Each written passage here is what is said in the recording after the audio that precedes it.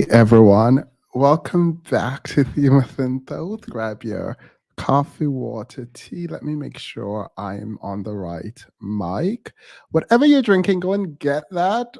Mic is good. Everything is great. Me getting louder, period.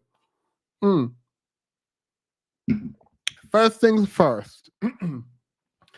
This whole SWV and I was going to say candy and escape thing before we get into the pearly things.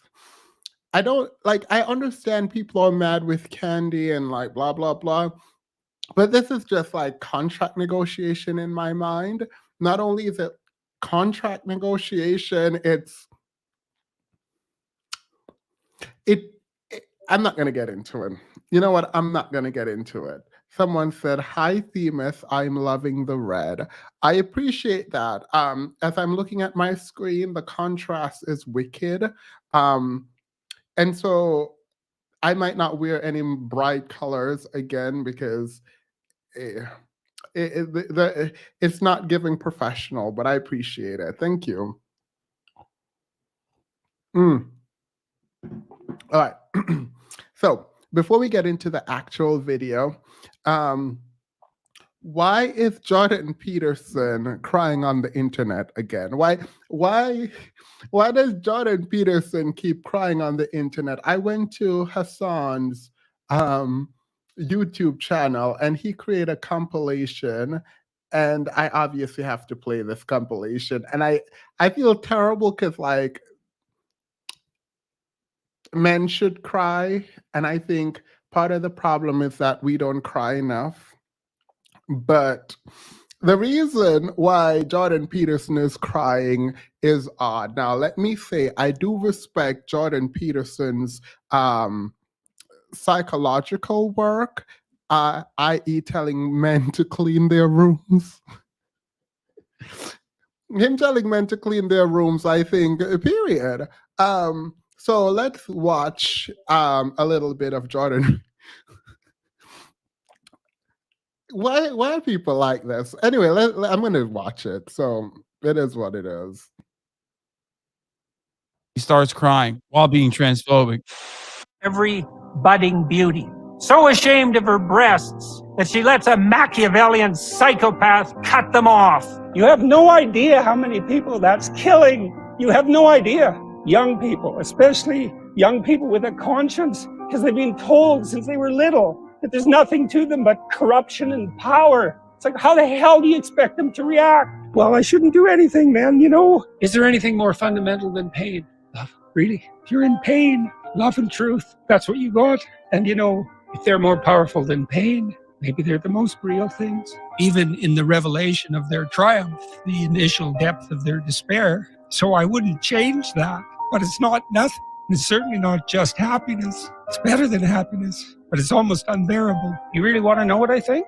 I think it's revenge against God for the crime of being. That's really what I think. It's Cain and Abel. It's like, oh, Abel's your guy, eh, God? What if I take him out in the field and beat him to death? How do you feel about that? All my sacrifices went unrewarded.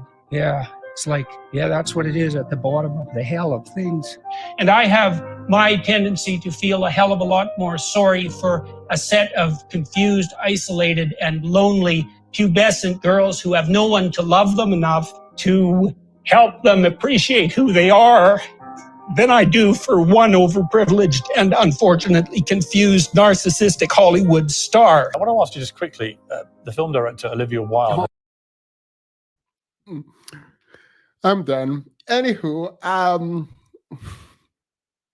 don't make fun of men for crying. That's what I'm gonna do. Someone said Hassan's impression of him is spot on. Yeah.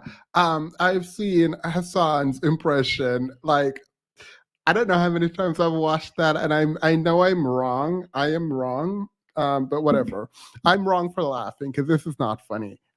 Separately, for people who email me about sponsorship, I do not do sponsorship ever. Like, that would be a breach of my own contracts. So I don't do sponsorship, as an FYI. Had to put that out there.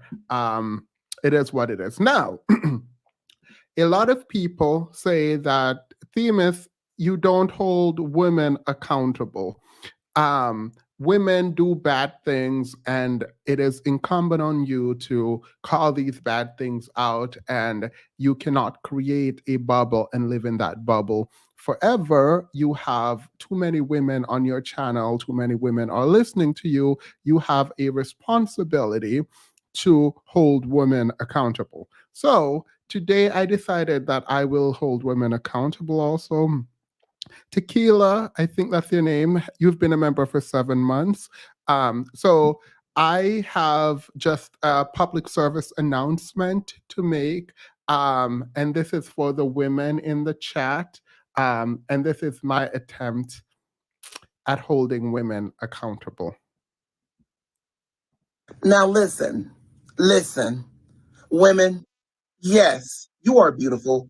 Yes, you are strong, but leave these married men alone.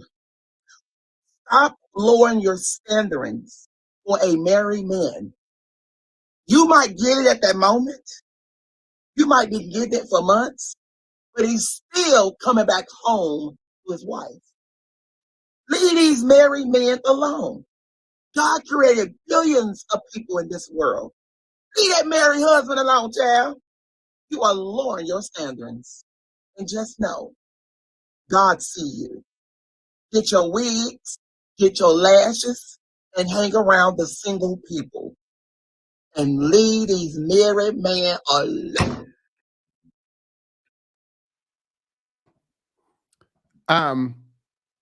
So yeah, leave.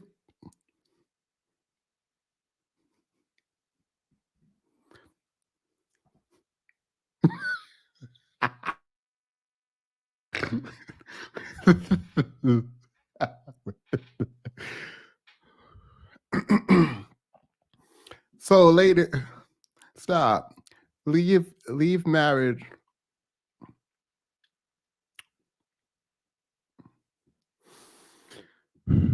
Stop lowering. Stop.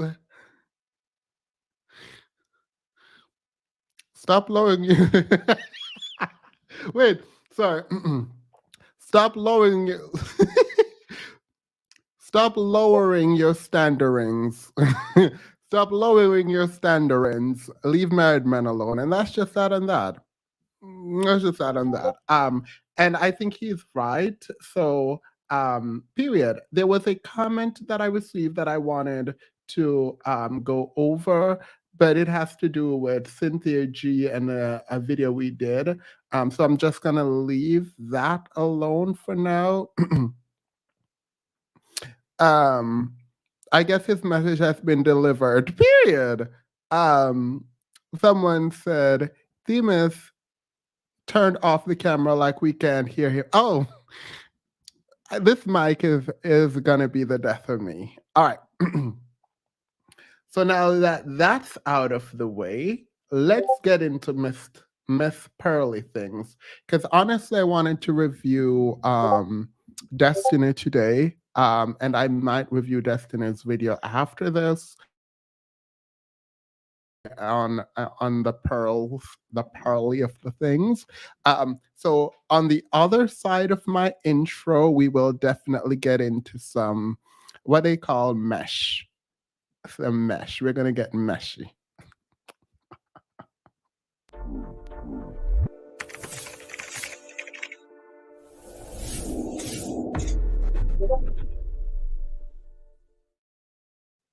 All right. The theme of today is lack of foresight.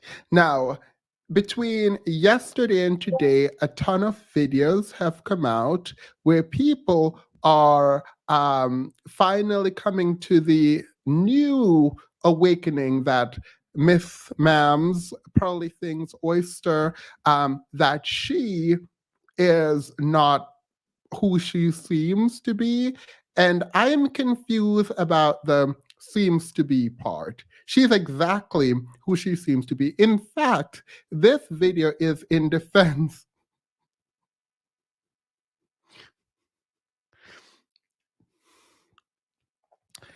This video is in defense of the pearls and the things and the sea and the oysters and the crabs, girl.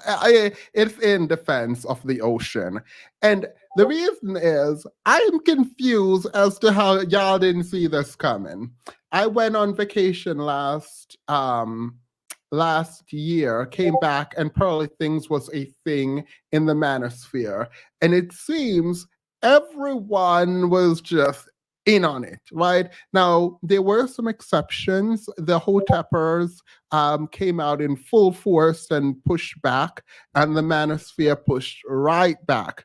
All the women in the manosphere, Black women in particular, worked really hard. And apparently the manosphere just said, y'all weren't working hard enough as the pearls and the things. So they promoted Pearly Things. They collaborated with Pearly Things. They said Pearly Things was employing Black men and keeping Black men in the home.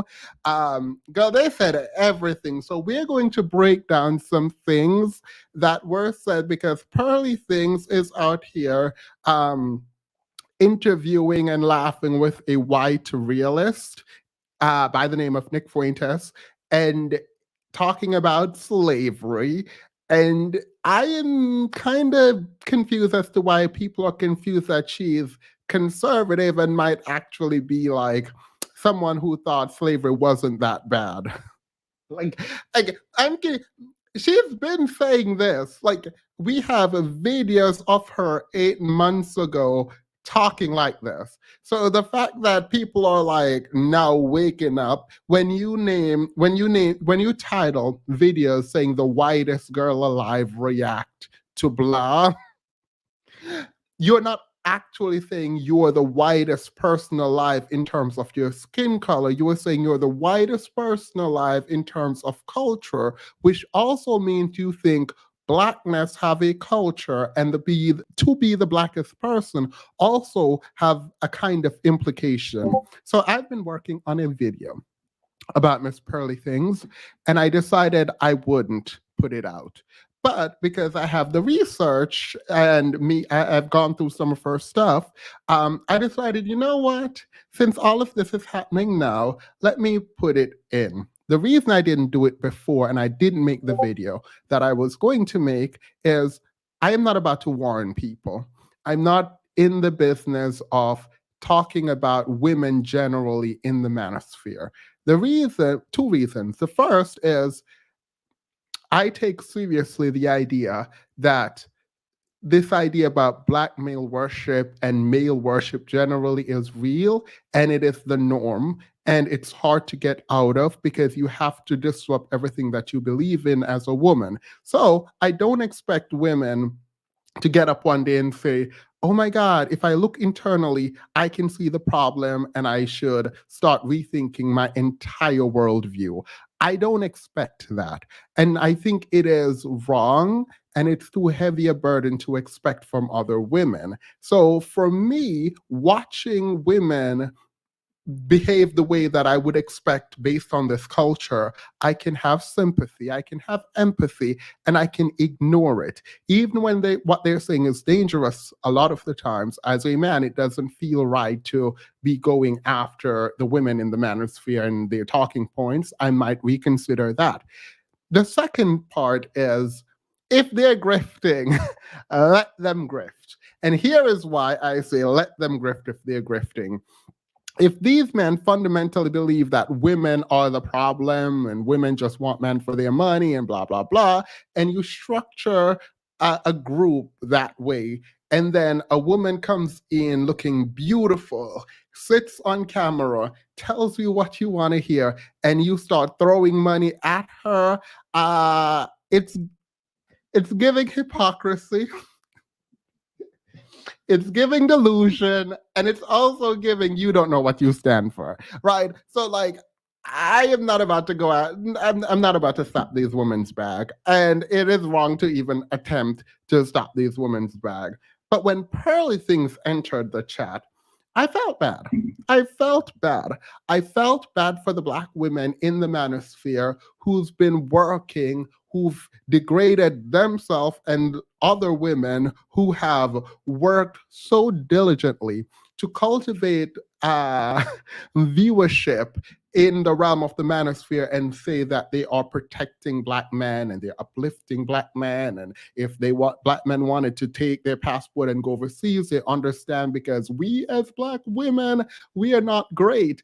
For you to take that stance and give so much, and for the same man that you are fighting for to elevate a white woman over you, that must have felt bad, right? And for the women who were speaking up, they were kicked out. Should I say her name? No, I'm not going to say her name. And for the women who were quiet, they were told to get in line, and they all showed up on her podcast and they also tried to promote her, but it must have felt bad to see the men that you were advocating for uplift the pearliest of the things. Period. So on that note, let's get into this. So let me start with Storm Monroe. Storm Monroe put out a tweet, and it was screenshot from another screenshot, so the quality is a mess. But I agree with him. And this is what he said. Let's look at it before we get into more mess. Sinji sent a super sticker. Not you laughing. Hey, Sinji, welcome. You almost made me late, by the way, because I was watching your premiere. I had to cut out when that lady was dragging. She was that white lady. That white lady came out and she did what needed to be done on TikTok. So I appreciate you. I will go finish after I'm done. Thank you. So let's look what Storm Monroe had to say. I hope you guys can read this. He said, y'all ninjas make me sick. Just Pearly Things use y'all to become a multi-millionaire because she had no value in her own community. And now she's going to pivot for manosphere content and leave y'all behind. She basically called y'all some lazy. Do y'all think any of the male commentators in that space will call her out? So I'm sitting here like, wait, period. The Discord was lit with conversation going on. I was trying to drag from my... I hope you feel better, get well. Get well soon. I was trying to drag from my... Don't worry. Well, this is not a drag, by the way. I'm not dragging Miss Pearly Things. The reason I'm not dragging is I want this moment to be like an I told you so, but it's not going to be an I told you so. The reason is these men don't care. These men don't care. There is no discernment. When they say you need to learn to vet, they are lying because they don't even know how to vet, right? Even their political alignment when it comes to conservatism, which I don't find a problem with, ignores some really harsh realities about who they are, their position. And when you trap them in a conversation, this is the part I don't like. Step back. Let's get political for 2 seconds. These men will start saying, no one is holding Black people back. There is no racism. No structural issues is in place. Police aren't that bad. The issue in our community is Black women. Wigs, weaves, nail polish, dressing and twerking. That's what they will say is the issue, right? And then you're arguing with them and you trap them, and then they will point out, oh, the system took Black men out of the home. The system did this. The system did that. It is weird to me that you make your political identity about how you feel as opposed to the reality. Because the reality is there are structural problems. The reality is you need to push back against the system. The reality is we need more political activism within our culture. We need more people on the front lines in terms of politics trying to advocate for change, policy changes. But no one wants to do that. Instead, everyone sits around and blame Black women. Now, the ideology around conservatism, I'm not saying is good or bad. I'm saying if you want to be that way and you want to own it and say there is no issue with racism, then own it. Don't come on here, don't go on Destiny's channel, don't go on all these channels to argue that it is Black women that's the problem and racism is not a thing. But when you're cornered about why you can't do or you are not able to elevate, then you point to the system. It is reductive. It means you haven't fully thought out your political identity. And I'm not about to have that conversation with any of y'all. So in walks Pearly Things. And Pearly Things, let's do it. Pearly Things was elevated in the manosphere. The manosphere now are all sitting back talking about how she's not a part of the manosphere. She was only tangentially related, that she only got introduced to different people in the manosphere because of how big her channel was and they were you. All the foolishness they're doing, none of it makes sense. So let's get into the first clip of the day. Mediocre tutorial ask Pearly Things if she's grifting. This is where I want to start. He asked Pearly Things, "Hey, are you grifting? People say you're grifting." And I just want to play what she said. Factors that say a woman in a man's space, she's grifting. Well, first of all, I had to look up the definition of grifting when I Yeah. first saw this, and it basically means like a fraud, right? Yeah. So, I mean, I think one criticism that they have that is correct, which is a woman will never understand the men's struggle. So a lot of times when I'm talking, Yeah. men like think that I understand their struggle in the way that they do. I will never understand the man's struggle. I've Yeah. never been a man. I will never understand it in the way that men do. Mhm. The second part is I'm not selling anything. Mm. So it's like Just entertainment. it's like, well, I like to have some education through it too. Yeah. But I never want to take credit and act like I did all the research that the men have done for 10 years. Right? There's guys that have done 10, 20 years of research in this space. Right. I never want to take credit for their work. That's Right. why I say entertainment, Right. because I don't want to be disrespectful to the men that have been here for so long. Yeah. Right. But so I try to just explain things the way the men see it. And sometimes women find it a little bit more palatable. So, I mean, they can call me a grifter. I'm basically saying I don't believe what I say. Anyone that knows me personally knows I believe what I say. Sometimes it changes. Sometimes I'm wrong. Mhm. And like the third thing is some of y'all are coming at me for grifting, endorse channels that have $1,000 courses. I have no problem with. All right. Why did I start there? First, her playing dumb. Thank you for that comment right there. That's why her position essentially most of the time is, I don't know. I'm just kind of saying, what about this? I don't know. While pushing very toxic ideas. Like, she looks like a child who says things and then look to the parent for affirmation. But it is a grift. I'm not saying I'm saying she's a grifter, but that's not relevant to my point. It is her pretending that she does not know her own position. That is the grift. It's a very passive aggressive way of argumentation. It's horrendous, annoying, because you can never trap someone like that until you can. When you force her to take a position, she takes one. So let's get into O'Shea Duke Jackson. And this is where I'm not going to say it's a drag, but this is where we're going to start. Should I do O'Shea first or should I do? Well, let's go where she says she hires African and why she hires African. And let's get ready for everyone in the chat to be mad. If you're an immigrant, you're going to be pissed at me, I think. I am going to be honest. If you're ADOS, you might be mad at me still. I don't know. But I'm just going to say what I'm going to say right now at this point.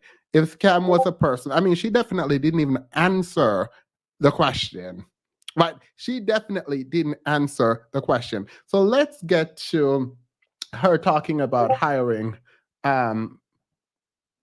immigrants. Let's do that. 10 years. And so why is that? Why does he support that? No, why are you against pro? Because in my head, see, I hire people from Africa. Right. Shut up, Blessing. Yeah.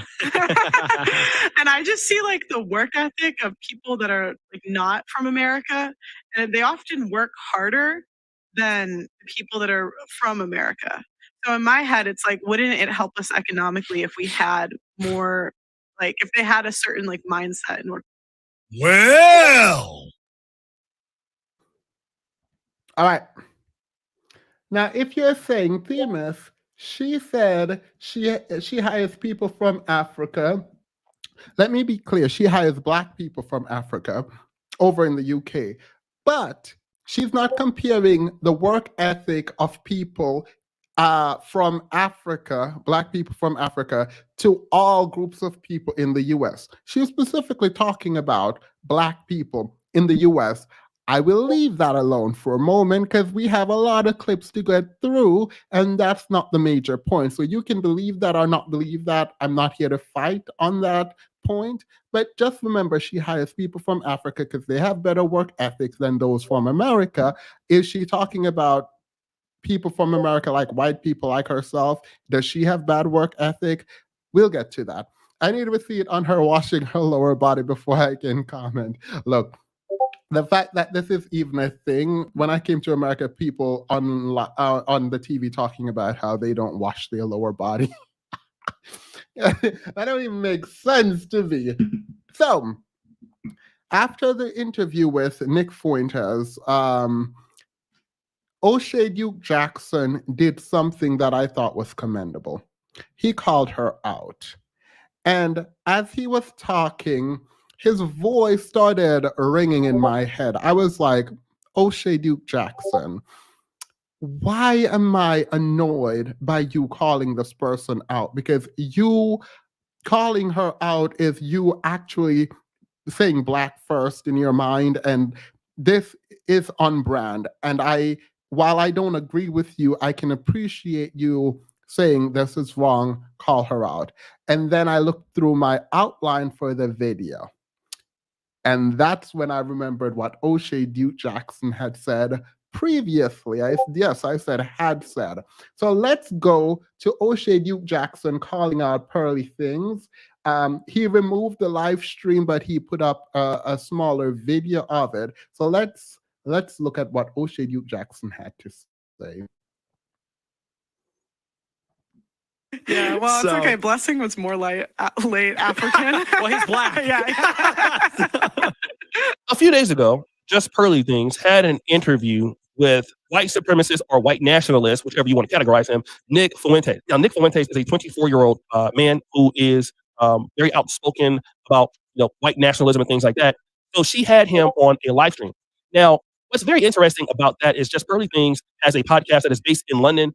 And I would say that the majority of her full-time cast, I would say, would be a member of the Black London community. Like there's King Rich is over there. There's a few other brothers over there. And they've built that channel into a really good powerhouse. She's really organized and things like that, which would make me wonder why she's interviewing Nick Fuentes. Specifically, she talks about things like modern women. A lot of the things that you would see in the manosphere are talking points. And a lot of people have accused her of, stealing from Kevin Samuels or stealing from the manosphere and then monetizing it. This interview with Nick Fuentes proves to me that she's trying to take her business into a different reality. Probably because she feels like at some point there's going to be a dead end for the modern women thing. And I noticed when she's live, she doesn't get nearly as many viewers as Fresh and Fit. So I think she's trying to make the same pivot that Adam 22 is trying to make, and even like Joe Budden. They're trying to bring on like controversial people. You see Adam 22 bringing on people like Tariq Nasheed. He wants to have Tariq Nasheed debate people on his platform and all that. And again, that's to get into a larger audience, right? to get the full context of this, so when she says, it smacks you upside the back of the head like a cinder block. I was like, stop, no. They all said I was crazy. Who's laughing now? Who's laughing now? Austin. Well, but you're very industrious. Yeah. There are a lot of people that would like to be a YouTuber because they'd like people to care about their opinions and like what they ate for lunch and, things about my life that just make sense or whatever. But how many people can make a company and deal with the things you deal with, like recruiting and, because I'm not on the same scale as you, but I do things and it's tough. It's a business. It's fun in front of the camera, but behind the scenes, it's a business. And that is a German attribute, to be industrious. I'm Italian. The only times I'm on time for things is when I get the time wrong, when I think I'm supposed to be there way earlier than I actually You're on time today?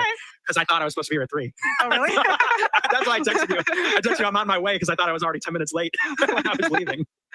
Yeah, well, it's okay. Blessing was more late African. Well, he's Black. Yeah. Where are all the folks who said I was a hater?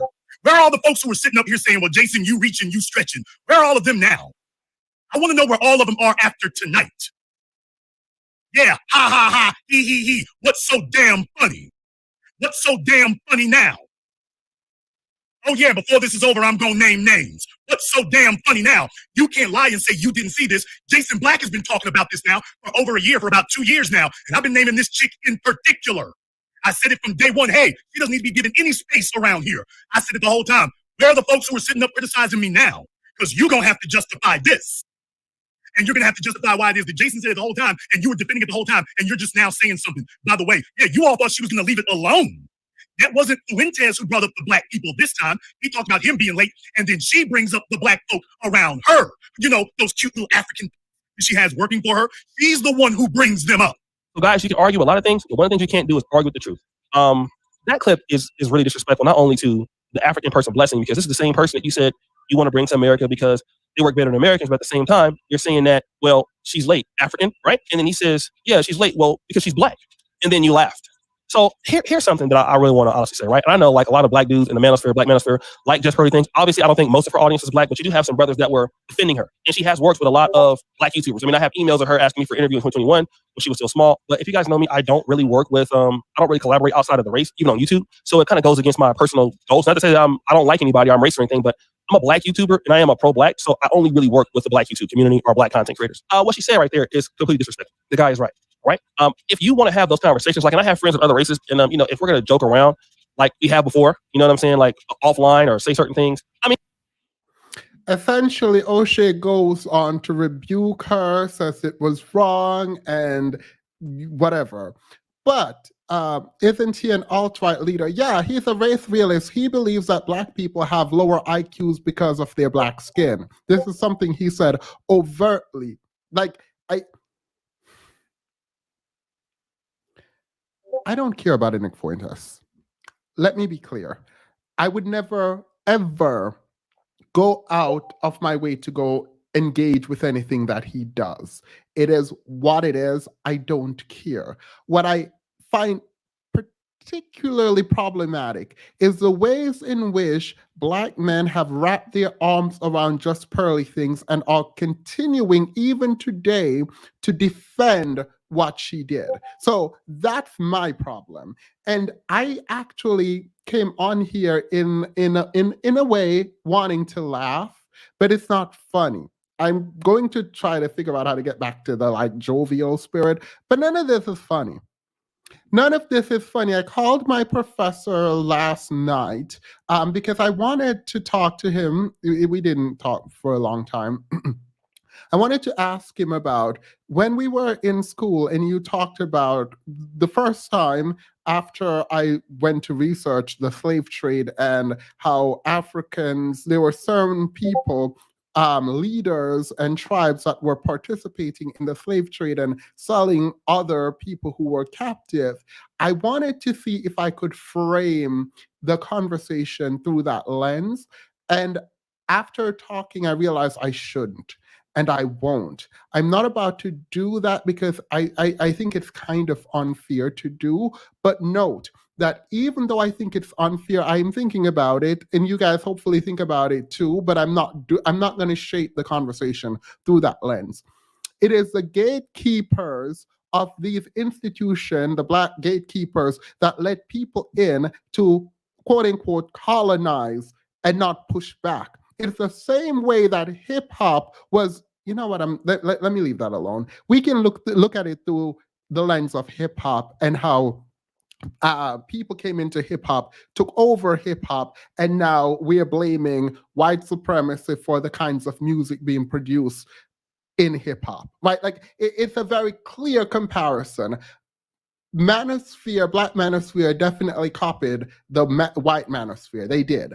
But they created something that had economic power, be it on the backs of Black women. They created something that had economic power. And even as degenerate as it is, as it relates to how money is made, they allowed it to be co-opted by Pearly Things, who is the biggest content creator in the Manosphere. Now make that make sense to me. And then y'all are sitting there talking about, oh, people are jealous. No one is, well, I don't know if no one is jealous of Pearly Things. Maybe people are jealous of Pearly Things. It is odd to me that the defense of Pearly Things, like even if you are like, oh, a white person can do this, I don't care about that part. What I do care about is the fact that Now she's in bed with a white supremacist. What are you going to do about it? Let's continue because I'm not done. If you aren't here, her mending a warrior or wage slave, she wants you gone. Her whole shtick is, I'm just a dumb, innocent woman. Please educate me, manly man. Yeah, that's literally her thing. That is literally her thing. But we're not done. We're going to continue. Thank you, Wake Up Makeup Slay. So, O'Shea Duke Jackson calls out Pearly Things, but I had to go back a little bit and I was like, no, let me figure out what did O'Shea Duke Jackson say when Pearly Things was on the rise. And this is what I found. Now, just Pearly Things, like I said, she's just in the industry. She's tried several different things on YouTube. And again, guys, when I see people talk about her, I think she's genuine. I keep saying that. And she very well may baby genuine. I think she's a great creator. And she works well with the content creation community for her. I think she's genuine. I keep saying that. And she very well may baby genuine. I think she's a great creator. And she works well with the content creation community from what I know of her. I've never heard anything bad about her as far as people talk. But she's just in the industry. She's tried several different things on YouTube. And again, guys, when I see people talk about her, I think she's genuine. I keep saying that. And she very well may baby genuine. I think she's a great creator. And she works well with the content creation community from what I know of her. I've never heard anything bad about her as far as people talk. But I think that there is more distrust. So if you're going to sit there and you're going to rebuke her, which I'm not saying you shouldn't, you also, hopefully, O'Shea, grapple. I hope you are grappling with the reality that you were part of the reason that she was validated within the space. You lent whatever credibility. Look, if O'Shea Duke Jackson tell me to do something, I probably won't do it, right? So I'm not saying, when I say credibility, I'm not just saying credibility generally, but he is one of the founding members of the Black Manosphere, right? So when you sit there and you tell your audience, and not just your audience, but people in the Black Manosphere who see you as the quote unquote gatekeeper of the Manosphere, when you say you see her as genuine, hold this L. You can't even vet. So hold this L. And I can say I am glad that he's at least willing to admit, like, yo, this person is not a good person. Maybe I was wrong now, but you were one of the founding members. So, Demas, I have a story that goes, oh, do you want to come on? Yeah, so let me continue. Sorry. I had to send a message, right? He's dragging her, he's talking about her, but this is something he missed in his live stream. Or I didn't see it in the live stream. So this is what is getting, part of what is getting these people, But even with like the slavery, this is part of why people have been getting upset, right? So let me play part of the interview where she is actually saying some really weird stuff, right? And I don't know how the Manosphere is about to defend this. Like, I would say take the collective L and then say you guys want to step away from her or embrace white supremacy. Pick what you want to do.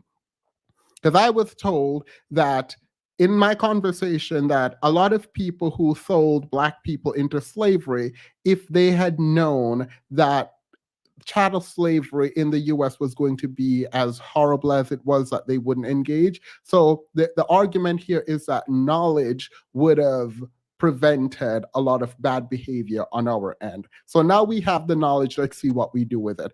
But here's what she said. but even with like the slavery stuff, like that's what they'll do, and they won't talk about instances of like slaves traveling across states. Like when they initially freed the slaves, there were some slaves that felt so indebted to their owners that they would travel across states to pay them back, and they actually had a really good relationship with them. But they act like that wasn't possible, and it was still wrong. It wasn't a good institution. Right. But they don't talk about like the more nuanced things that happened in slavery. And like I forgot what founding father, but they were talking about how he really like he inherited slaves, and he actually had a really good relationship with them. He didn't make any money off the farm, but it was like if he freed them, they would all, what would they do? Right. And so he kind of looked at it as, I have to take care of them. He wasn't even making money off of the farm. But you know, then they say you're like, even now I'm like, oh gosh. Well, that is something that happened when that was one of the big arguments against. Wait, he says that's one of the big arguments against freeing slaves. Let's play it. The abolition of slavery. Please. If you didn't hear, this woman is saying some slaves didn't even want to be free. Some slaves, after they've been free, came back and paid their master. What? Those quote unquote nuances are missed. Really? By the way, Fuentes was up here talking about the Jewish community and how talking really messy about how about the Holocaust, being extraordinarily anti-Semitic. Yeah. And she co-signed and says, similarly with slavery, like we are blowing slavery out of proportion because slaves, some of them liked their masters, even went back when they were freed. Some people didn't want to free slaves because if you freed them, what are they going to do? Yeah. No, I want to see that. O'Shea react to that. That's what I want O'Shea Duke Jackson to react to. That's what I want O'Shea Duke Jackson to react. Pearly Things is playing in their faces. She knows they aren't going to hold her accountable as long as she tells it's woman's fault for it's these rhetorical win. And this is the part. These people are complaining that no one wants to follow them, and these women, it's a matriarchy. Well, of course it's going to be a matriarchy. It's not a matriarchy, it's a failed patriarchy. But of course women are going to rise up and not follow you. You don't even know. Follow you where? Where? And no, they can't hold her accountable. She is too big. Her pivot towards Candace Owens and Ben Shapiro, her pivot is real strong, quick, fast, and in a hurry. So who gonna hold her accountable? No one. Absolutely no one. She's big enough to do what she want to do. Talking about leader. No, you can't lead anything. You can't. The fact that you didn't know this was where, like, I came back and I made this like 5-hour live stream talking about random things. In that live stream, I pointed out, yeah, they're gonna hate it. She's gonna come out and say something racist, and then they're gonna cry and be like, "Oh, I didn't know. I did not know. How could we have known?" Well, you could have looked back in her history for one. We're going to get to her history because she's talked about racism before. 8 months ago, 7 months ago. Yeah, no, she's been talking about this. This is nothing new. So in defense of Pearl, I can say she was very clear about who she was. I will say that. But let's continue because I don't want to I don't want to hold on to this point forever. So there was also, in the context of slavery, right? And how slave masters freed slaves and slaves went and then came back and they were so thankful to their masters and they had such a good relationship that the slaves came back to their masters. I want you to think about that and how slaves didn't want to be freed, and some slaves who were free came back, and some masters wanted to free the slaves, but because they loved the slaves so much and the slaves weren't going to go do anything, they had to keep them even though they really wanted to free them. Think about that while you hear this. Please think about that while you hear this.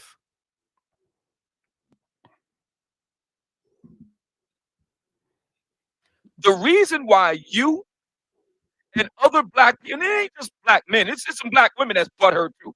The reason why you're butthurt is because Just Pearly Things showed you up. Let me say that one more again, please.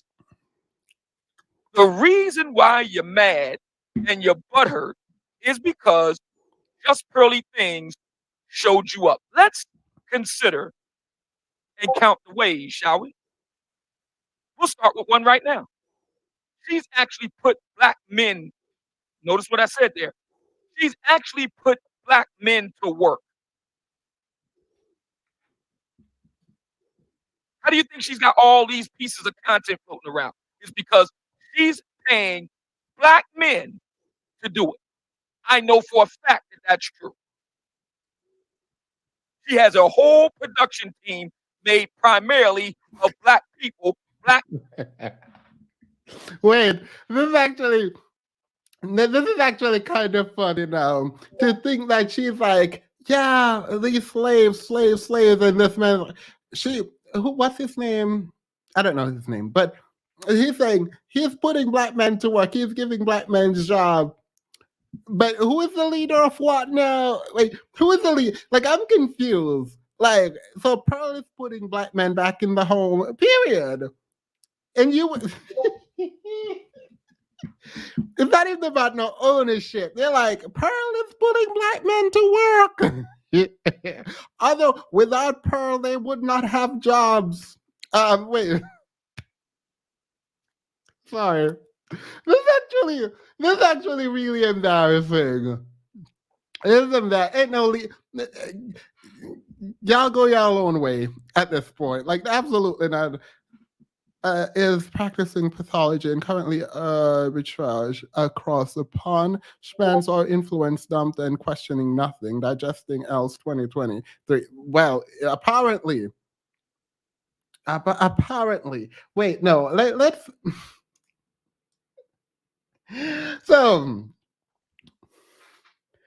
Wait, let me read some super chats because I actually am about to go into the Woman King video. Because this don't make no sense to me.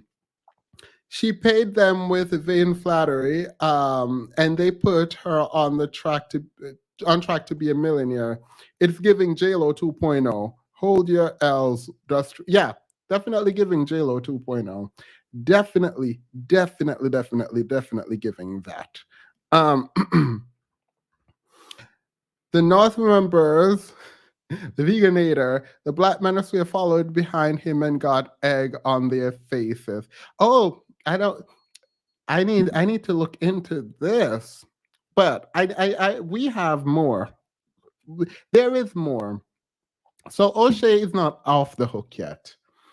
O'Shea is not off the hook. But before we get to O'Shea, let me say these men are, thank you by the way, Pink Pell. These men are doing everything to distance themselves. I was going to play a bunch of videos, but instead I got one good live stream. And while I was doing all kinds of things today, I was listening and I was laughing, but I shouldn't have been laughing. So let me play for you. What's this guy named Bernard? I don't know. Bernard. He's going to attempt to make the argument that Pearly Things is not a part of the manosphere. Let's hear this foolishness. Let's actually sit through him explaining Pearly Things is not part of the manosphere. Get away with anything. Y'all gonna let her just say anything as if we have some control over what she say, as if I've already argued that there's a minimal connection at best with her in the Black manosphere when she was on the come up. Once she got big, yeah, people collabed with her. That's what people do when people get big. They collab with people that's bigger than them. But all right, I did enough rambling. We're gonna let people come on in here.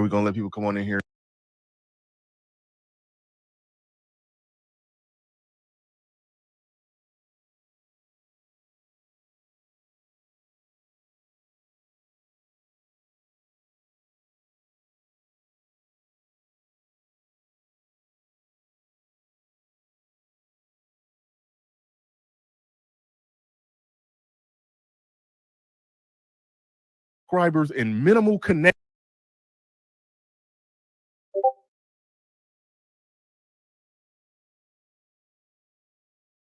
Oh, sorry. I was muted. So Pearl, they're saying, is not a part of the manosphere. She's definitely not a part of the manosphere. Pink Pill, I'll add you in 2 seconds. Thank you, by the way. She's not a part of the manosphere, and she's barely kind of related, not really. But I'm not listening to Bernard about this. The reason I'm not listening to Bernard about whether or not Pearl is a part of the manosphere, because Bernard does not make this decision. If I'm going to listen to anyone, I'm probably about the manosphere. I'm probably going to listen to O'Shea Duke Jackson. He's probably one of the oldest member of the manosphere, so I'm going to hear what he has to say. But before I do that, hear him again pleading with these other men, talking about Pearl is not a part of the manosphere. A few suit jackets are making rounds, huh? Subscribers and minimal connection to a space. In a black very staff. minimal. In a black staff. Okay, all right, cool. Okay, so she hired African immigrants. So a white girl could live in London, hire some African immigrants to work for her, and do a channel with a majority white audience, 50% UK audience, and don't even personally cover black issues, and somehow can be the leader of the black manosphere. She is. The optics matter. The optics matter. No, the perception. Do you know how many Brother, people even know those people are African? I got you on that one. They don't know where they're from. Hold on. The perception is that, like I said, right? She's giving the talking points. What talking points? You mean red pill manosphere talking points? Yeah, red pill manosphere. Because keep in mind, because black manosphere talking points is a little different. Because we digging into the history, the Great Society Act, LBJ, and the more.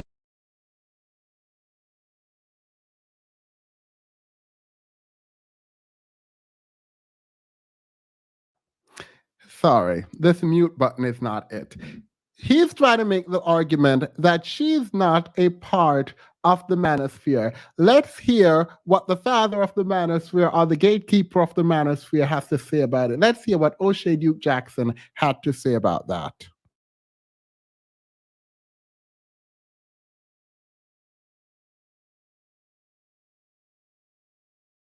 Hey, Pink Pill, sorry. Hey. How are you? Oh my goodness. Good. I have heard so much about this just Pearly Things woman. I have my camera on, but it's not showing. Can you see me? No, I can't see you. Huh. Okay.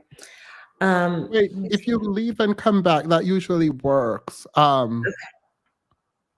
Okay, I'm gonna. It was happening to Annalise here the other day. I don't know what's up with StreamYard. Okay.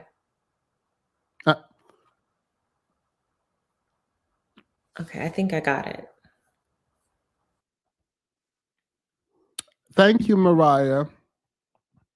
Oh, all right. She's probably leaving and coming back. Remember to like the stream. So O'Shea Duke Jackson did a bunch of videos where he's pointing out Kiki has been a member for 6 months, she says. They hope and pray, but she was never going to give them even a crumb. I'm not. Y'all play too much. Hey, wait, before you go, I wanted to say, so these were O'Shea Duke Jackson is live. Just Pearly Things. Oh, that'll be fun. Says horrible things. He then did he remove the video? Let's see what he had to say. Let's see it.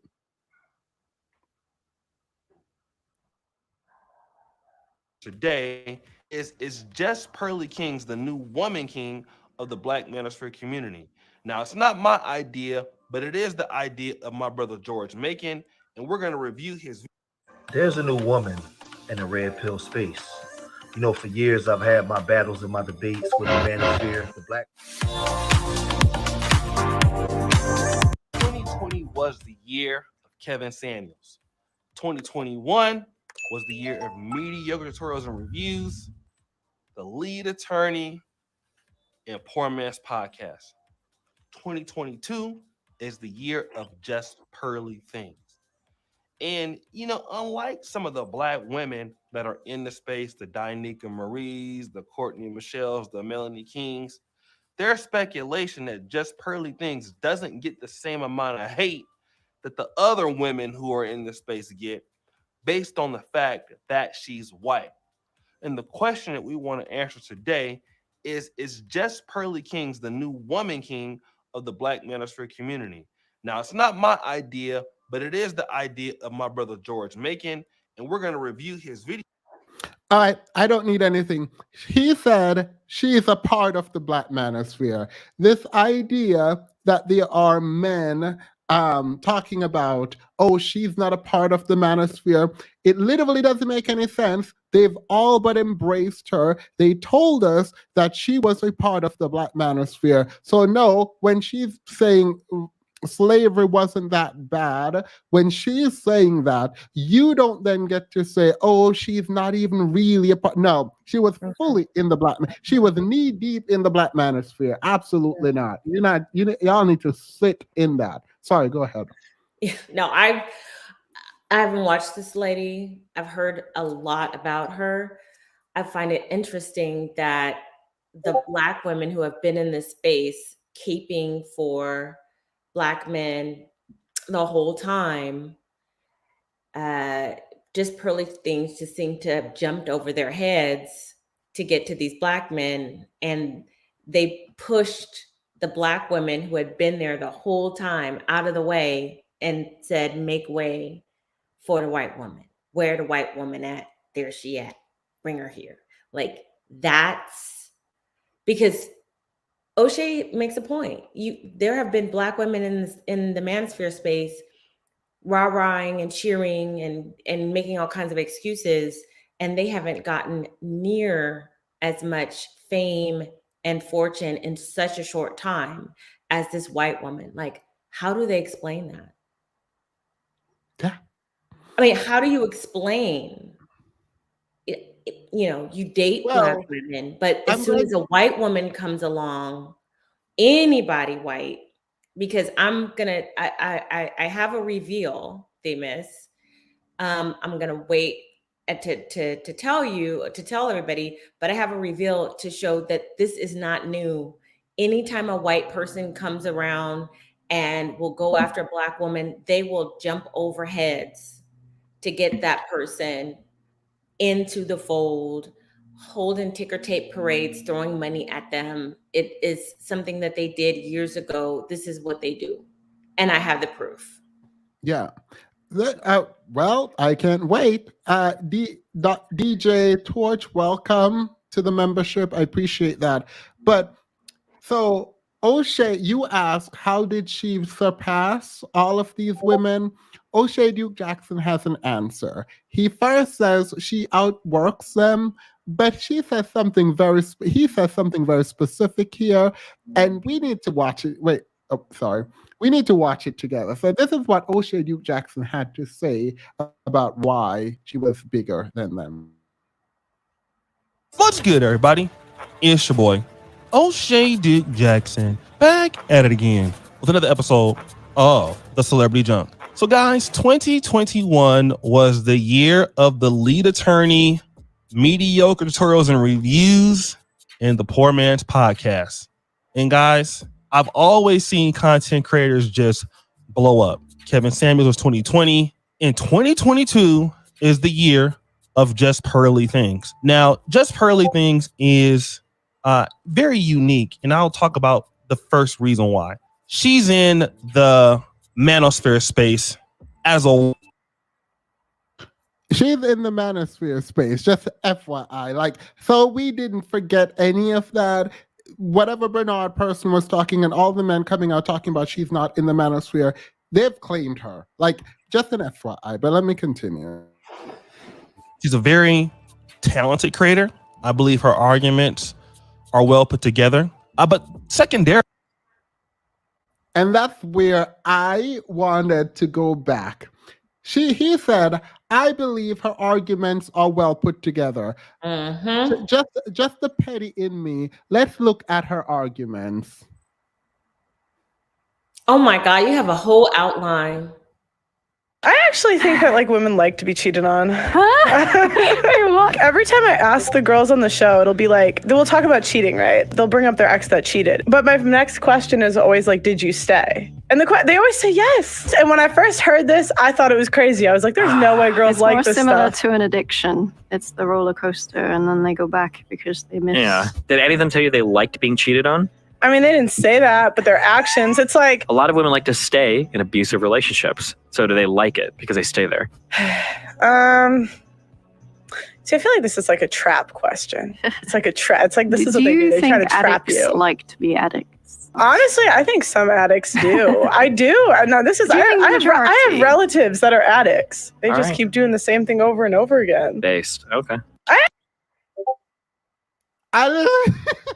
Wait, honestly, I wish this man just came out and said, look, she was white and we just wanted a white woman to say. Exactly. This idea, her argument, most of her conversation is her like, I don't know what is what. Yeah. And see, because she's white, she can get away with I just don't know. And they're it's so crazy to me because the manosphere, the black manosphere says, well, we talk about you black women is because we date you. But do you date us because you don't have any choice? Because you got these pick-me's over here that have been in your circle in your drain for this whole time, and you jumping over the heads over the black female pick-me's to What's get good, everybody? Pearly It's your boy. Things, Oh, shady. who is and what do we say? And these are some of these women are beautiful, right? Audience, some of these black women are beautiful. There's one particular content creator that I have in my head right now who's very beautiful. She should be at the top because she's married. She wears her natural hair. She's voluptuous and all this other stuff. But this average at best, Pearly something, all she had to do was jump on that girl's head, and they were like, "Come on, taking the crown off of the beautiful black married queen." I have put taken it with on the white woman. Yeah. The idea that and it's interesting because these women that you were just talking about, they all kind of were essentially told to follow just Pearly Things. They were all, a lot of them went on her podcast. Melanie King will be pointed out, and I'm only pointing it out because I think it's kind of important, because she went on the podcast to drag specifically black women. Black men have always pushed black women down the stairs to let the white women step up and over them. But that's what BWE have been saying.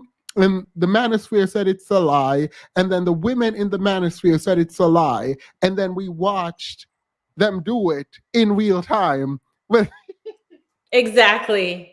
Like they literally did everything that we said with an average looking other woman. But you've got these beautiful black women that you did not elevate, where you had the opportunity to elevate, and that you said were the embodiment of what all black women should be. You jumped over their heads for this average looking woman that probably says no different than what these women have been co-signing and saying on your behalf this whole time. So which is it? Because it seems really weird. So DJ says, I tried warning people about just hateful things until recently I got laughed at. I grew up with women, girls like her, and know how they move. In her mind, we're beneath her and just a form of income. Actually agree. But yes, so they don't realize how, okay, here's what I think. I think that a lot of people who are online and in these spaces don't realize that other people have been watching them the whole time. And they're sitting there some for entertainment, but some to try to figure out how to manipulate you. So this is not new. This is not new. Years ago, there was a guy called the Veganator. He was a guy who was in the periphery of the manosphere, who did a video saying he didn't want to date Black women. He dated a Black woman, you know, whatever, at one point, and that didn't work out. And he decided that he never wanted to date Black women again. I had him on my show. Unfortunately, I had him on my show because I got the criticism that I didn't give a balanced reportage of men who are non-Black who are interested in Black women. So I brought him on the show because I'm like listening. This is, you know how it is as a content creator. People tell you, you should do this, you should do that, you should do this. And so I foolishly did it. And I had him on and I put him on as a result. And so he went nuts. He was doing skits about Black women. He was doing skits about me. He was like going in the Black manosphere.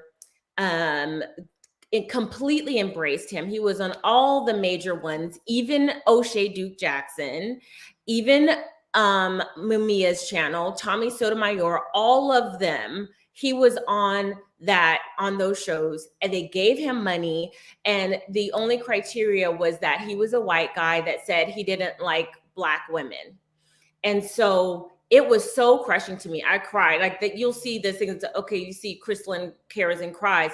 That I cried because I felt so responsible ushering this monster in to kind of bully Black women more.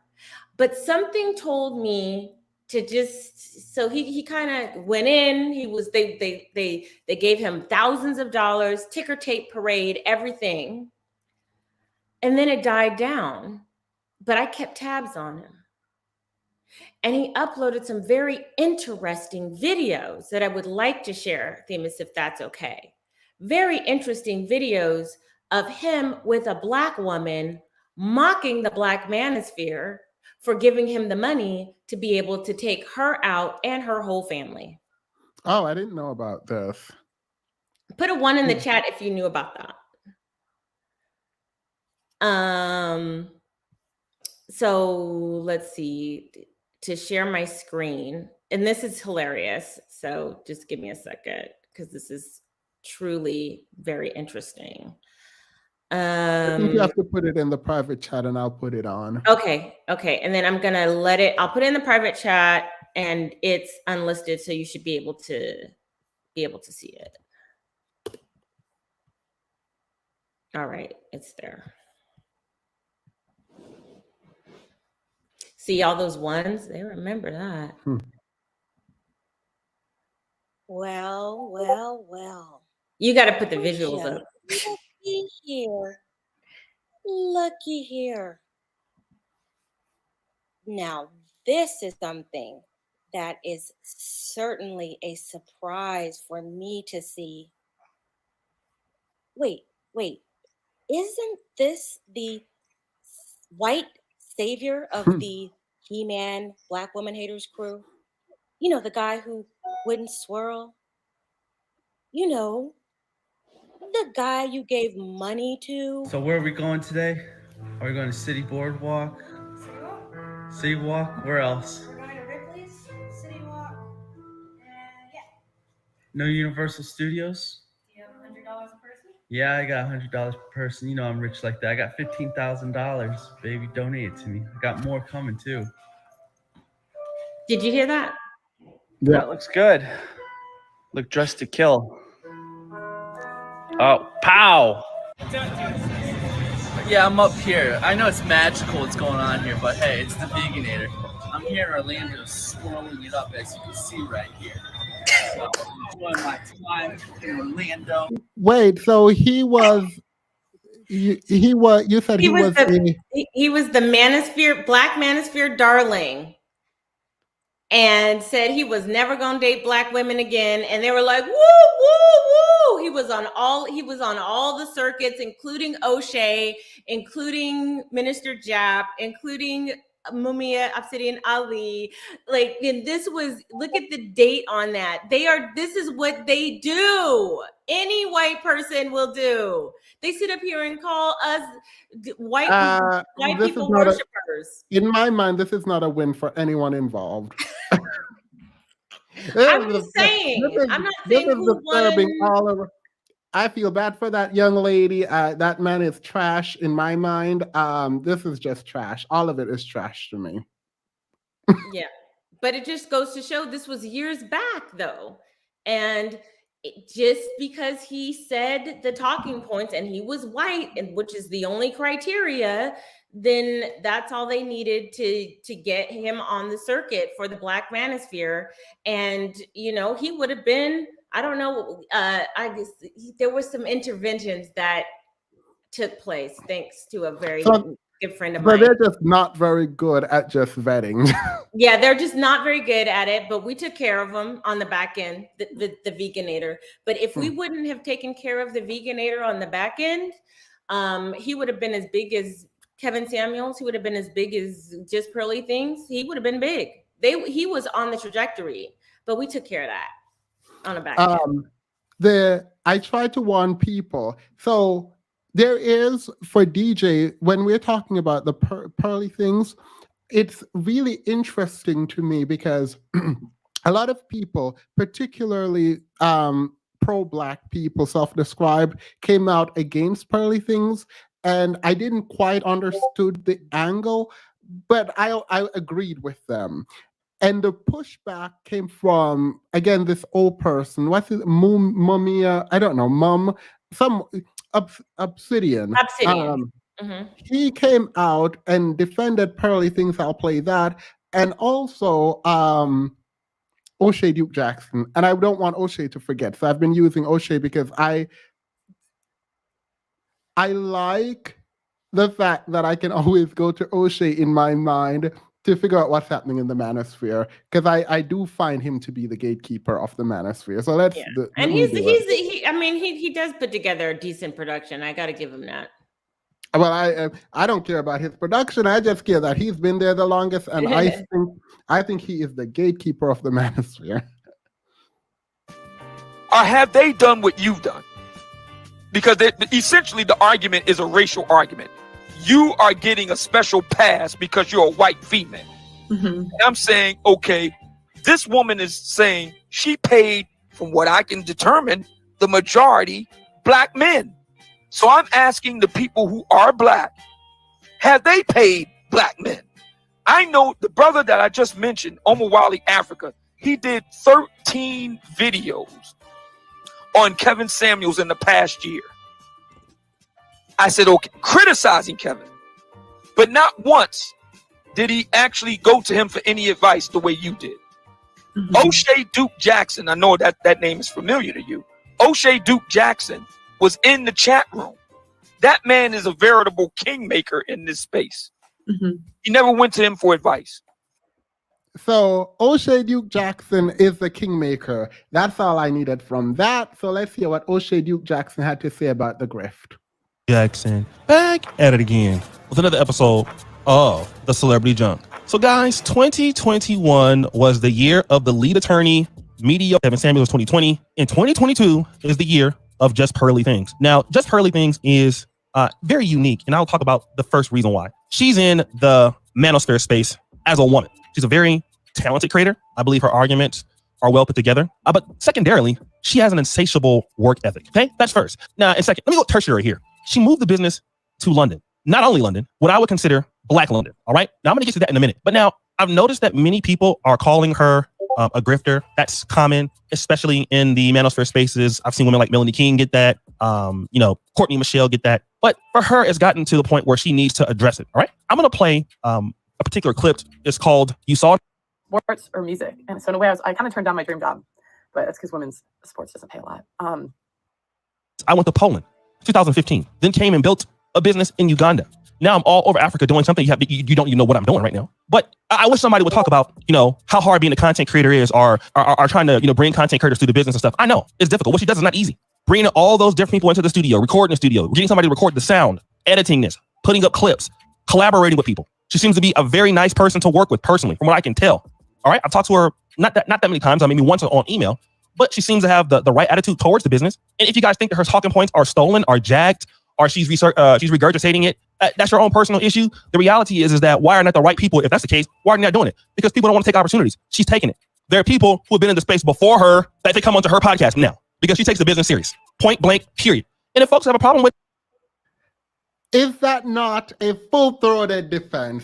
Tell me Yes. that's not a full-throated defense. I mean, he his was whole basically chest. full on praising her. Mm-hmm. With his whole chest. Like I have some more. Hey, Ian. I think I haven't seen you in like forever. Yeah, it's been like almost a year. I'm like super excited. Shout outs to you. I just want to let you know, congratulations. I love to see what you're doing, and that is super dope. But I just wanted to come up and speak about like the whole Pearly kind of situation. And this woman is not married, and you know, doesn't like kind of live the lifestyle that she preaches on other women. And I just wanted to kind of put that out there because like she makes it seem like if you're just like a basic Betty and you just like kind of calm yourself down or whatever, that you should be able to find like that lifestyle. And she couldn't find it herself, right? I also want to get into how, I don't know if you saw this episode where I guess she gave one of those Black UK weirdos a podcast like on her channel. And I don't know if you know, but Melanie, Kevin Samuel's best friend. Oh yeah, no, I have a clip of her going there. Actually, we can just go there before I read these super chats. She went there. This is also in my outline. I'm gonna stop doing outlines. This part. Actually, it's the simps that attack me, not women. I've actually had more women. Why Once is that? I had discussion, they're hurt. They're thirsty. They have to pander. They're feminine. They were raised matriarchal, weak. And I think a lot of them are jealous of women who are. I'm not even gonna play all of it, but she went on there to drag Black women. Yeah. Can I ask a question? I don't know if you know Themis, but what are the Black male worshipers in the manosphere? What is their reaction to this? Because I mean, listen, they can sit up here and praise trash bags all day, but they notice that a dead fish has been elevated above them. They can't not notice that. Everyone notices it. It's like, this is a literal dead fish. This is so consistent with real life. I mean, is it not, Sin? It's like anytime you could be the most beautiful Black woman, they will still push you out of the way for the white woman, and she can just be as average as could be, average as a bologna sandwich. Yeah, no, they do. And I mean, you as well as I know, Crystalline, they've been doing this since both of us has been in this space. It's like really nothing new. This is exactly what they do because at the end of the day, they want nothing more than white validation. That's why they went over to Destiny looking for white validation, but instead he told them how weak they are. I mean, but that's what they want. If I can get through this, we have one more on Destiny that we haven't watched yet. And he got dragged. But as it relates to the women in the manosphere, I specifically excluded videos of them. There was this Muslim lady who was going off, apparently, about this is what the white women do, and they shove Black men under the bus, and Emmett Till, and blah, blah, blah. And it's interesting because, like, the conversation seems to be happening among the women in a way where they cannot hold the men accountable for how they engage with this woman. Like, they literally praised and elevate her. The old Obsidian guy was literally dragging, what's her name? Kimberly Nicole Foster, like dragging her while defending Pearly Things. Yeah, I think he did a video comparing me to the dead fish as well, and it's just like, I don't care. Y'all can do what y'all want with that. They didn't learn from Avatar X. She played him as well, so they're idiots. They're just again suckers getting licked. So, all right, since we're all here, obviously everyone is popcorn. Come in when you want, but as it relates specifically to this whole racism idea, I need to get to the super chats after this. 8 months ago, people are saying, oh my God, how would we have known? You can't read people's mind. But this was Pearly Things 8 months ago. Literally, this was her 8 months ago. Let's play. Do you think the slavery in America, or do you think the racism problem in America is different in like Europe? Because you're from America, I'm not. Racism I know people are. I don't really. I don't see much racism in America, and I know people. I know they're gonna say that's like because I'm white. So I want to say, I know that you added this towards it, but like Pearly doesn't like. She had Nick Fuentes on her podcast, and he legitly does not like Black people, and he actually brought up a kind of scenario between this woman who was dating a Black man or this white girl, and like there was like this exchange back and forth, and she kind of like, you know, and was in agreement with it. But, you know, I think that Pearly Things has seen that there's like this desperation in the Black community to find love. So like she jumped on the bandwagon of it. And that's what white people do. White people are the best at like being succubuses off of people's trauma. Yeah. They've been studying and watching this whole time. So That's like what I keep trying to tell people. They saw that like, you know, they saw that like there's this Black back and forth, like this gender war going on. So she saw an opportunity to make a bag out of it. And that was a smart strategic move. I mean, there's going to be punishment for it afterwards. But like she jumped on punishment? it. And who gonna punish her? Tell me who gonna punish her. You know, if I don't, you know, this is I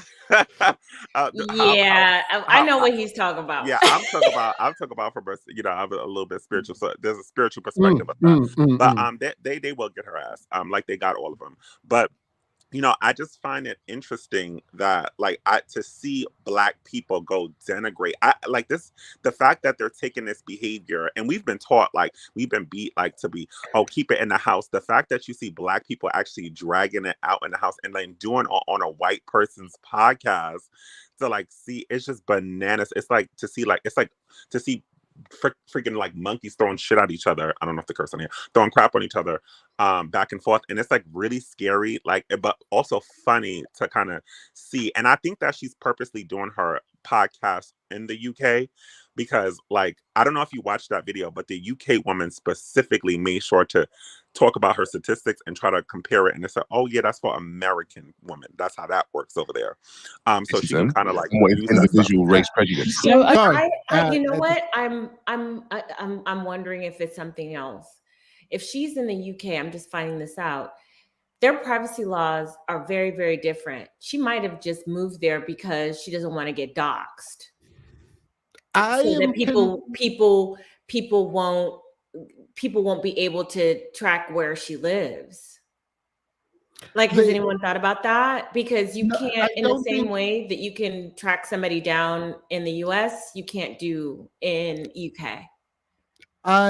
I don't think she cares about like people tracking her down as much as she wanted a very specific group of people to work for her, and she wanted to imprint something somewhere specific. And I think she was competing with podcasts like her that was American based, and so she can have the British Black people engage in building her in the Black community there, as opposed to having to fight for her space in America.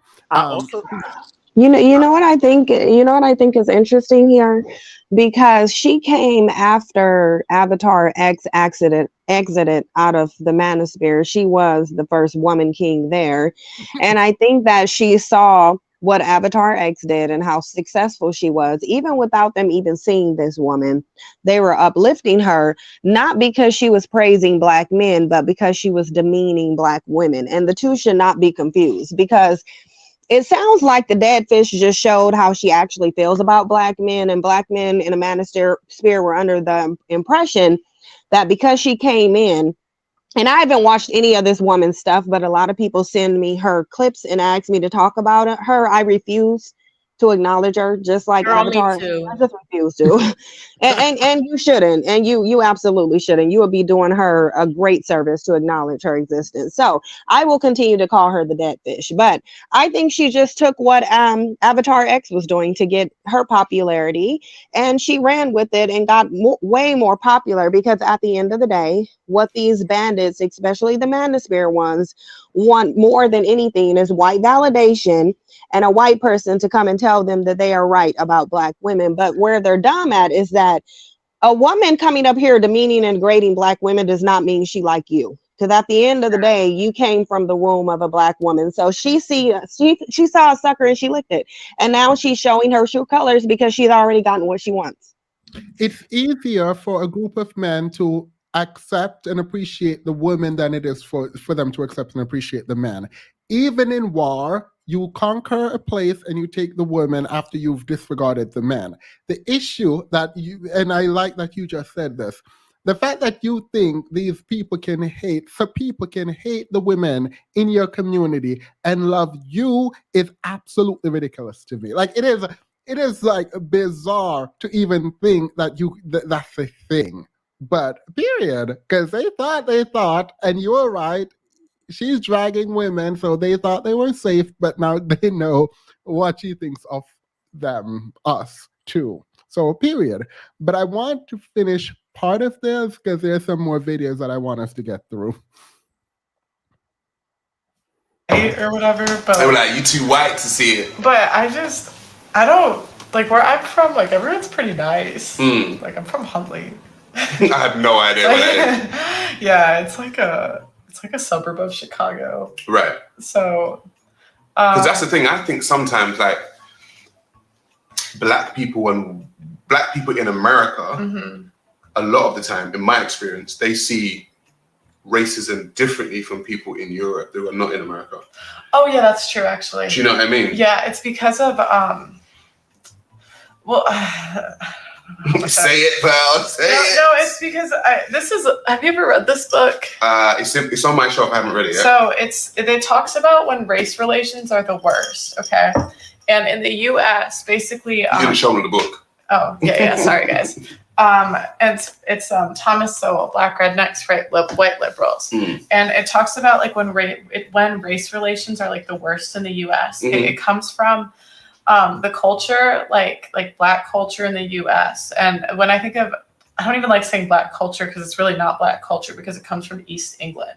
And basically East England, like it was the slave owners in the antebellum South. And in the antebellum South, like basically it was a lot of the dialects, like you was, you be, like kind of the dialects that you hear in like rap culture a lot. So that culture, it was from the slave owners from East England, and it was in the antebellum South. Right. And 9 out of every 10 Black people back then had that culture, and 1 out of every 3 white people did.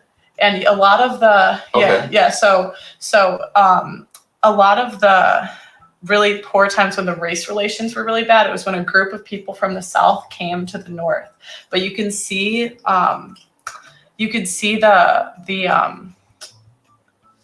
they would say the same things about the white people that immigrated. Like the same way they would describe like Black people back then was the same way they described white people. And that's why you'd see things like Irish need not apply, because it was that culture. In the UK, they had no Blacks, no Irish, no dogs. Oh, okay. Like on their signs in like places. So this woman inarticulately was trying to make the point that the reason people didn't like Black people after slavery, right after slavery, moving is because, and she misquoted Thomas Sowell, which misquoted because she didn't do it well enough, was because of their culture, not their skin tone. Now, the idea that white people after slavery did not care about the race of a person is one of the most idiotic positions that Thomas Sowell has ever taken. It makes absolutely no sense that you are saying that, oh, they weren't racist, they didn't really like the culture, as if Black people weren't being discriminated against and hung up from trees. Goodness. at this time because of their skin tone. Like the length, by the way, she knows absolutely nothing.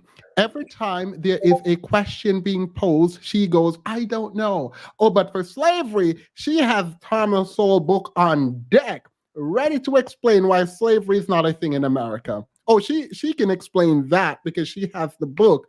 But anything else, she's like, oh, I don't know. Yeah, and just the whole, unassuming, well, I don't know. What should I say? And this black man is just sitting here cuddling him, but he's also British, so I'm not expecting him to know American history. I'm not expecting him to know who Thomas Sowell is. I haven't forgotten the super chat, by the way. But I mean, it clearly comes from a country that was colonized by white people. Because why is he in the UK if he wasn't? I'm just saying. Yeah, let me continue to play. And basically, that culture is like extremely unproductive. It's like they had, I want to say, 67% of the dairy cows were in the antebellum South, but they only made like dairy cows. She's just talking at this point. At this point, she's just talking, but she said something very specific that I want to get to because she is not the best at speaking. Interestingly enough, her job is to With speak. 1.36 million subscribers. Can you please tell me what do dairy cows have anything to do with the price of milk in Detroit? Somebody, if she says antebellum South one more time, I'm going to be annoyed. By the way, she's incorrect in calling it the quote unquote antebellum South. This is from Jamaican history, learning about the US. The antebellum is the period from 1812 to about the Civil War in the US. So when we're talking about people, freed people moving, that would be after the antebellum period. So anyway, is that an ear mattress in the period? I see one of those 1990s keyboards in there too. It looks like a gerbil cage at the, in the back. Someone said Storm was in. Seema, Storm would like to come up on the panel. I think Finji has your contact. Finn, can you send him the thing if you want? Storm Monroe. Storm, like the Storm, like Storm Monroe. Yeah. Oh, hey, Stormy. Yeah, let me send it to him really quickly. Cool. I like him. It's interesting. Yeah. No, his tweet was one of the first. This is why. So this was one of the things that I got. It was screenshot and sent to me. So like he also kickstart part of this. So like I would like for him to be up if he wants to be up. The chat said he wanted to come up. But let's continue this. Dairy. Why? Because it's just a very unproductive culture. I don't want to say black culture because it's really not. It's like the rap culture that you see where it's like an emphasis on religion, but it's not really. Yeah. You know what I'm saying? Like, and it's, they want to thank God for everything, but they're doing all kinds of crazy stuff. Yeah. And you would, the number one way people died in the South was someone looked at them weird in a sign of disrespect. And what? The number one way people died in the South was an N-word moment, she said. I don't know if you watch Boondocks, because maybe the N-word moment isn't as like global as I think it is. She said, it was step on the issue. The number one way people died in the South was if you look at them weird. Is she talking about black culture? Is she trying to pathologize black? Look, I'm not saying she's wrong or right, because she's definitely wrong, but I'm not saying that right now. The ideas around blackness is very specific to her. The fact that people watched this and heard her do this and elevated her, it's a problem for me. It is a problem for me. Yeah, no, they deserve this moment where she thinks slavery wasn't that bad. The Black manosphere deserved this moment. But you know what? They're just going to pretend that she's just not that important. Like me, if you've been on YouTube for long enough, you know how they try to backpedal everything. Sin's been on here as long as I have, and This they is fall on not their for them. faces. This is not for them. This is specifically, I hope the women in the manosphere are watching. They aren't, but I do hope they are, because I think it's interesting. Speaking of UK justice, can you react to, I don't know what this is. Is this one-on-one, I and I? I don't know what this is. I will look it up. I do see 12 super chats that I've saved, and I will read them in a moment. What year was this? I was just reading this the other day, but They ask what year this was. Do you think she's going to be able to find the year? I do not. But I I'm don't know open why to she being took up that book. surprised. I don't know why she took up that book, because she definitely didn't read that book. And But why did she even have it handy? Is this her house? How do you have a book like that? Like, how did you just know he was gonna mention that and she just pulls it? What? Huh? Is that his house? I'm sorry, this is a setup. How do you just have? I just so happen to have this in my purse. She knew to have the book, but did she know to read the book? Let's see if we can find it. Let's see if we can find the year. I don't know, but if literally it's like this part of the book where it talks about, they call it the. It's like she had the book in her purse, like some folks have hot sauce in their purse. She was like, just like Hillary and the hot sauce. She's like, well, it just so happens I have this book on. I don't know. Girl, I need to carry around with his marriage. Just carry it around. Wait, I need to go back a little bit. This is her looking for the year. What year was this? I was just reading this the other day, but I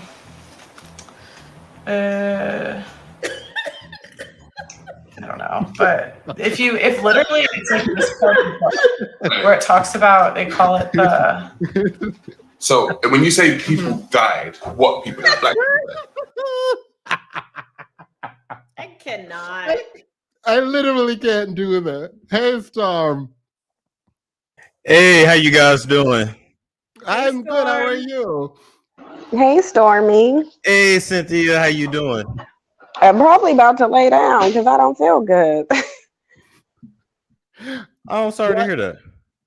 Yeah, no, I appreciate you being up here, Sin. Storm, why did you write this? Hey, Pink Phil, I wrote it. Hey, Stormy. I wrote it because I'm trying to think. I wasn't drinking when I wrote it. I was definitely just chilling. But I just feel like, listen, number one, she's a 3 at best. Can we be honest? Oh my God. Yeah. She is plain. There is nothing special about her.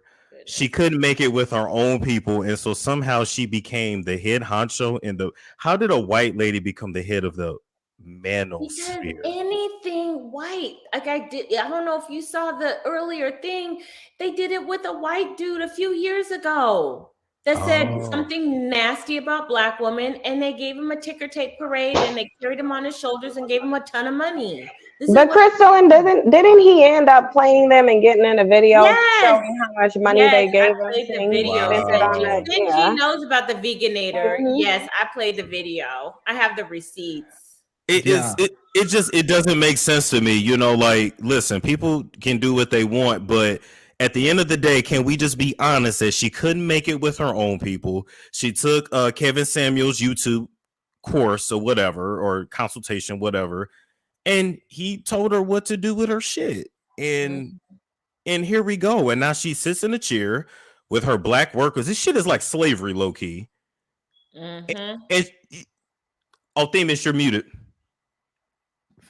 Thank you. The fact that you said it's like slavery, and then she had the audacity to say slavery wasn't that bad, and some slaves like their master, and then we have Black manosphere men coming out talking about she's putting Black men to work. Like, what is actually happening? As her bucks. She's making bucks by using the bucks. And to me, it's like how I'm not being no hater, but it's like she sits in this chair. She's 25 years old. She ain't never been married. She has no kid, allegedly, unless I think you must have been 55, right? Did you? There's no way she's 25. That is 20. the hardest 25 I've seen in my entire life. No, she's 25. I promise you. Listen, I went to school with girls that look just like this. She's from the Just Midwest. like that. Exactly. Me too. Is she from the Midwest? Yeah, she's from a suburb of Chicago. Oh yeah, she got that look. Yeah, she's 25. She's 25. And watch, So she was and born watch on how the she wall, looks and then the wall in fell a on her. year, 2, 3. She's It's just like, how is she the head? And then she has all these conversations, and a lot of times with Black women, and tells them what they need to do, how they need to be less masculine. It's just like then she was trying to team up with another Black dude in the manosphere and create a wife school, but this heifer ain't never been a wife. Wait, what? Yes, so their plan was, before I guess she got fucked up. Effed up now, but she wanted to start a wife school where she taught women. They would pay a monthly fee, and she would teach women how to be wives. My God. Wait, when she debated with her fees, this came up. Is that to say, did they actually do the school? She didn't do it yet, but it was her plans, because her fees was like, okay, so what are you gonna do? Like, what? She's like, I'm gonna come up with a wife school. She ain't never been a wife. She ain't never been a wife. She ain't never been Black. You know what?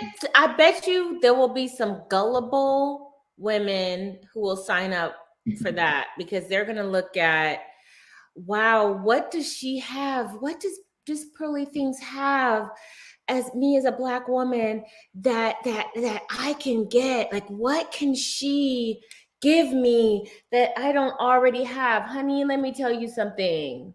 If she can't give you white school, any white school that she does, you'll never be enough unless you become a white woman. Like, that's pretty much all you need to be. If she's gonna have a school on how to become a white woman, then I don't know. Because that's all it takes. And you don't even have to be a pretty white woman. So here's the thing. This was 9 months ago. So what I don't like is men coming out and saying, I did not know she was doing all of this. I don't like that, because that means you don't do any kind of research at all about the people that you're promoting. So I'm going to play some more of this, because I have like 2 or 3 more. Both. Black, white. It was one out of every. It was people with the antebellum South culture that came from East England. Right. Okay, I didn't know that. And so the reason I think that it's like a little bit different is because like more people, Black and white people, have that culture in the U.S. And that's why I think it's different, because the culture died out mostly in England. So that's why you think like racism is different in like Europe than it is America? In America, I think it is in America, because I think it's a little bit like worse, I would say, in America, but I don't really think it's race as much as that culture. I think people discriminate against that culture, which is like rap culture. All right, so do you think because rap culture is such a big culture now, that Black people, because I know I'm a Black man, people assume I can rap. Yeah, can't rap for shit, right? I can. Well, you can rap better than me, but it's like, because the culture's been exported, and it's been seen as a norm. Yeah. That's what I made a video called "I'm Sick of the Black Community," right? Yeah. And one of the things that I said is that our underbelly has become our upper echelon as Black people. It's like, we don't glorify the things that we should be glorifying. We glorify the underbelly. So I know that as a Black man, someone said to me, "Oh yeah, you must know, someone that sells drugs." No. Yeah. But you assume so, because the culture has been exploited so cleverly that you think that I'm like that. Well, I find it's different in Europe, because like Nigeria, like when I think people from like Africa and Nigeria, they don't have that culture. They really don't. And they don't talk about racism ever. You can't. Well, it's a Black continent. It's like, where's the racism? It's like, we're all Black. That is a dumb take. I've been traveling my entire life, and it's ridiculous to me that we don't understand that Western imperialism affected literally every corner of this planet. And Nigeria just passed bills about removing white actors and white models, because it was so much a part of what was being promoted, i.e. skin bleaching. And absolutely, that's what I was going to bring up. the fact that this man is sitting here co-signing, like, yeah, only Americans see racism, it's kind of weird to me. Like, I feel like it's so myopic, and she's lying, obviously, and he is, I guess, too struck by her beauty. Yes, he's dumbstruck by her By her Snow beauty. White. She's the perfect example of the quintessential throwback. I'm done. And like I've been saying, what Sin said, and this is like, Black women, this should be a message to you that with men like this, you will never be enough. The only thing that will make you enough is if you become a white woman. But even if you try to become a white woman, they will mock you because you're not really a white woman. They really, really want you to just be a white woman. Okay? Wait, Pink Pill, you're Ados, Sinji's Ados, and Storm is all right, good. So you guys can check me on this, because he's about to say something that I find bizarre. And when immigrants compare the people who are in the US to every African American versus comparing them to like the people back home, I find that strange. And I do actually want to do a slight detour to like discuss this, because he's about to do it and she's about to do it, and I find it really annoying. No, I mean like the ones that I meet that are like from, like, that came here. Do you know why? Because I said my family are from the Caribbean, right? Yeah. So our thing is, okay, so when you're in Africa or in the Caribbean, your whole thing is, if you go to England or America or wherever, you work your hardest because you got people back home that you need to feed, right? So Black people that come from outside of America to the West or to America have a different mindset, and they say, I'm just here to get it done, get work done, do my thing, send money back home. Nigerian Americans outpace whites, so do Indian Americans. Yeah, because Nigerians have a hustle mentality. Yeah. I'm around a lot of Nigerians. But that's why I think it's like not so much race, it's that culture. I think people describe White racist people do this talking point, and I hate it. All right. I give full authority for you guys to check me on this. I'm not going to say anything bad, hopefully, but I've been called a sellout, so here it is. It is weird to me that this idea that people who are from overseas come to America and do better than African American means that there's no racism. Because how could a Black immigrant do better than Black people in America? We completely ignore the socioeconomic position that exists that allows someone to move from a quote unquote third world country to come to the US. There is already something else that is finance, economic standing that exists. If you want to do a real comparison, you would compare African Americans to Jamaicans. Do that comparison, see how well Jamaicans come out. Compare African Americans to Nigerians in Nigeria and see how well that comes out. Compare African Americans to... The reality is we are here in America because the opportunities here are better. To compare the people who are able to come here, which puts them at a very distinct advantage by being here and competing here, does not make any sense. The reason I'm here is because Jamaica is not doing well. The reason Right. Oh my God. I mean, yeah. I mean, that's it in a nutshell. The people who come here, who have the chutzpah to come and risk everything, there's different situations. A lot of times those people come from like I'm thinking of my best friend from college, whose family fled from Iran to the US. They were wealthy there. And then they were able to come to the US. They needed to come to the US because the Shah was overthrown. So it's like there's all this chaos that's happening in these other countries.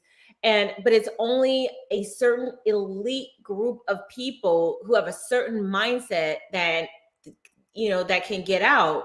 It's like you look at Haiti and it's complete lawlessness. Like they can't even keep a public official in their capital city because the gangs are running it. So also American imperialism, but continue. But so all of it is that the people who come, they understand, they have a different understanding of the system that say the average person in that country. I mean, and it kind of it gives you this impression that like all these people from these countries are the same thing as like people who come from China. oh, they must be Chinese people must be really smart. No, the people who can come over here, they have a different kind of. Wait, let's pause on the China thing and actually dig into it.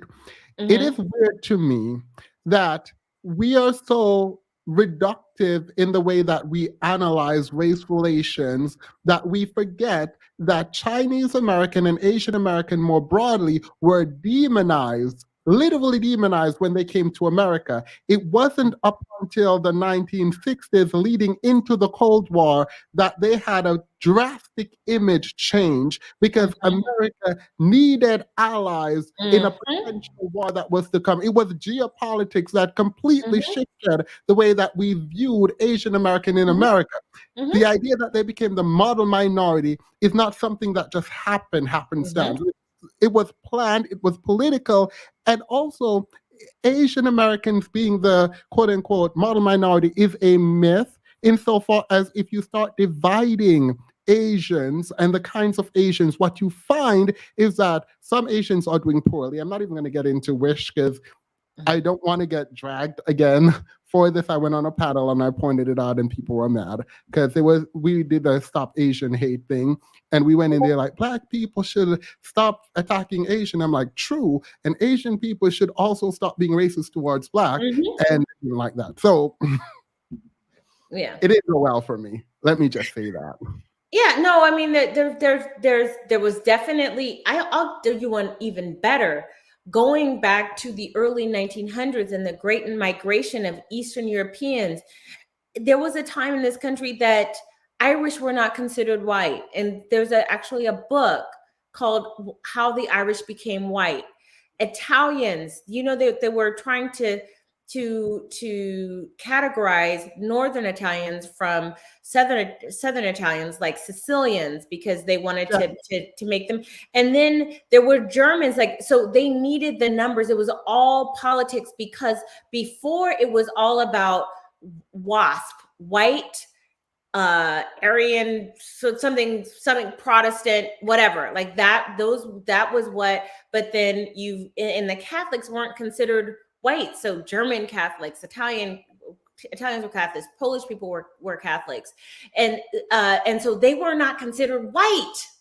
But then when they needed the numbers, then it was like, okay, you white. But in terms of like the WASP or like the white Anglo-Saxon sort of Protestant, the first wave of Italians to the quote unquote New World were rich or whatever, explorers. But yeah, you were right. The second wave were from southern Italy, where they were treated as not white. Whiteness becomes flexible to include when it wants and exclude when it wants. And then there were policies in place that uplifted these people once they integrated into the white culture. German American, Albert remove their like cultural heritage. There are some German towns left, but the idea that race isn't a problem is a ridiculous position. Now, is it the biggest problem? I'm not about to argue on that right now,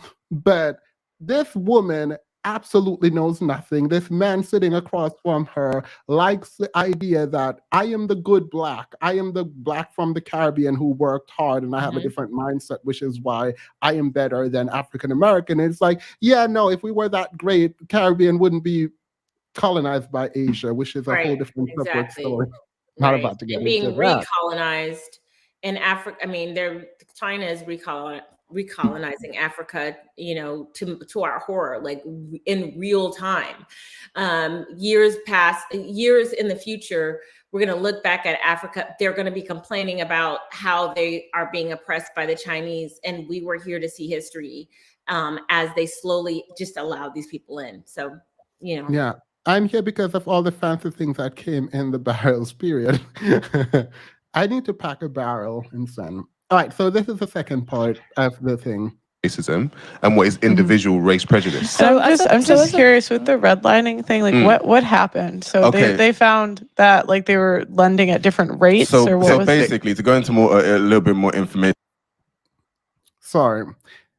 So you want to tell me this woman has Thomas Sowell a month before this interview, and she knows about Thomas Sowell. She understands race. It wasn't about racism. It was about culture. But when Red Line came up, Red Line, where there were literal maps being drawn and having red pens and red markers crossing areas out where you would not lend to Black people, and Black ownership and no investment was allowed in these areas.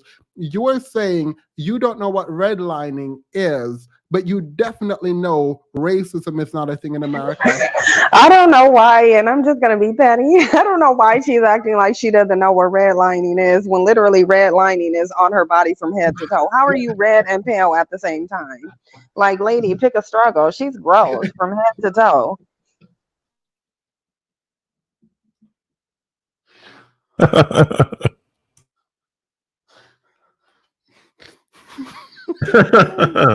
It's sorry. That was funny. I'm sorry.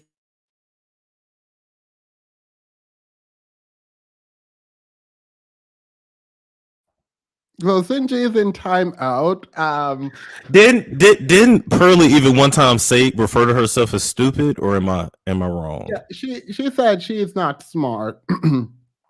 Okay. So she weaponizes ignorance, right? She weaponizes this, oh, I don't know what's happening. I don't know what is going on. Leave me alone. I'm just this sweet little girl that thinks women should not vote, but also I would want to run for office. Like, make that make sense. Like, you think women have too much rights, but you want to run for office. Oh, she did say women have to. Oh, I forgot about that too.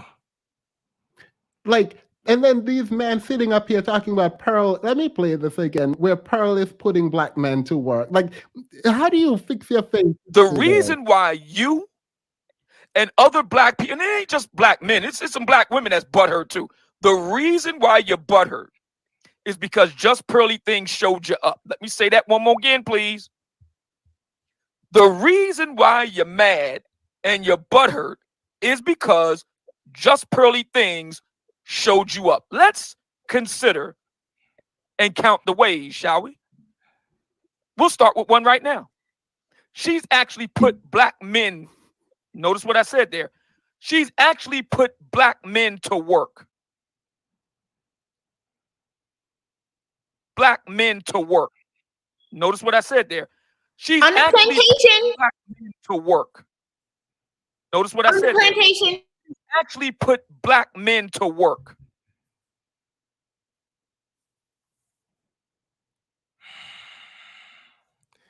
So that says it right there. Yeah, Pearl put Black men to work. Star. Just like an overseer, she puts you ninjas to work, and now she don't need you, and now she can pivot because she knows that manosphere stuff is only going to go so far. And congratulations, y'all made another one rich. Yeah, let's look at this. Please, but even with like the slavery stuff, like that's what they'll do, and they won't talk about instances of like slaves traveling across states. Like when they initially freed the slaves, there were some slaves that felt so indebted to their owners that they would travel across states to pay them back, and they actually had a really good relationship with them. But they act like that wasn't possible, and it was still wrong. It wasn't a good institution. Right. But they don't talk about like the more nuanced things that happened in slavery, and like I forgot what founding father, but they were talking about how he really like he inherited slaves, and he actually had a really good relationship with them. He didn't make any money off the farm, but it was like if he freed them, they would all, what would they do? Right. And so he kind of looked at it as, I have to take care of them, and he wasn't even making money off of the farm. But poor him. He didn't make money, guys. Oh, he was so good. He was a good master. He was a good master. He didn't make no money, and he just wanted to take care of us. He was a good master. How do you? This is why I'm saying, like, honestly, like when I hear stuff like what she's saying, because ultimately she's speaking to the infantile mentality of Black men. Because if hold on. Because you literally have her talking about how they didn't know what to do with themselves once they got off the plantation, and how good of a relationship they had with the slave owners. Isn't there a book that talked about how there were so many black slaves like literally in love with the very white women who were like toe tagging their children on the plantation? So she's saying a whole lot about black men specifically as she's sitting up here basically decorating slavery, because that's what she's doing, and talking about how much they enjoyed it and how much it benefited them. But this is why I say one of the critical mistakes I think black women made is when they walked off the plantation, they should have walked away from black men. You don't get to have somebody on a plantation for that long and then still be considered men. It's just despicable and disgusting. And at this point, I don't even think she's the problem. I think that the black men in space are the problem. And this is yet another example of how they're the problem. Yeah, because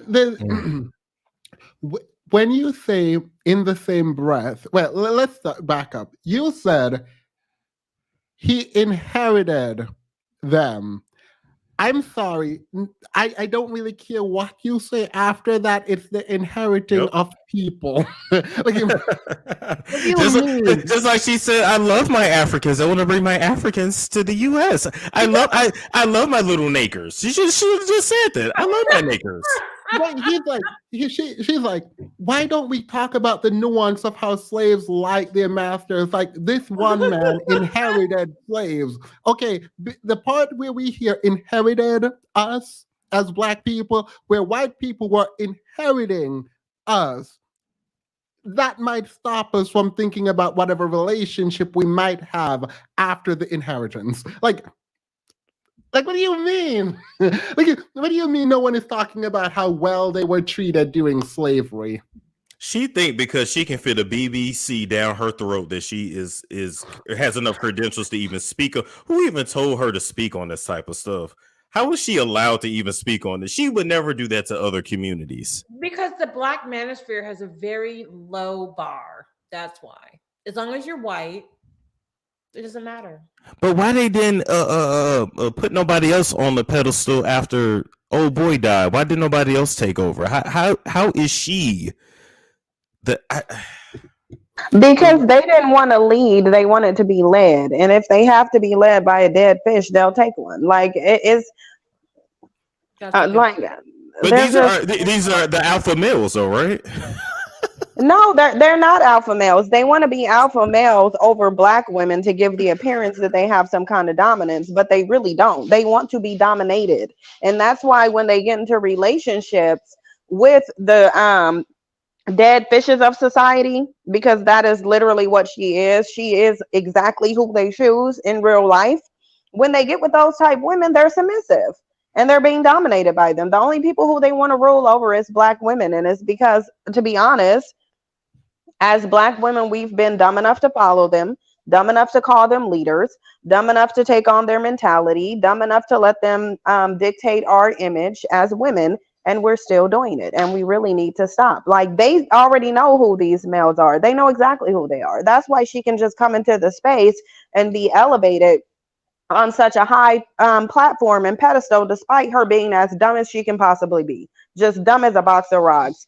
And yeah, you have multiple bands that you just play videos from, and they're like praising this woman as if she is their god. And that's because she represents what they want: white validation and subjugation. I really do think they liked being subjugated by him. I really do. So they basically like being cooked.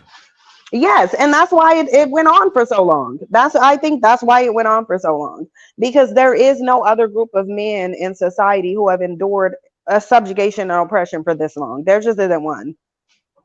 I don't like donating to YouTube to creators, but thank you for a content team. It's always on point. I appreciate that. Thank you. It's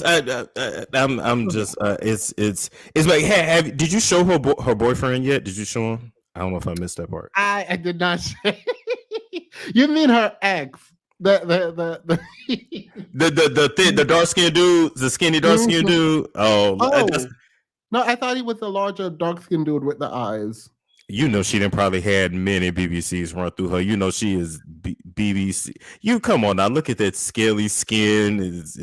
I mean, she aging like cottage cheese and spoiled milk, and I bet she don't even freaking wash her legs. I can't. Like, she's legit gross. It's like y'all couldn't do any better than this. This has Like, nothing to really, do with me. I'm washing my hands of this conversation. do y'all know when I first laid eyes on her, I was like, why did I expect them to do better? That's my fault. It's my fault I expected them to do better. I should have knew a dead fish was the best they could do. I should have knew it. And it's like, you got this raggedy. Come on. I am grappling with the reality that y'all are dragging her ad hominem attack, but she's also, in my mind, racist. So I feel like I should not defend or step in. I feel like it should be whatever it is. Don't defend her. She can take it. If she can say slavery wasn't that bad, she can sure. This roasting ain't that bad. But they get so triggered by my Who They Really Choose series, complain about it, talk about how evil it is, and then they got a living, breathing example being put up as the woman king in the manosphere. Like, unbelievable. It's unbelievable. This is Who They Really Choose. I bet in between her thighs it smells just like spam. Oh my God, what the? Or copper and fish. Did your mom ever make you guys drink cod liver oil? No, what does that taste like? What she probably smells like between her legs. She probably does, because she does not wash the lower half of her body. Everything from the waist down is just like nasty. From the waist down, she does not wash. Nobody is going to convince me she washes the lower half of her body. She does not. I mean, like they told me in college, all I need to just let the stream hit me, and then the water's going to clean me as it runs down my body. So I feel like He's like, let me try to bring this back. No, like I'm actually having the first time in my life I'm having a moral conflict, right? Because I want to drag and I don't feel like I should, but I also am questioning, do I stop? This woman just inflicted a lot of emotional trauma in my mind by saying slavery was not that bad. So like, I feel like anything that comes her way, she deserves. So it's like, I'm not about to sit here and say, yeah, let's not do ad hominem. Like, it feels like a fear fight now. It feels like you get, I don't know. That's what I think. I just think for me, to watch the guys in a Black manosphere be so passive in addressing this. Like, literally, I heard the creator say, I just have to digest her words. You gotta digest her word. Yes, because he was getting pissed as he was listening to it because he reacted to it live. He had just did a bunch of content with her, so he want to drop the videos, but then his chat is like, no. So he hot. So he like, I have to digest it. What you gotta digest? She said what she said. But meanwhile, they will try to pick apart every single thing we say. Everything. Look for any little thing, but they have to digest. They need to sit on it. They need to, let it marinate a little bit. But they're that is so hypocritical, though. Like, you can drag Black women all day and night, but you have to sit and make and digest. You have to metabolize what she just said. I have to digest this because I'm not happy right now. Like you said he has to metabolize. He doesn't have to metabolize it. He doesn't have to metabolize it. What he wants to do is saying, I need to think of what my response to this is going to be because people are going to expect me to care about what she's saying. And I really don't. Some of the bandits in this space have said the same thing that she's saying. So they don't really care about that at all. Like the thing that Crystalline is saying is true, though. They will pick apart everything that we say. And that's because we should have been dragging them. We should have been dragging them. And we just started to drag them. And really, if you go back years on YouTube, and I know Crystalline knows, we have not been dragging them enough. We weren't dragging them the whole time we were on YouTube. I was surely were not. Nice.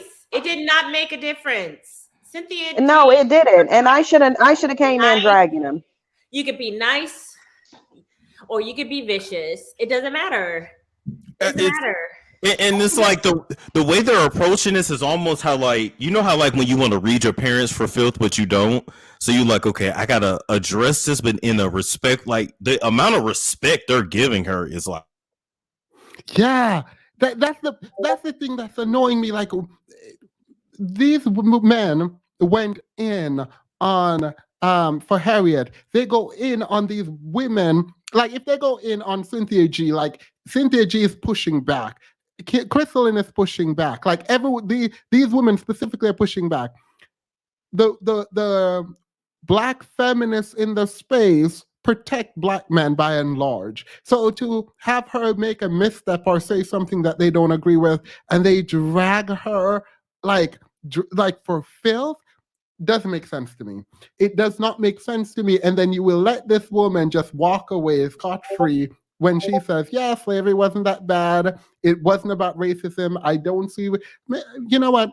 A lot of them are politically aligned with it. So it doesn't, you're right, Sinji, they don't care. I mean, and I've seen it happen. I've seen women that they've been sniffing around with, as soon as she says anything for like if as long as if she spews the talking points, it's yes queen, look at this beautiful Black queen, look at it. At one false move, you say one thing, you say, I think, Black women maybe need to do this, but maybe Black men need to, be more accountable to their families. One false move, and she is the bitch that she wasn't last week. She is the hoe, the thought, the hood rat, the hood booger, the hood hooligan boogly boo, whatever name they have. One false move, but just Pearly Things can just say the most egregious things, and they need to let it digest. They need some probiotics. They need some Metamucil. They need some Pepto-Bismol to allow for that stuff to digest before they say anything. CJ says Pearl inherited the Black manosphere and she's being their benevolent master because she thought, what would they even do without a leader? Exactly. Yeah. Not the And that's why I call them expendable nothing ass bitches, and I'm going to continue to drag them. That's what they don't. I owe them 2 years of back drags. That's what they don't understand. I have to make up for the 2 years that I was defending you. Now I have to drag you extra hard for additional time. Now I have to do that. I have to make up because I have to make up for misleading. I feel like I was misleading Black women, defending them and blaming things on white supremacy when I should have just been dragging them for being trifling, dragging them for being treasonous, dragging them for being despicable, because really this is despicable and disgusting that we even have to sit up here and discuss this. It's disgusting. Let's do that. If we live in their realm where it's like white supremacy is not the issue, what is? Because I know their answer. Their mentality. Listen. How did they get into white supremacy? Because they will spin this narrative talking about, oh, they went and took the warrior class. No, you had to have some real bitches as warriors to end up on a plantation for hundreds of years. No, this was not a warrior class. There is some form of inherent weakness that we're just not acknowledging. If you ended up that long, it's a problem. And here's the thing: when Hafiz read her right in front of her face, they dragged him. But now I need Hafiz to come out of his lair, get off of his light-skinned wife. He's trying to make a Steph Curry over there. Come on out.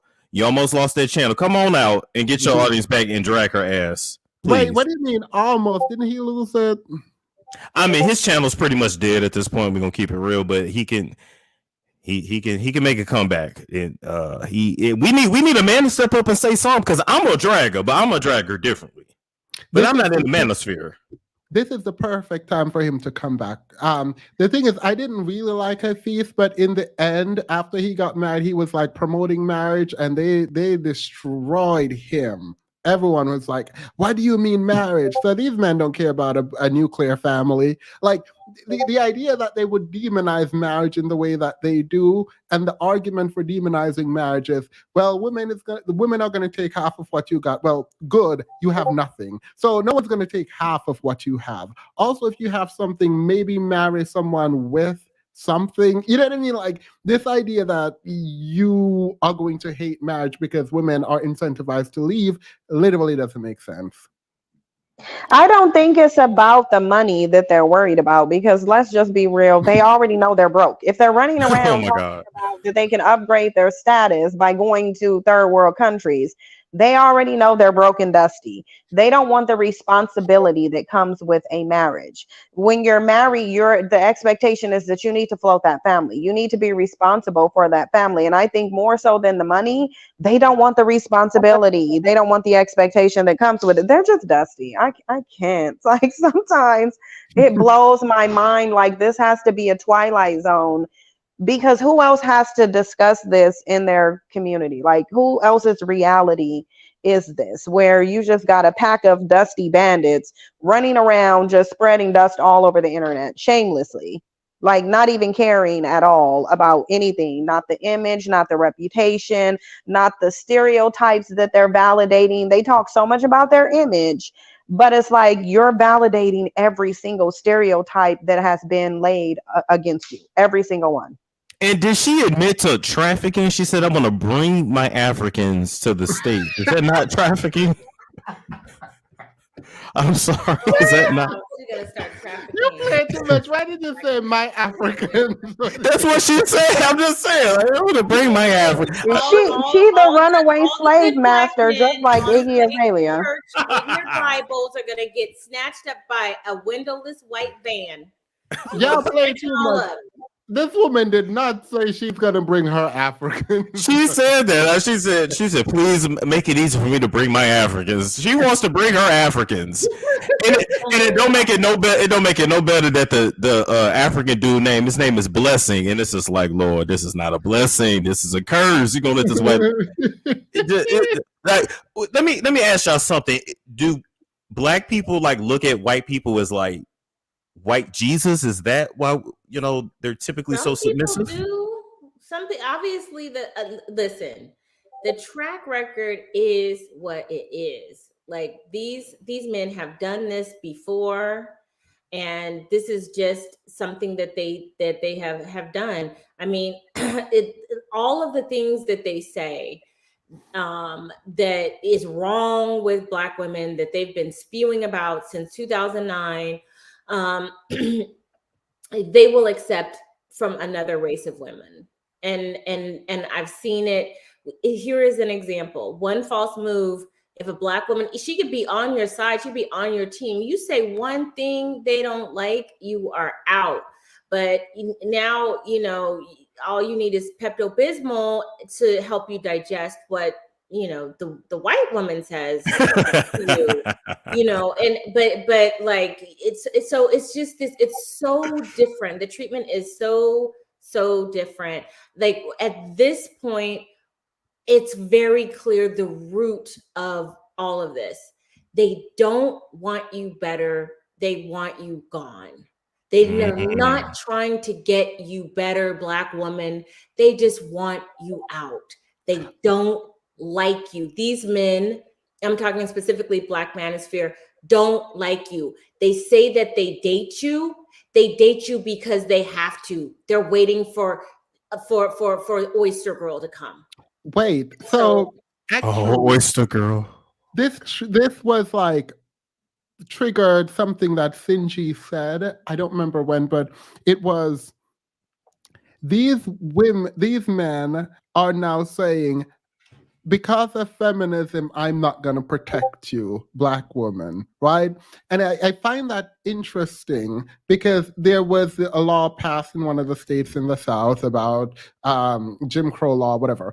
And this Black lady came on and she was crying about how this is going to affect her poorly. And this Black man stitched the video and then came and said, see, y'all chose feminism, so now we're not going to protect. Do you remember this, Sinji? Yes, he came in with crust in his eyes on a video, sitting up there talking about y'all wanted to be independent, so you on your own. We've always been independent, dummy. You were sitting on a plantation, bug broken. Wait, and then here's another thing. Like, does not Oyster Girl represent the white women who who deceived the Black women into getting into feminism? Is she not part of that group? Isn't that so? So does she get protection or not?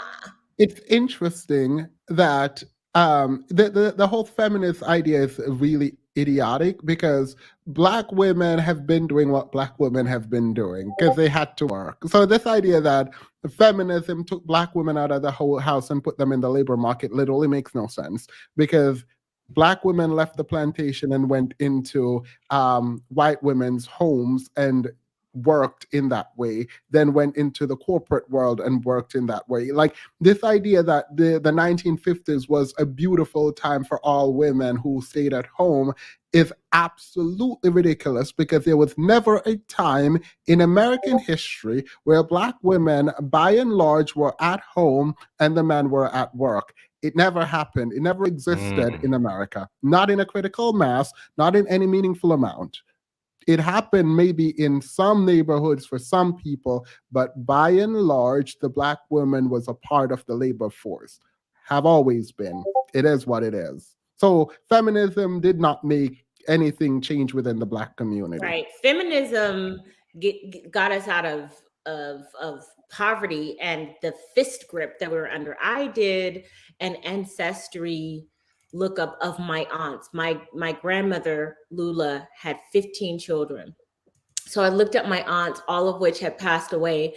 And every single one of them, they had two occupations, homemaker and domestic.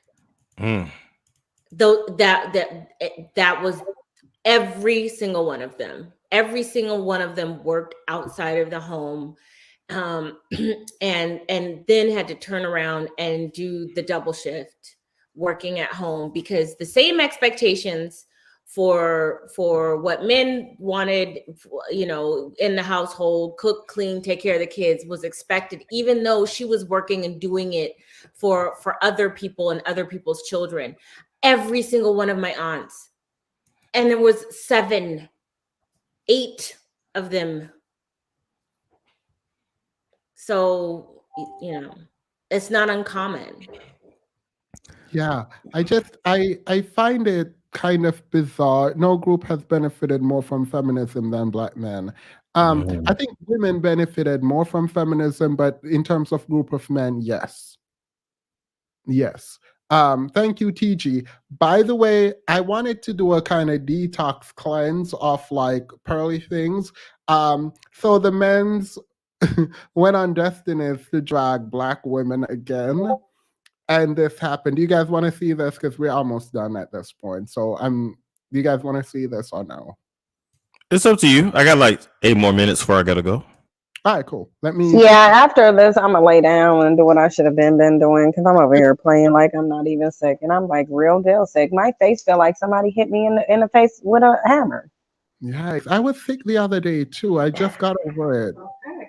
The beginning of the allergy season always does me in. I have to get a customary introductory sinus infection. So this is what we're dealing with.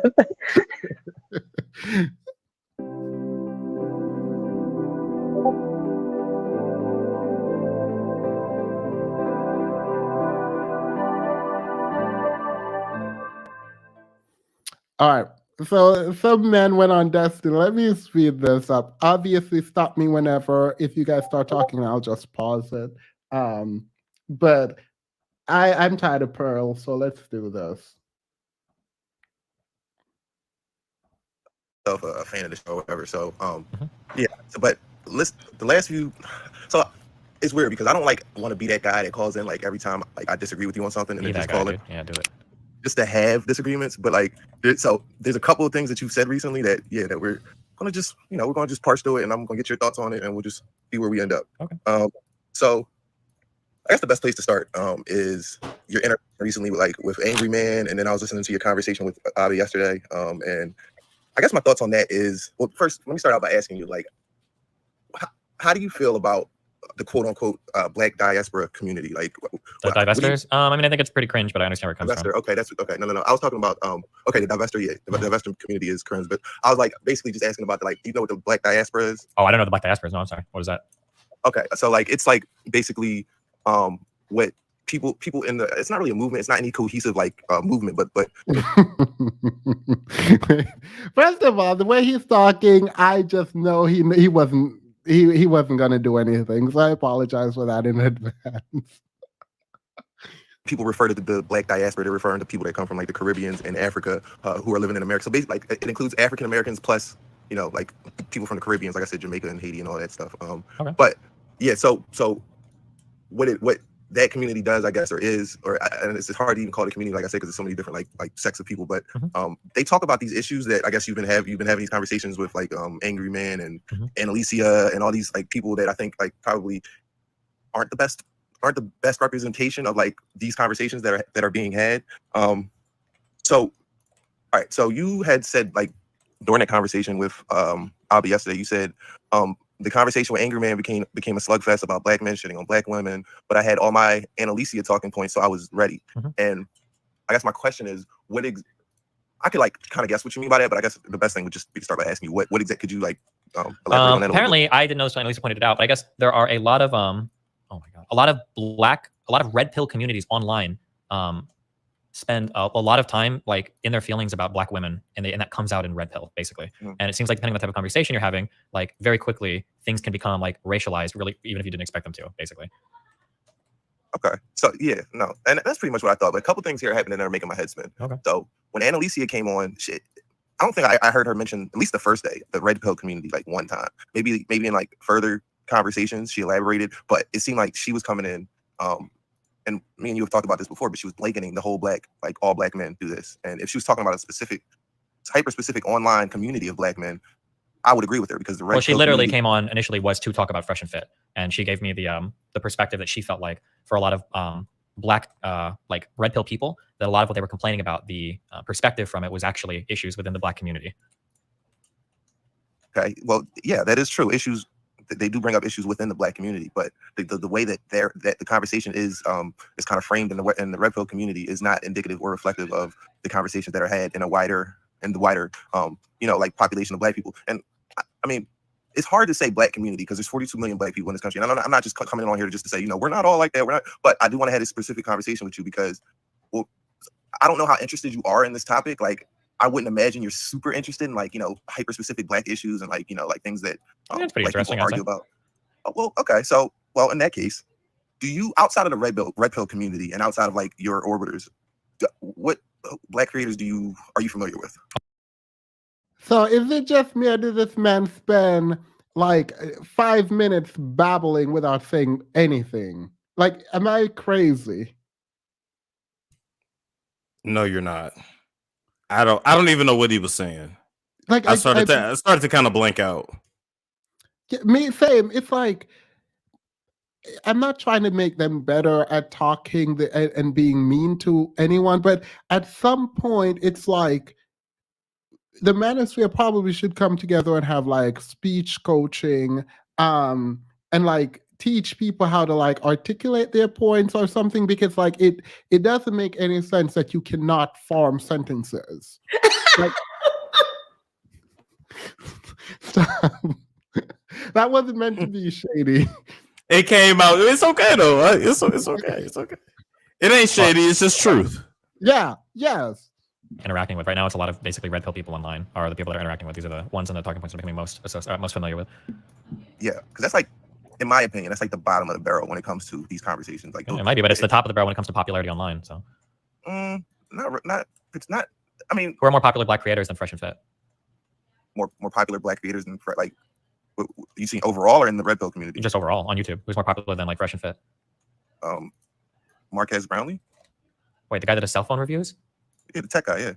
Okay, that's not what I'm talking about. He doesn't talk about black. Unless I'm sorry, he might have another channel where I totally miss it. But that guy. You mean that specifically talking about black? Yeah, they're talking about like social issues. Yeah, Yeah, social issues and stuff. The only other people I can think of are Abba and Preach, and I have Abba on my stream all the time. But aside from Abba, like, I don't know, these are like the guys. These are the biggest guys that are having conversations that oftentimes get racial online that I know of. Yeah. Yeah. No, not even. That's not even close to the tip of the iceberg. Have you ever heard of Matt Hoffa? Nope. How about Joe Budden? Nope. How about Roland Martin? No, but who are these guys? Oh, these are just various black people. The first two people I mentioned are in the hip hop community. You do have people. Hip hop. They're like hip hop podcasters, but they obviously talk about black issues all the time. Okay. the Joe Biden podcast, I'm not familiar. I'm not sure of the numbers at this moment, but they're at least as big or bigger than Fresh and Fit. And then Roland Martin, the last guy I mentioned, is like an older black dude who just specifically covers black issues. He's got over 1 million subscribers on YouTube. He's around then. Well, it's not even about research. It's just to get a fuller picture of what's going on. Because you said it feels like in the online black communities, there's black guys who are brought up by single mothers who are told black men are horrible because of the experiences their mom had, and then they grew up to hate black women because of the experiences they had. And they Okay, I can qualify more. It's not black men in online black communities. It's black men in online red pill black communities. If I said that, would that make you feel better? I mean, it's not really about making me feel better because I know what you mean by that. Yes, it would be better if you said it like that. It would be better, but I'm not here to tone police you or tell you how to talk or like anything. I was just really interested in the submissiveness. I know you guys have to go, so I'll just stop it there, but I'm going to watch the full thing at some point. The reality is he goes on and on, almost begging Destiny to understand where black man is coming from. And Destiny is like, yeah, no, because y'all are online dragging black women. It seems that there's a specific disdain for black women coming from these men. And if y'all are saying black women are the problem, then it can easily be pointed to you and show how you are actually the problem. Because it's like a step removed. A black man does something wrong, and you say it's because of single motherhood, as opposed to the black man who does the thing that is wrong.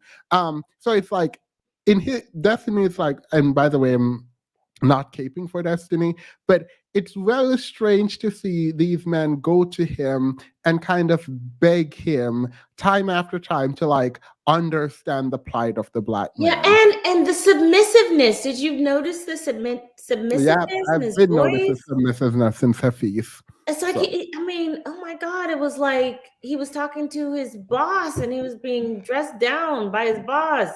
I would say he sounded feminine, fit, and friendly.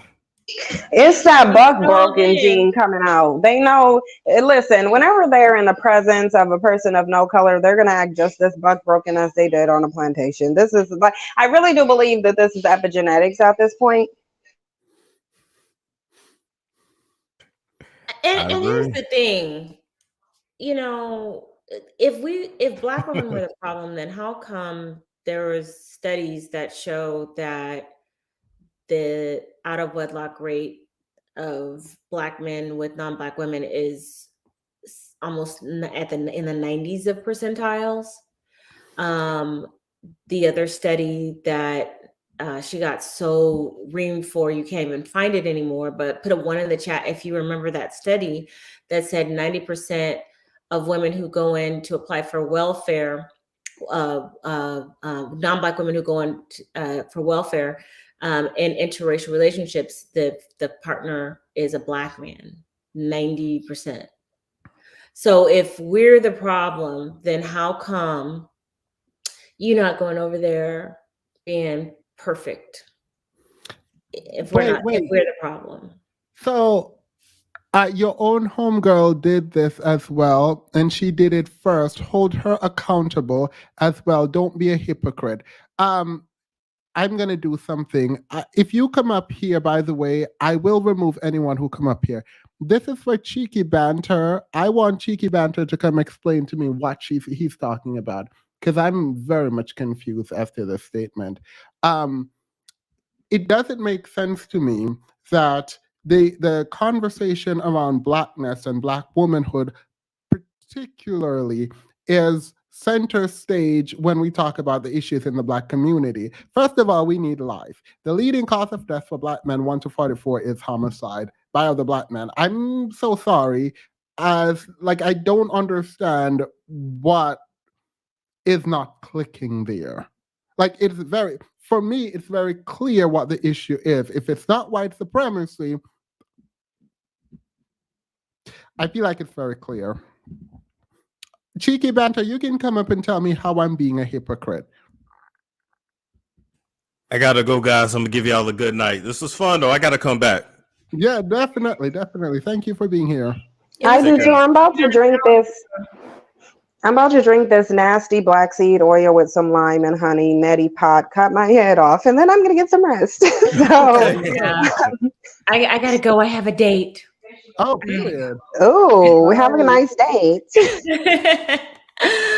Bye. Bye, Themis. Love you. Thank you. I love you Great too. panel. Love you. Yeah, no, Love you. Love I you. Love you. We'll enjoyed talk this. I later. enjoyed this. Yeah, I'm waiting for. Have a good night, Pink Pill. I really appreciate you coming. Cheeky Banter, since they're gone, hopefully you are. Let me put this there. I don't know what Cheeky Banter is talking about, so I'm giving him. All right, Cheeky Banter. What did you say now? How am I a hypocrite?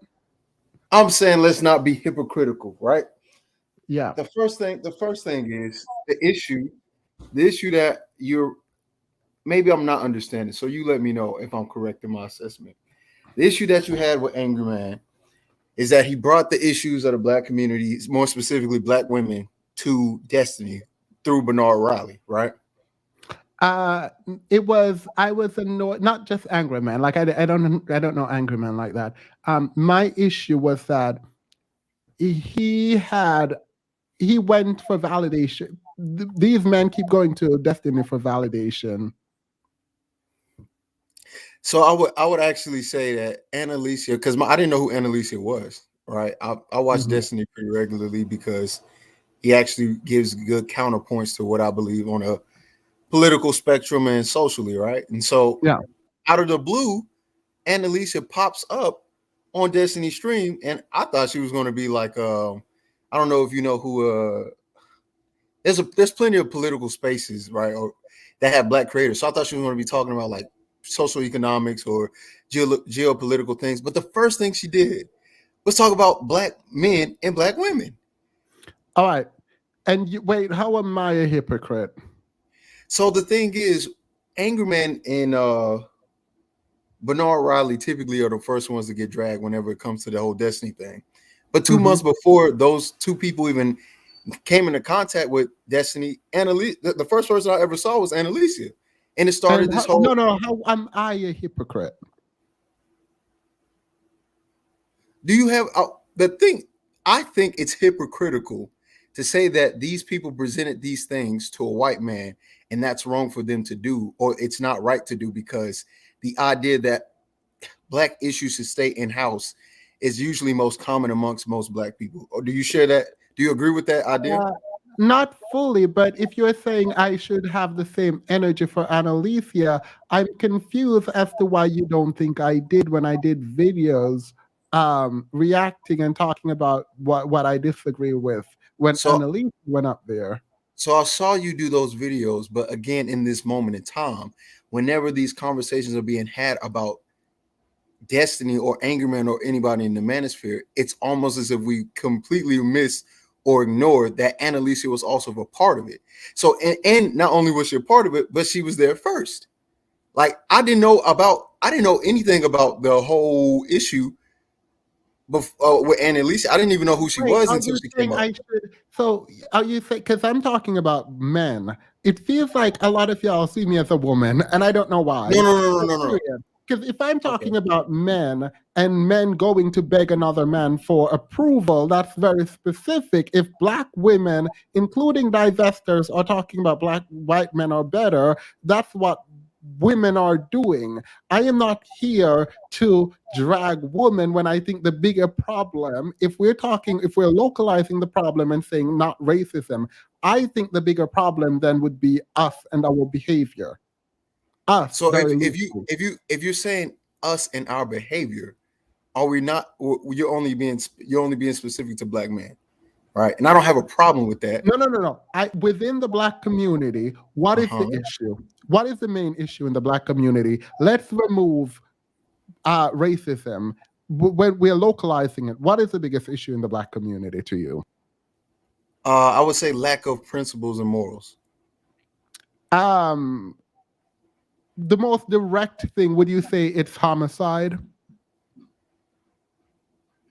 Yeah, sure. I don't mind. I can, for the sake of the argument, yeah, we'll agree to homicide. Who is committing homicide? It would be Black men. All right. If I'm trying to deal with the biggest issues, when does Black woman come up in that conversation? When it comes to dealing with homicide? Well, they're not the ones committing the crime. So if you're speaking in a direct way, I can't just add them into it. That's not a good faith So argument. if we're saying we need to fix our culture, if we are saying we need to fix the issues internally, if I'm looking at the stats, what Black women are doing in terms of going to do this or do that, to the extent it's not part of the bigger problem, if it adds to it but small, then my focus is not going to be on that. Even if I say, Annalisa, you're wrong. Why did you go on Destiny? Okay, Annalisa went But on. now, but There's now 50. Wait, there's now I got 15 different Black men who've been on. been on what? Who's Destiny's channel? Yeah. The time when Angry Man was on, there was 4 of them at that point. Bernard, and then the one with But so you're saying that there are 14 or however many men, but there's literally an arc in his sphere, in the DDG sphere, called the Annalisa arc. Where the entire time, every time somebody had to come up, it was in regard to Annalisa because of the pot she stirred. No, the men were on before Annalisa. Black men went on Destiny before Annalisa went on Destiny's channel. What? I've not seen that, and I've been watching them. When you're saying Black men, well, don't continue to watch. You have to go back and see if Black men came on there and talked. Do you think Annalisa started the whole Black conversation over in Destiny's channel? No, she didn't start the whole Black conversation. But but in regards to the Black manosphere being introduced, Wait, no, because Destiny and Abba were friends before Annalisa went over there, right? But Abba's not would not qualify as somebody who I think or consider as this person who's about Black community or any of those things. Exactly, I don't care. But Abba was talking about Black issue. He talks about Black issue on his channel and over on Destiny's channel. So just speaking on Black issues is one thing, but introducing just the dynamic alone is a totally separate thing. I don't remember Abba. I don't remember Abba taking the same. Annalisa, was Abba on the panel with you? Oh, he absolutely was. Okay. So is Abba? Wait, is Abba Manosphere? I'm missing it. Is Abba? No, Manosphere you said Black men weren't on the channel. Is Annalisa Manosphere? No, she's not Manosphere, but it's her. Exactly. But her points are directly at you, and her points are very specific to a group of people that Abba doesn't fall under at all. As a matter of fact, how do you know that? What do you mean? I don't know that. His own proclamation and his own talking points. Right? Do you know Abba personally? You know him. I don't know. You know the inner workings of his mind and what he really believes about women and Black women specifically. You know. Through his articulation of what he believes, yes, I would say I do. Whatever he says, I'm going to have to go for. Yes, that's exactly what I'm going to say. Right. So let's do this. Wait. Let's do this. Your problem is that you think whenever I'm talking about Black men going to Destiny, I should include Annalisa. No, my problem is the problem that I have is whenever we're having a conversation. For example, this conversation has been about Pearly Things, right? And what she said and the things that she's been saying. And I understand those things are controversial and I disagree with them as well. I have no problem there. But whenever we're talking about the manosphere or somebody presenting something to the white man, it's always being used. The example that's always being used is Angry Man in the Destiny conversation, which happened very recently. So a lot of the Black women think that white men are better, right? Well, is that a statement or a question? A question. I said, right? That's right. But what is it? Is the question? Do divestors think white men are better? Sure, way, I think so. I think, yeah. All right. So white men are better. No, I'm not saying that. I'm saying people think that. So if women there's some women who are swirlers, there's some women who are divestors, there's some women who think Black men are degenerate or whatever, and those women do whatever they want, including going to Destiny. Are you saying I should be talking about the divestors and talking about the swirlers and talking about the women who think Black men are degenerate and talking? Are you saying I should be talking about that? Because I don't care about them. Okay, so my thing is, if you don't care about them, are we not including them into the quote unquote Black community at large? Yes, when it's their turn, it will be their turn. But until we clean up, it's like, how can you sit there and ask me a Black man? So theme is based on what you're saying, you're making sense to me. You're saying let's take care of the larger issue, right? And then we'll get to them when we get to them. Yeah, let's clean Okay. our house first. Like it's like black men holding a live stream talking about let's hold black women accountable. So you are a black man in America. We're costing the economy $50 billion. I don't think we're in a place to tell black women to be accountable yet. You build the house first and then they come and you make the rules in your house. You don't sit there and tell black women to submit and do all kinds of foolishness and they're out of pocket and out of line when we are also complaining that we've been subjugated. I don't understand how we don't understand what comes first. Wait, can I ask him? Hold on. I don't I need to ask understand. you. Can I ask him a question, please? Wait, before you do, I want him to respond and then you can ask him. So I get what you're saying, and that makes sense depending on how you view leadership and how you view manhood and all those things to determine whether or not you clean up this house first and then move to the next. For me, I think it's an inclusive thing, right? And it could be just because of my age and my relation to a generation. I'm young, so some of the issues or the things that you all see from your perspective, I think you're older than me, could be because you see men in this way that they need to be the leaders, so they need to clean this up first. I think no? But I no longer see men as the leader. I think the idea that manhood makes you de facto a leader, I've thrown that out. Having seen all of what is happening, I've thrown that out. However, so if that's the case, if that is the case, then why can I not say to hold both men and women accountable in the same breath? Can I ask you? We are not even to accept it. We are not. You're ignoring the fact that we're in a patriarchy, right? So if black men are seen as weak, i.e., going to a white man and begging him for acceptance and approval and to reaffirm them, if you don't see how that is different, even if we say black women go to this man and beg him for help, if you're saying you don't see there is a distinction in terms of power dynamic within the community, I am confused. So my understanding is that there's really not that much of a distinction because there hasn't been any proven reason as to view men as de facto leaders, like you just said. So if men aren't proven to be these de facto leaders and they don't have any extra responsibility, they're not the de facto, but we still live in a patriarchy. And what you think black people live in a patriarchy as well? We live in a patriarchy. You are not at the top of that patriarchy, but we still live in a patriarchy. It's white men. Okay. So as a whole, we live in the white. Yes. Yes. Right. But the thing is, patriarchy internally failed. So the thing is, if we're going to make a general statement about where we live in, then why do we always feel the need to separate black issues from the quote unquote general whole? The thing is, if we're going to have this conversation about patriarchy, does that patriarchy apply to all aspects of our? Wait. I'm saying we live in a patriarchy, right? It doesn't mean that.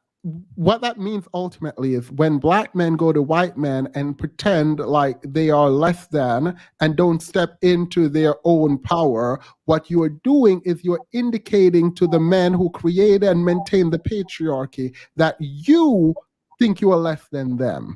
If the women do it, it literally doesn't matter to people who disregard women. Every kind of reading out of the quote unquote black community and about the black community, let's do the Moynihan report since it's the Manosphere Bible, highlights the problem is that men have not known their roles, black men. It highlights that black men need discipline, right? So even when we're thinking about how the world view the community, if we believe in feminism and we think we're all equal and all of that, that's fine. But we do still have to operate within said patriarchy. And if you're not upholding your end of the patriarchal bargain, then it doesn't make sense to be talking about what women should be doing in said patriarchy. Unless you're saying we should disrupt the patriarchy, then you're in the feminist group and go fight for that. I'm not telling you not to. But don't tell me that I am a hypocrite because I am not dragging Annalicia when I literally made a video reviewing Annalicia being on Destiny and saying where she's wrong and where she's right. So again, hold on, wait a minute. Oh, Annalise, go ahead. Wait a minute.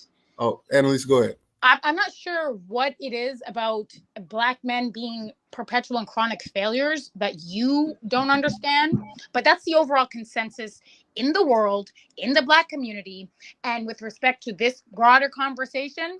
That's number one. Number two, Themis and I talked about my conversations with Stephen on the back end many a time, and he does take umbrage. He doesn't like the fact that I did it. Here's a news flash to you and anybody else. I don't care. I don't care. Okay. I want you to understand something about Black women in the space finding their voice, whether you think what they're saying is right or wrong, or whether you think the optics look good or bad, whether you think it's being presented palatably, intellectually. I don't care about any of that. Am I responding to the fresh and fits of the world, or are they responding to my videos and to me? Whose reach is greater? Whose impact is more profound? Whose influence is more detrimental? I'm responding to the fresh and fits of the world. And here's another newsflash for you. That is most Black men. Most Black men think the way that they think. That's just a reality. We can call it a critical mass. We can say it's the predominant. Like, you can use any vernacular that you want to use, any verbiage you want to use. How are you coming to this conclusion? That's the reality of it. I am responding to what is being said and what is being done. It's not just, they're just talking, let the boys be boys. They just have a silly podcast. No, things happen in real life in the Black community. No, women are really actually victimized in real life, in real time, by Black men, almost exclusively by Black men. Every action is going to have a reaction. So now that Black women are reacting, you're saying, oh, well, that's not good. And I'm saying I'm not Michelle Obama. So when they go low, I don't go high. When they go low, I also go low. I match energy. You give what you get. That's the way that the world works. And it is weird to me because Black men have been getting shit for a long time because that's what they've been getting out into the world. So the fact that they don't realize that Black women are going to be in this space and they're going to match your energy, but because Black women are smarter, they're going to do it in a better way. Like, I just don't understand what you don't understand. Themis can't tell me anything. I think you're completely missing. Themis can't tell me anything. He can't tell me where to go. He can't tell me who to speak to. That's not the way that it works. He's not a hypocrite. This is one of the people that's the opposite side that I like. Wait, no. I mean, I'm with Anna here, but also these men are claiming to be the leaders, are they not? Are you asking Anna or me? All right. I'm asking you, are these men not claiming to be the leaders? Yeah, that tends to be the manosphere's. All right. So when I treat them as such and I give them the responsibility of said leader, what is your problem with that? I don't have any issue. No. See, again, I think Anna Alicia conflated one issue. I don't have an issue with holding men accountable for what it is that they say. The problem is I'm looking for consistency in regards to the topic or situation about bringing white men into the quote unquote Black community issues. That's what I'm talking about, right? I understand Anna Alicia's retort or fire back to Black. Where's the inconsistency? Where's the inconsistency? Well, it's hard to explain it if you go get upset, right? You have to explain it once. No. Anna, I want to hear it as best as he can because he definitely called me a hypocrite. I said, "Don't be a hypocrite." So I actually, I said, "Don't." Yeah, so don't. I was saying, "Don't be a hypocrite," because I think there is a level of inconsistency whenever we start having these conversations, and I see Cynthia G, I see Pink Pill, and I see all these women and the men saying, "Hey, why is this man? All these dusty men are bringing these issues to Destiny," and I'm like, "Wait a minute! Wait. So yes, we have a problem with them bringing it to Destiny. The problem mostly is how inarticulate they are in bringing it to Destiny.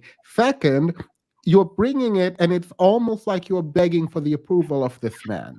So that is my problem. So, and if that is the case, are we going to be consistent in saying that it's also a problem if a black woman were to do the same? Black women, there are Black women who believe that they're going to be saved by white men. If Black women believe that, that's not my belief system. Not you, Anna. I did not say you. if those black women believe that black men aren't good and that they need white men, I would not have a problem with them doing it. Because even if I Okay. have a problem, they don't care, right? There are others that think I need to push back, and they're trying to create this narrative around black women, and I'm going to fight hell and high water to go back and talk to these men and let them know my side of the story. I don't have a problem with those women. I do, however, specifically have a problem where white men or white women become the dictator of what is good and bad within the black community.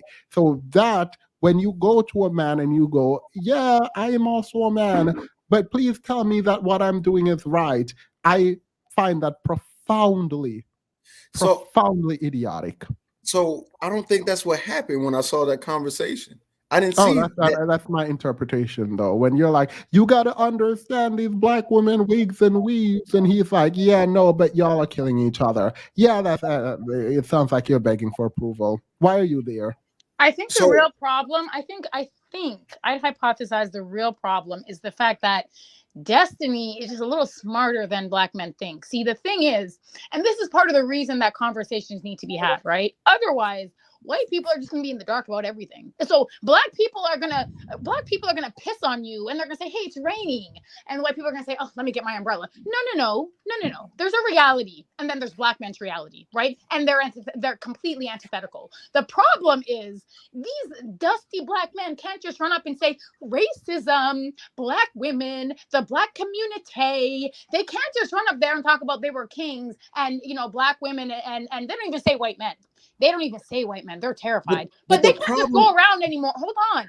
They can't just go around anymore talking about what black women are doing to them, how black women are the catalyst, and black women are the true and real detriment of the black community. They can't, because unfortunately, there are people who are smarter than black men. Most people are smarter than these type of black men, and they're going to get the word out there. They're going to present the information, and I'm not talking about me either. Like I said before, I'm not an orator. I'm not a skilled or astute debater. That's not my thing. I talk to people on the back end. I will moonwalk into anybody's DM just to have a conversation with them. I don't care about the spoils. I don't care about the notoriety. None of that matters to me. I'll talk with anybody about whatever I want to talk about. The reality is, black men, you're mad. I would think that you're mad that Destiny didn't. He wasn't jumping on the oppression boat. Had Destiny said, you know what, Dusty, these black women are the problem, and this is why white men don't deal with them. If you know what black men should do. That's the problem. The problem is Destiny came back and said, "Let me put my Anna thinking cap on." And you know what that means? He has sense now. That means he understands a little bit more than he did prior to my conversation with him. So for better or worse, people don't have to like the fact that I had a conversation with him, or that we talked on the back end, or that we're cool. You don't have to like it, but the reality is, now he's not just going to go along to get along with Nacredom and with all of their bullshit and all of the lies that they have been perpetuating. Because there's a lot of projecting happening about. That's why you're mad. No, you're mad because Destiny doesn't believe. You're mad because white men know what you really are. That's the real fear that black men really have. Wait. Why do you think they went on there now, Cheeky? Say that again. I missed that. Why do you think they went on there? It wasn't for approval. What? The black men on. Oh, come on now, Themes. Don't do that. I'm here with you. Good faith conversation. He went on there, first of all, with Bernard Riley, right? Because the whole thing started because Bernard Riley was reacting to. Wait. Why do you think black men go on Destiny? I'm not talking about angry men specifically. I feel like you guys.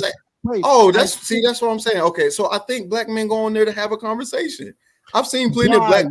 Why? Because they enjoy having the conversation with Destiny. He's an intellectual person. He's somebody that's entertaining. They like the way he speaks. They like the debate style. All of that. They enjoy. It's just like the same reason why people will come up on your channel, because they enjoy you as a person. So y'all telling me y'all enjoy Destiny as a person when angry men specifically went on there yelling about why y'all talking to this white man? So why are you comparing? Wait, you saying black men? Why now are we talking about manosphere men or black men? Because you do realize there are just regular black men that go there. I was one of the same people who watched Destiny before Angry Man, and I didn't know anything about any of this. Did you not just bring up Angry Man before I told you not Angry Man? You just said black men, and then you made the comparison to angry man, who is a specific type of black man, a black man in the manosphere. I thought when you said black men, you were just talking about in general. If you mean I am manosphere talking men, about the men who go on their manosphere or not. We're talking about black women being the problem. That's what I'm talking about. What? Why I are don't. Okay, black so men they may go up there. Why are black men going to Destiny telling him about black women being the problem? That's my question. Sorry if I made it confusing before. That's my question. Well, he came to them. That's the thing. Nobody asked Destiny, or Angry Man asked Destiny for a debate after he came to Bernard Rowley. If anything, Destiny brought himself into that world. They didn't ask for him to be there. That's my point. They didn't initiate the first point of contact. This is definitely Destiny's channel, right? And we're not. You are now skipping back. So let me ask you the question again.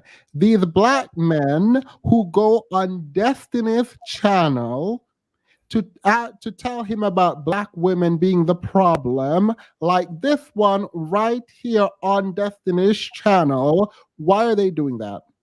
You're talking about ABBA? No, I'm talking about whoever this guy is. I can let him talk here. I don't know who this is. Your perspective on how you how you want to approach this. You don't have to know. Why do they do it? So this is but again, this is after the conversation with Angry Man.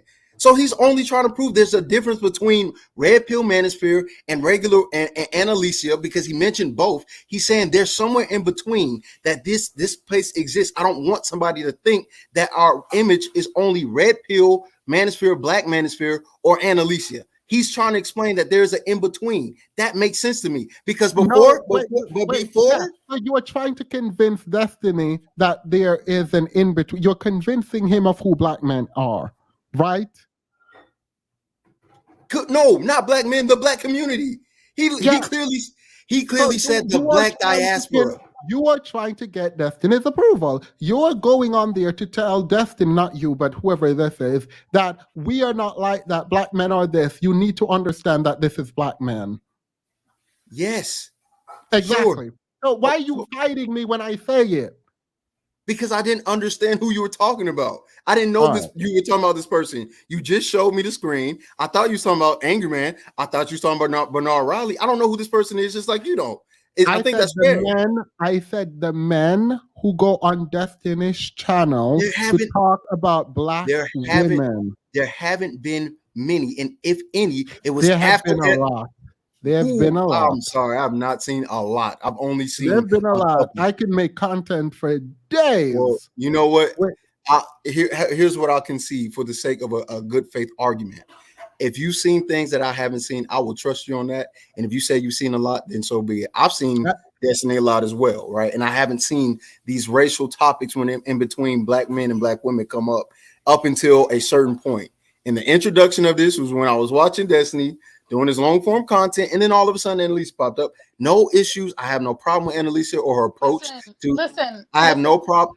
Can I finish, please? I have no problem with Annalise or her approach when it comes to black women, retorting what black men say. As a matter of fact, I support that on my own channel. I let black women have their wrenches in the chat and say whatever they want to, because it's fair. You're so nice. You're a good black man. Look at you. Okay, can we not with the condescension? I'm talking to Theme, somebody a little bit more mature. So what I'm saying is this. She's taking a shot. Theme, she took a shot at me. Yeah. So that's what I'm gonna say. Let's all stop, because I actually am curious. Your worldview ultimately, right, is that black men and black women, there is no leader. You're a feminist, I presume. In certain ways, in certain aspects. All right. So you don't think black men bear any responsibility over black women in terms of caring for the community? I think maybe at a certain point, like a certain generation, but the younger one, I don't see that. I don't just see black men as these like these older. No. Wait, let me ask the question again, because you're answering a separate question. Okay. Do you think black men bear any more responsibility for the black community than black women? Yeah. Now, based off of the idea of patriarchy, yeah. What you were saying earlier makes sense, yeah. All right, but even if they're equal, do you think most of the issues within the Black community lays at the feet of Black men? I don't feel comfortable giving a answer like that right now. But I would say just off the bat, if I had to just go off of what I could see without doing any more research, I would say yeah. No, but so I don't want to like push you into an answer because I don't want that to be like my thing. I want you to actually think about it. When we think about the Black community, and I don't know how many stats you know about what. So if you don't know the stats, it's fine. But what are like the issues in the Black community, you think, and why do they exist? So I think that homicide and murder rate within the Black community is an issue, and that the main proponents of that would be Black men. But I think that whenever we have the conversation about those things, it's a lot more depth to it than what we like to give. The same thing with single motherhood, right? I think that both the manosphere and I don't know what to call this sector of the space, we take a very surface level approach as a tick for tack thing instead of looking at the deeper issue, right? So I think that homicide is a problem, but there's something wrong. What do you think the deeper issue is?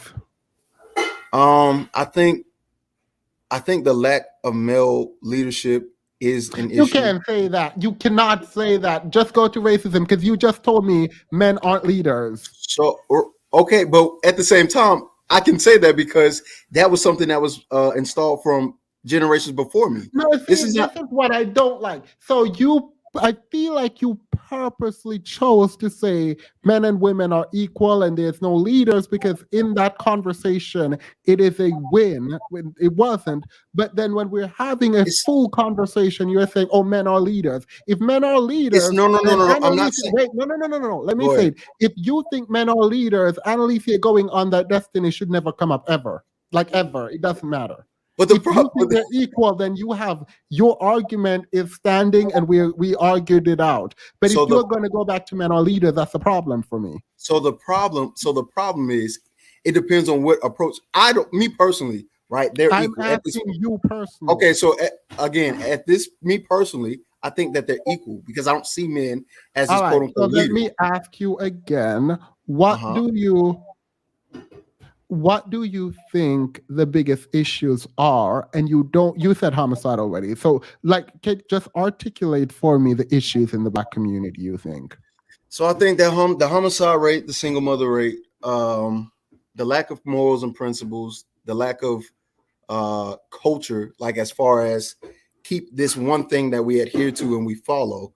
And if we want to dig deeper, I think that racism is an issue. I think that stripping the people of their identity through religion and also through, the intention of basically making them subservient to you also adds a issue to that. And we now have an issue of Black men and women are looking for an identity. And because we're looking for an identity, we're falling to pretty much any and everything, right? So I think that's a big problem. And I think that's all inclusive. So if you go deeper, go ahead. No, continue if you're not finished. Okay, Themis, I'm gonna. No, Annalisa, no. I want to hear this. I'm jumping off the panel. I was just gonna say I'm gonna go. It doesn't sound like he has anything else for me, so I'm gonna exit. You came up here for just a roast. No, because if I live rent free in your mind and you're calling Annalisa every 2.5 seconds, Annalisa, speak of the devil, she will appear. Listen, the only thing I'm going to say to you before I leave is don't be mad. It's okay. Listen, maybe Destiny will have an arc where he goes back into the delusion of Black men's reality, but it's okay that white men and other groups of men know how to do math, and that things that Black men have been talking about for millennia haven't been adding up. And then when Black women help to put things in perspective and help them understand what's going on, it's okay that the math is adding up and the math is mathing. It's okay. Destiny has many arcs. Maybe he'll go back to the delusion that Black men tried to sell them, okay? It's okay. Well, nobody cares. But you take care and you continue to listen to Stephen. Okay, well, you have a nice day. Anyway, that's my point. My point was not because I don't care about all of what she just said. It has nothing to do with anything. I'm looking for consistency as far as, hey, if we're going to say this about these people, if somebody also from the space has participated, is it not right to address that as well? I That's did my thing. address it though. I did Okay, address I it, got but you. I don't think it's as significant. But you were saying the single motherhood, racism, you said morality, right? Principles of morality, yeah. I'm just putting morality. And then the black identity. Is there anything else you want to add? Just the culture, the overall culture. Like I think that's an issue as You well. think we have a bad culture? I think that our culture is a amalgamation of things that may not have been ours originally, just based off of my understanding of how we got here. Right. I don't think all of us were quote unquote Christians. I don't think all of us follow these one set of beliefs. I think that was taken away from us, and what we brought over from our original starting point, which is Africa or the West Indies. All right. So wish of these. Let's do single mother since it's the first one that I said. What is the issue with single motherhood? I think that there's always going to be two energies needed to produce a healthy being. And I think a masculine and feminine presence is definitely important. I think the things that women can teach is very specific to women. And I think the things that men can teach is very specific to men. There is this conversation that says that like nuclear family is a European invention and a product of capitalism, but I won't get into this. I'm going to ask you now, if this is true, and we're based on the research, it's nuclear family is the best. A two-parent household is good for a child. And you're saying it seems like you agree with this. There needs to be two energies. Do you think reframing it as an absentee father problem, as the chat has been doing, is better? Or do you who do you blame? No, I mean, look, either way, it doesn't really bother me. Like single mother, absentee father, that's fine. Like we can call it that. Absentee father's fine. Yeah, but no, that's what I'm trying to say. Like, what is the issue with it? Ultimately, is what I'm asking. You said you need two energies, masculine and feminine, and by and large, the masculine presence is absent. So, like, it feels very obvious the answer there. Okay, well, yeah, that's fine. If it's absentee father, then let's say that instead. I don't have any personal qualms with that. You were saying it's fine. I'm trying to understand if you understand the issue. Yes, I understand what you're saying. You're saying there's no, not what I'm saying. No. Forget me. I'm trying to get you to like understand the issue, and maybe you can help me understand it if I'm misunderstanding it. If it is a problem, it needs to be fixed. Correct? Right. Sure. I agree. How do we fix? How do we fix the single motherhood rate? Okay, so it would be bringing in masculine presence, which means it's absentee. Was it father absentee? Right. Are you saying it because you think that's what I want to hear? No, I'm saying it because I understand what's going. I understand what it is you're pointing to, and it makes sense. Yeah, it just makes sense. Like, there's no need for me to fight that. Like, if you're a single mother, that means that there's no father, and if there's no father, the question is why, right? And that would mean where is the accountability on the man to be in the area that he also procreates, right? Yeah, and I agree with that. Right, so we don't have any disagreement there. I would agree. Absentee father. To me, I put a slash just because typically when you hear these conversations, just even in political or wherever you hear single mother, you don't hear absentee father until you start reading articles, right? Those are typically the only times you see that phrase. You get what I'm saying? Yeah. So that's all. Yeah.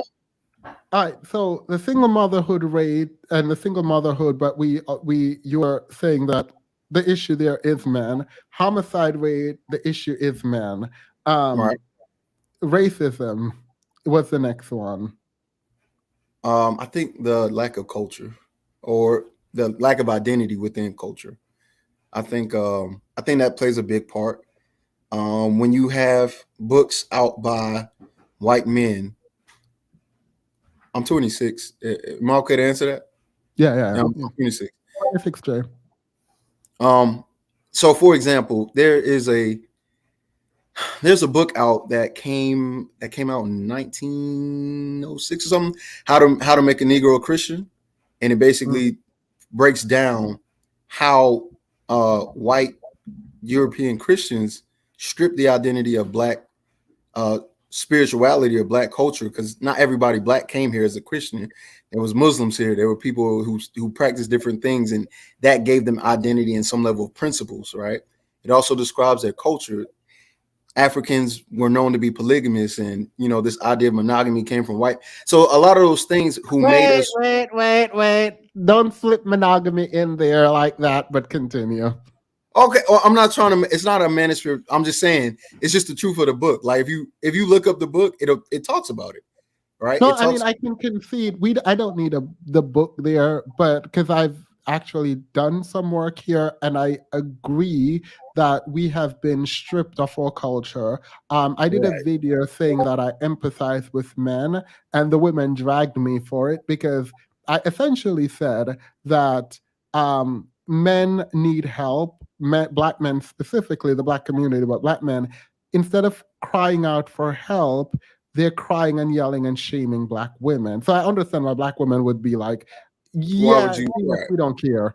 So I get that. But when you say we've been stripped of our culture, community, religion, and all of that, not monogamy, but we've been stripped of all these things, I agree. And I think we need to figure out how do we get back to who we want to be, or like create a new man.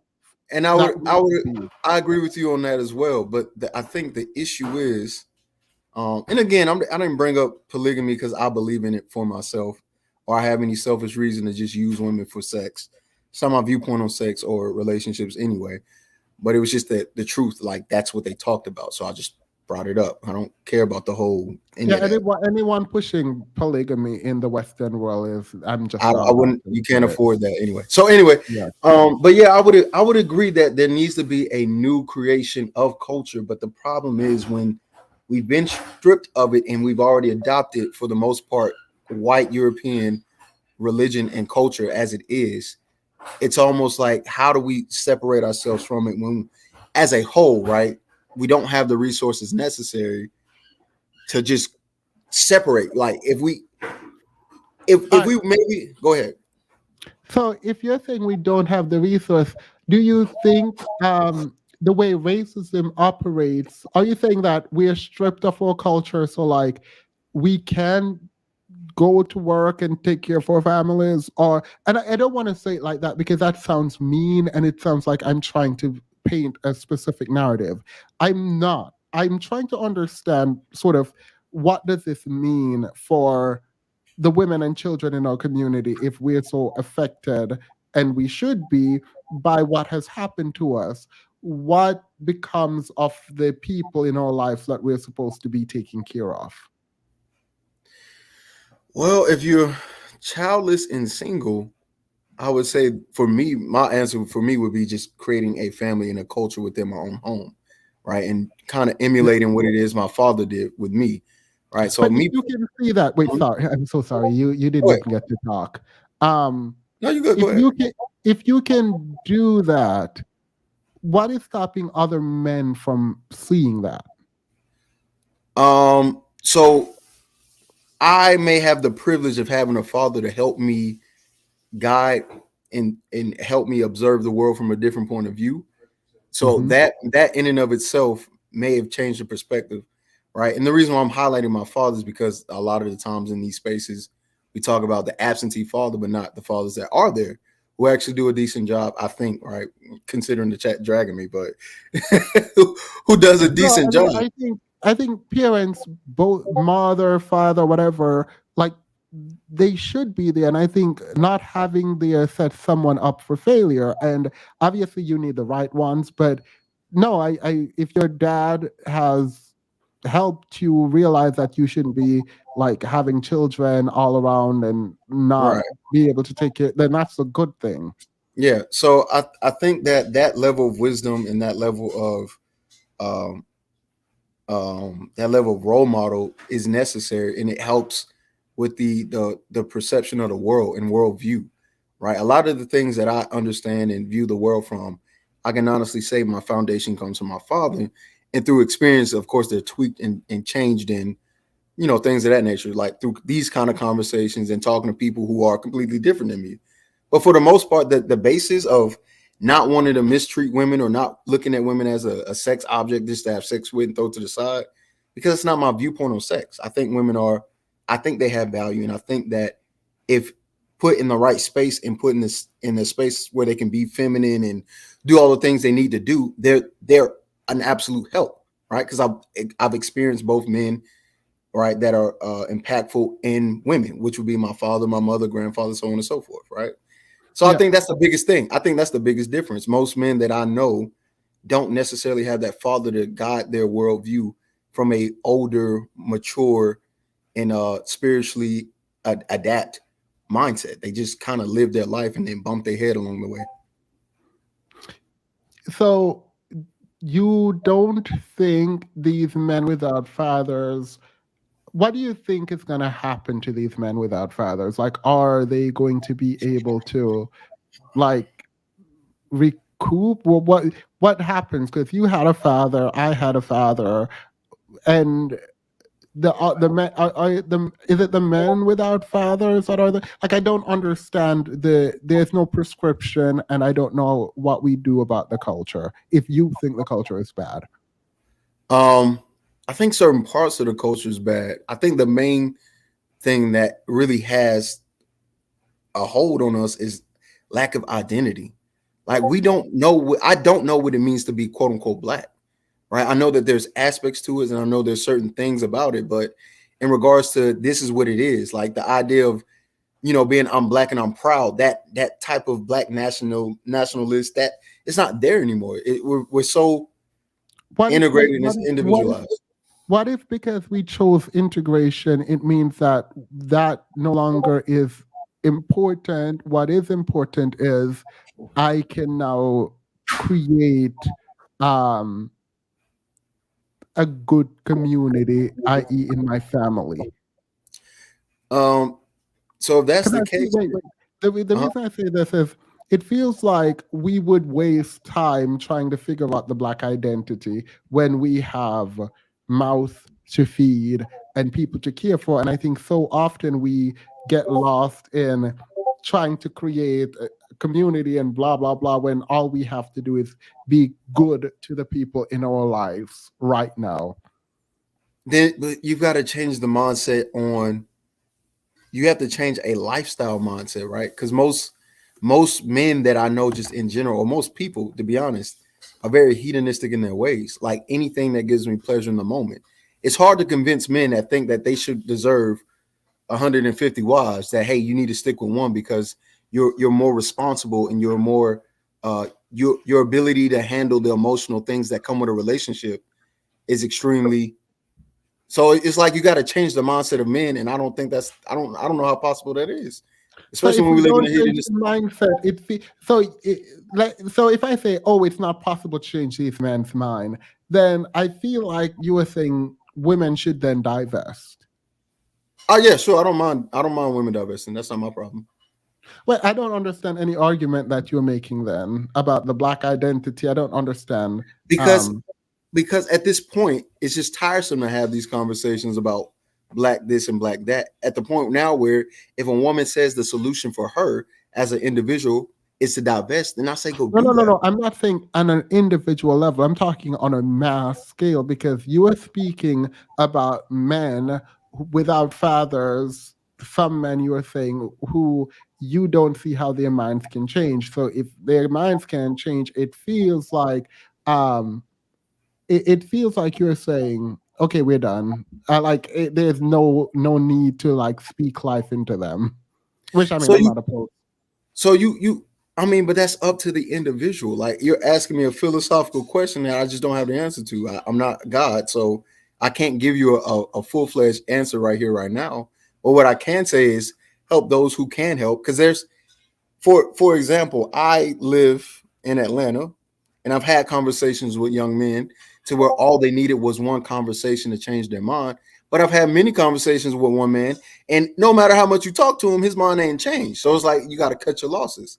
So I don't want to say stop speaking or stop saying things that you think would be helpful, because that doesn't make any sense, right? Because you could take that approach from Christianity. They say even though God is preordained and all this, the gospel still needs to be spread. That idea, I would still say do that as well if you feel up to the challenge.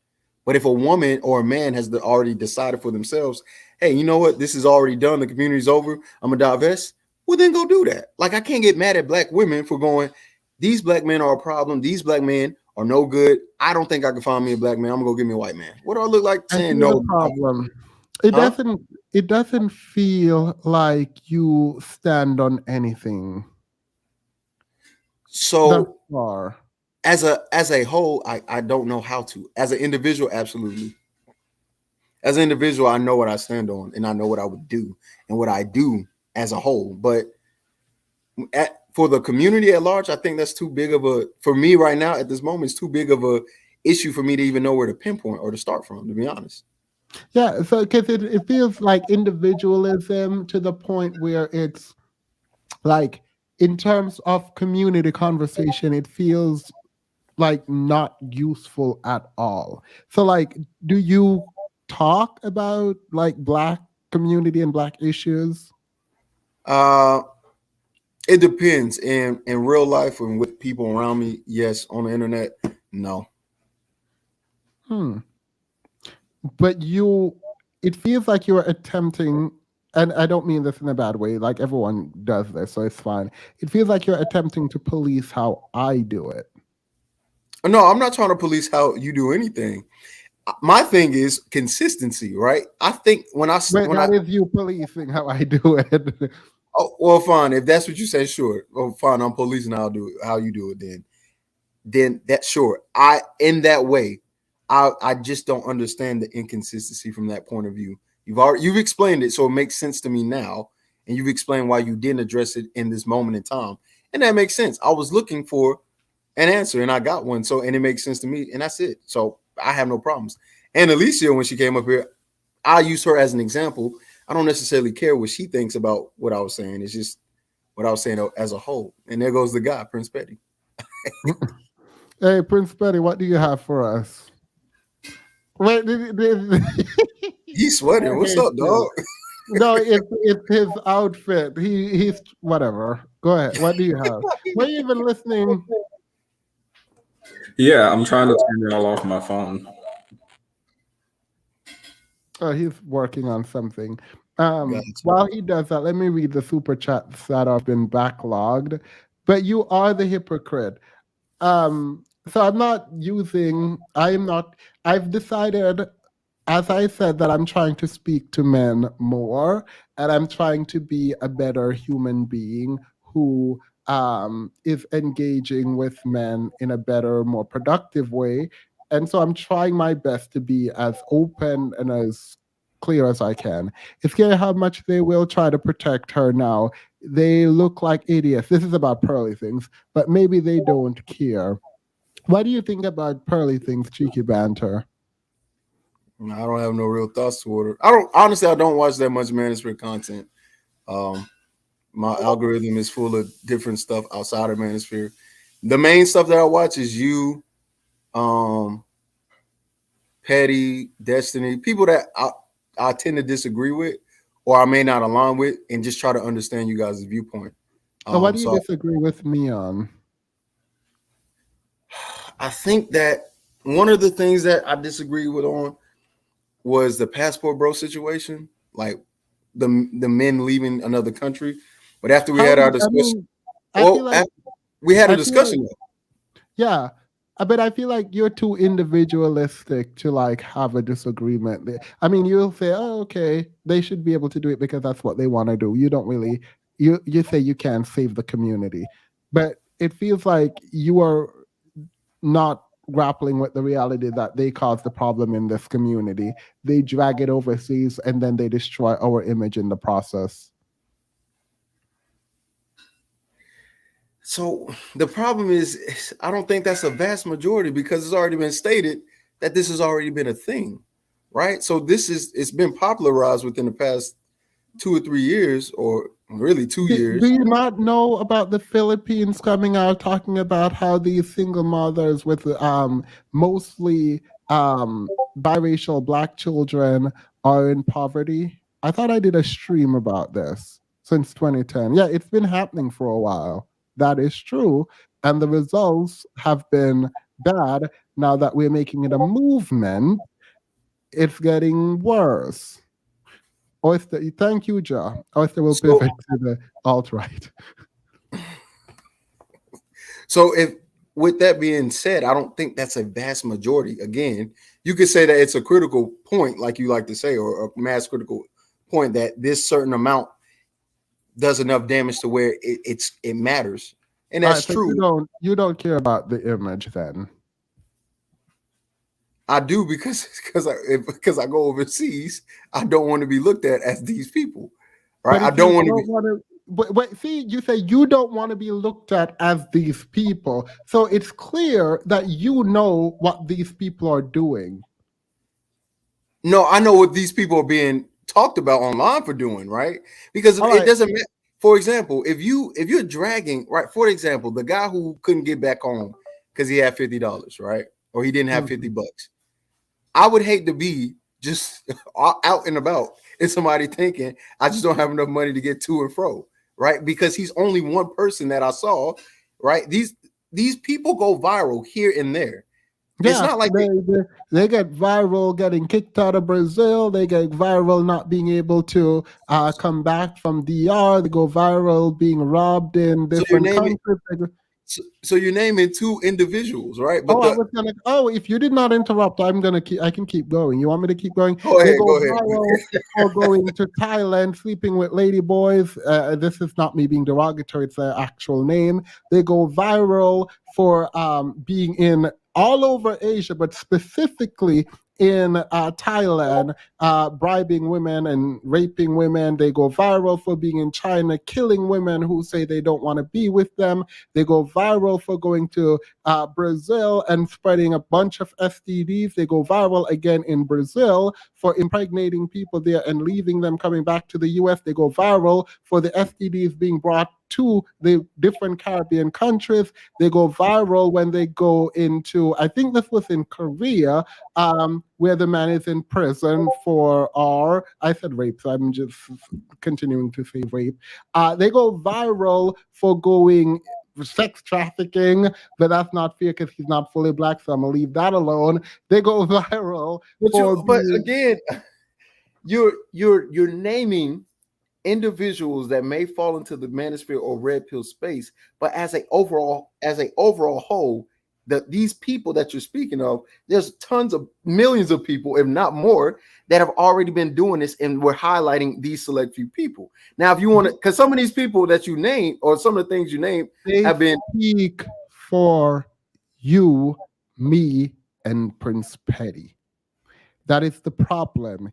If you sit there and you say, oh, well, they're just some people, so we don't have to address it. What you do is you leave a narrative, and that becomes who we are in the eyes of everyone else. If you are pushing back against it publicly, then we have evidence of other Black men saying this is not who we are. But when you say we shouldn't have to talk about it, why are you belaboring the point?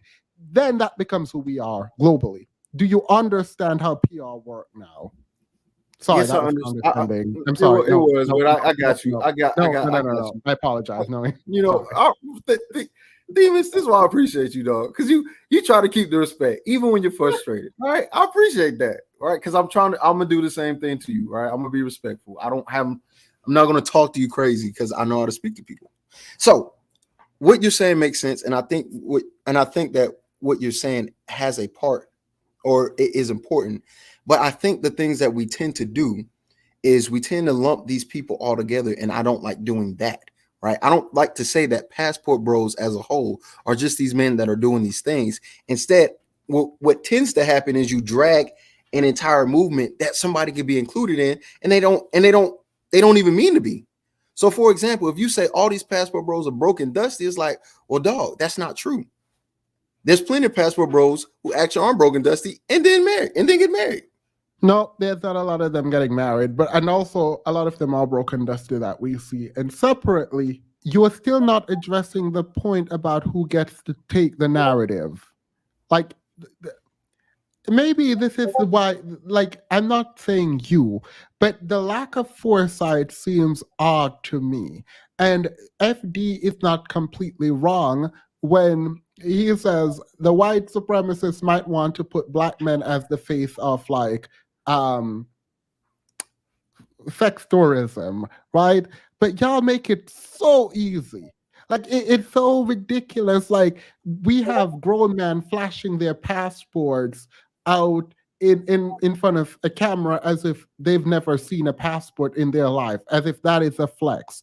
All right, fine. Then you're going over there, filming women doing all kinds of ridiculous things, getting dragged out. And then instead of us collectively as black men saying, yeah, no, we want no parts of that, we don't believe in this, we don't do this, blah, blah, blah, we're saying, let them be, it's just a few, blah. Like, it's almost like by shielding them, you don't understand how this affects you. And I know you know, because you specifically said, I travel, I don't want to be viewed as them. So you understand what it is they're viewed as.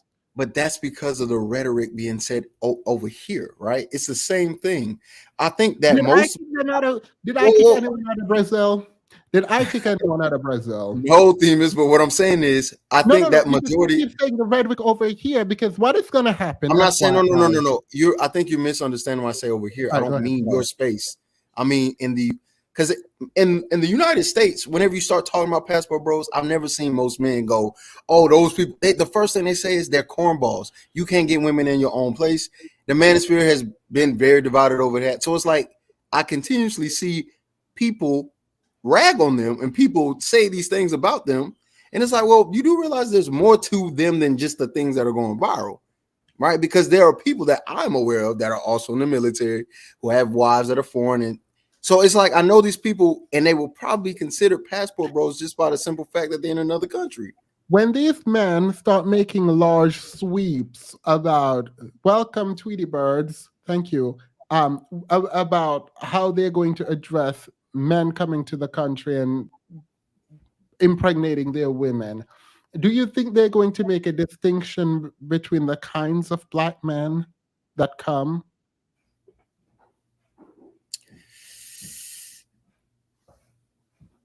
Probably not. Just a realistic answer. No, I'm gonna say no. So if it gets to the point where we're painting women in Brazil, for example, as cheap and you can do this to them and that to them and blah, blah, blah, when you start doing that and the men start pushing back, we are all going to be affected by it as black men if we try to travel.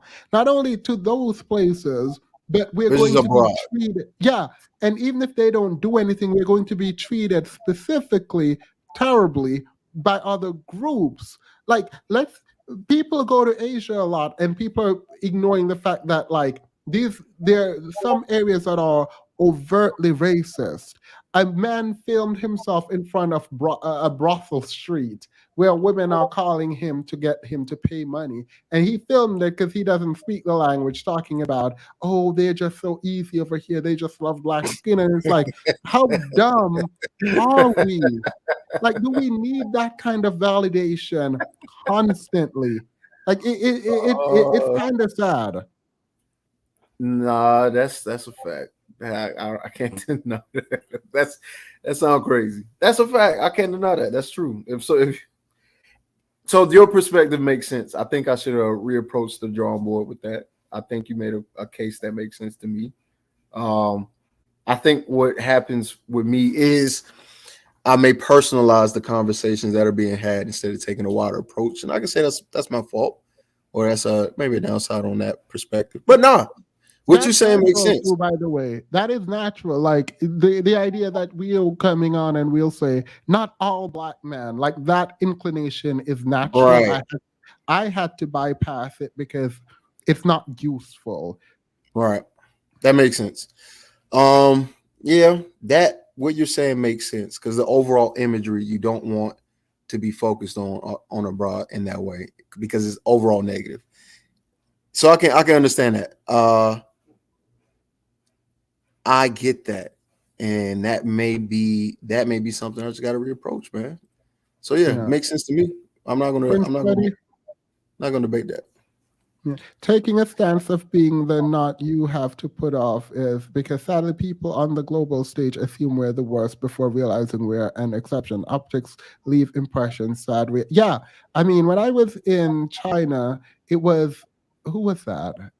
Seeking Techniques. Thank you so much. Well, let me not make a judgment on the entire a country. What do you have? These European men created sex tourism, so naturally the desire to be able to do what they can do has them following in their footsteps. This is what equality looks like. It's actually funny. Prince Freddie, you're muted.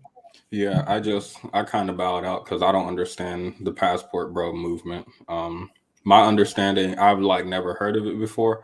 My understanding is that it's modern men from America who want more traditional women in other countries where women are more traditional. But that never made sense to me because I assumed that the traditional women in those countries would want the traditional men in those countries and not modern men from America. So I have no idea how the logistics of something like this work. But I'll drop that.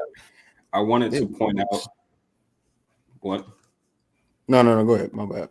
I wanted to point out in regards to there being a type of I watched the FD video yesterday and there was an attempt, I think, to do what Chiki's doing, what the Man on Destiny's panel was doing, where it's like, okay, yes, these are Black men and they're loud with their rhetoric, but that's not all Black men. This is just a small minority with a loud voice or something like that.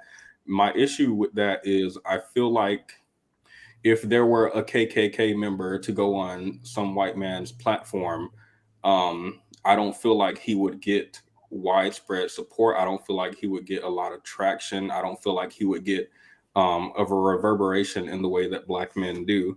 Even the man who went on Destiny's panel, when Destiny was like, okay, can you name me a bigger Black creator than like Fresh and Fit or Kevin Samuels or these big toxic creators? And he was like, Marcus Brownlee. Marcus Brownlee reviews cell phones and computers. He doesn't talk about like that's so anyway. Joe Budden. Joe Budden has publicly admitted to removing his condom during sex with a woman without her knowledge. As well as he's also platformed Kevin Samuels and Manosphere creators like that and spread their so like even in your pushback against not all Black men, what about good Black men like Joe Budden? It seems really ridiculous. Aside from that, I don't think there's a lot of meaningful pushback. I feel like if there was a lot of meaningful pushback from like the supposed majority of Black men who aren't bad, if there was a pushback in a meaningful way, then it wouldn't be able to be something like that, right? In my mind, these would be small voices that would get drowned out by the overwhelming majority of good Black men if that were the case, but it's not. It feels like they're getting endorsement. But do you really think how influential do you think that the Manosphere and Red Pill people are as a whole? I think it's actually a good representation of the Black male community, at least. Like what Kevin Samuels used to say about Black women masculine and we were going to go to other races of women. I think based on the data I've seen, that seems to be true, at least how Black men feel. I think they date out the most. He used to talk about domestic what he called it, discipline, beating your woman and how that should be legal. And we need to bring it back for these masculine women. Domestic violence rates are extremely high in the Black community. I mean, it feels like the data sort of corroborates what I'm not saying all Black men, by the way, but it does seem like the data corroborates that this is more prominent in the Black community and they're more aligned. That's an inference in that data. That's not necessarily what the data is saying. Like you may infer that just based off of the things that you consume, or the things that you combat, but the data does not point to that being the case. Right? It's not like extremely high rates of DV. Wait. The data doesn't point to what, Cheeky? So I think the inference is that he's saying that the Manosphere is a good synopsis of how Black men think about black women or as a whole, I don't think that's necessarily true. I think that the data that he was using, that black men dating out the most, it's again, this is what I mean, like putting intent on an action that's not Well, verifiable. I'm not putting intent on an action. I've done, I think, a 2 or 3 hour live stream where I and a professor we went through what I felt like was a meaningful dive into data regarding differences between why men of a certain race date out, why women of a certain race date out of their race. Those differences were different. I think the differences were such that the men were dating out for reasons that Kevin Samuels might talk about regarding black women being seen as masculine and unfit for marriage and uncooperative or whatever, and having that type of stereotype attached to them. White women being associated with a sort of status that would elevate your position in the world and being considered more feminine and stuff like that. As far as when looking into why black men date out, I do feel like, yeah, it's corroborated by, at least that was my understanding of the research I did. So if we look at the percentage of black men that actually date out, is it a small minority or is it a large majority? So sorry, I'm looking at something. You said when we look at the percentages of black men that marry out, what is your question? Is it a large percentage? Like, is it over 25? Is it 10, 15? Where? Because if I'm not mistaken, it's 15. Under 30% of black men marry. And if you're going to compare the numbers of people who marry out, a large percentage of men who marry black men who marry black women. If that's the answer you want, then yes, but that's not what you look at to see whether or not they're the most loyal to the group. So right? I'm not saying you would compare. No group of people marry out at a higher number than they marry within, like none. Okay, and I'm not disagreeing with that, but again, when you start saying that this ideology of the manosphere is the reason why these men are marrying out, that's where it's an inference. No. He's not saying, and correct me if I'm wrong, he's not saying the ideology makes them marry out. He's saying they hold the same ideology about black women. Oh, okay, so he's not saying that. Okay, but even still, so maybe I'll put the link in the back check if you can. I'll watch the video. I'll watch what you're looking at, and then I'll look it up myself as well. You're gonna watch my channel? Petty, I've been over there. If I'm not mistaken, I'm the first super chat.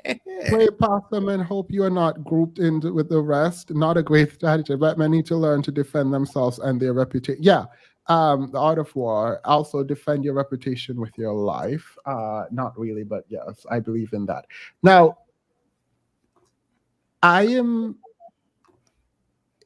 it comes to the manosphere conversations around blackness and black women and biracial and light skin versus dark skinned women, I feel like we are not being honest in so far as like it's very clear that there is a preference for a certain type of woman, and black men have bought into the sort of colonized approach to mating, which is light closer to white. So I feel like that much is can we agree on that? Because if we can't, we can watch colorism. Talking about colorism. Colorism. I think colorism has always affected the black community. I've seen it. So yeah, I'm not going to disagree with that. Yeah, so when we hear the manosphere talk about black women in the way that they do, well, this is just an offshoot of what has been happening, just playing out online. So you think that idea of colorism that's been in the community and black men in the manosphere, which is a niche group, and their expression or articulation of that is just a continuation. Okay, so first of all, I don't think it's a niche group. So let's be clear. I think the manosphere is specific, yes, but I think they represent the ideology of other groups of men, and black men more generally. I'm going to say the word that annoys you, or the phrase, which is critical mass. because that's what I'm comfortable saying online. But no,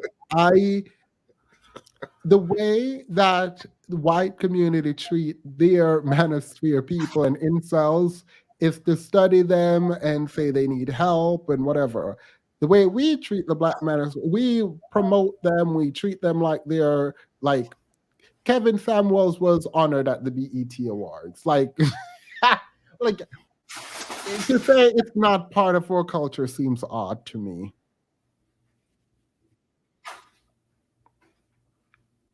Like to say it's just a small number seems odd to me. I think it would still be a small number. But as far as the impact, which is because I understand you saying critical mass. I don't know. I don't know if I can agree to that right now. I'll look more into it to see if how much I would agree with it. But as of now, I can't say that because it's still a niche. It's because most people in general, when you ask them these questions outside of just online spaces, most men do not think this way. Most men actually no, actually, when I ask people, like professional people, they'll say, you know what, he's not wrong, but like maybe he shouldn't be saying that, or something to that effect, actually. Very few people outright condemn him when I ask them in person. Because it's hard to just outright condemn somebody if you agree with certain. So, like, I can't disagree with every. Agree with certain parts of what he's saying, and it's not the parts that are generally agreeable. It's with black women are masculine. Okay, fine. Black women are masculine. Oh, I Why? mean, well, then that is. I can't answer for you on that because you've asked people questions. I've asked people questions as well. And so they just you don't believe that a lot of people think black women are masculine and bought into the stereotype around black womanhood? I think that certain black women, sure, right? No, I didn't say certain. I said black women as a general statement. I don't know if I don't know how to answer that because I don't know everyone's thoughts. So what I would say is probably not. I think for the most part, black women have shown themselves to be a lot more than just quote unquote masculine. I'm not asking you what you believe. I'm asking you if you believe the world essentially believes that black women are masculine.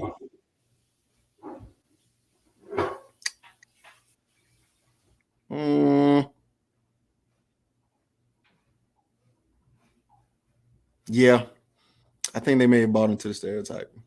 Yeah, that's the problem.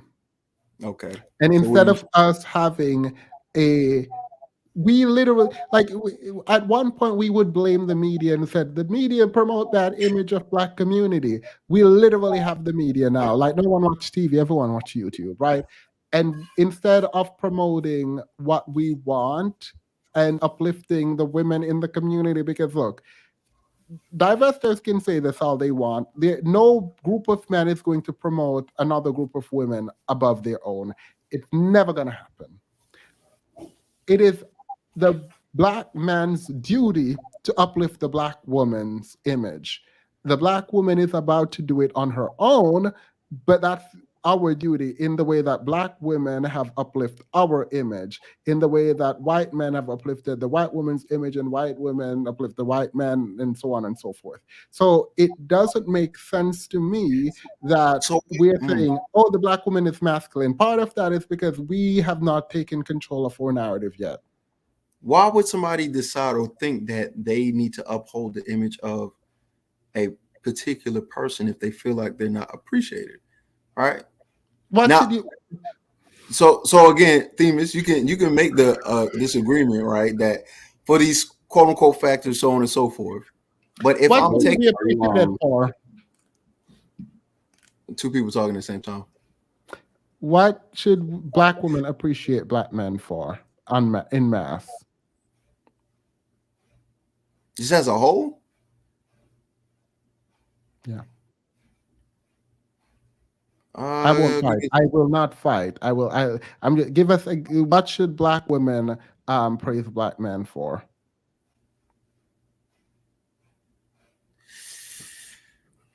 I think as a whole, I think that black men throughout history, I would say during the civil rights era, they fought for the right of both black men and black women. I think that should be appreciated. I think that I feel like you're saying that in a way to exclude black women's fight in the civil rights. What have black men whoa, done? wait. I didn't say that to exclude anybody. You But said you what can't- you said what should they be appreciated for? Can men not be appreciated for their contribution to that as well? Or are you saying that they shouldn't be appreciated for that? No, I'm not saying you shouldn't be appreciated for it, but like to the extent there are black men a part of it, like I'm asking for things that black men have. Like if I ask a white person, a white woman, what should you appreciate white men for? I'm guessing conquering the world, right?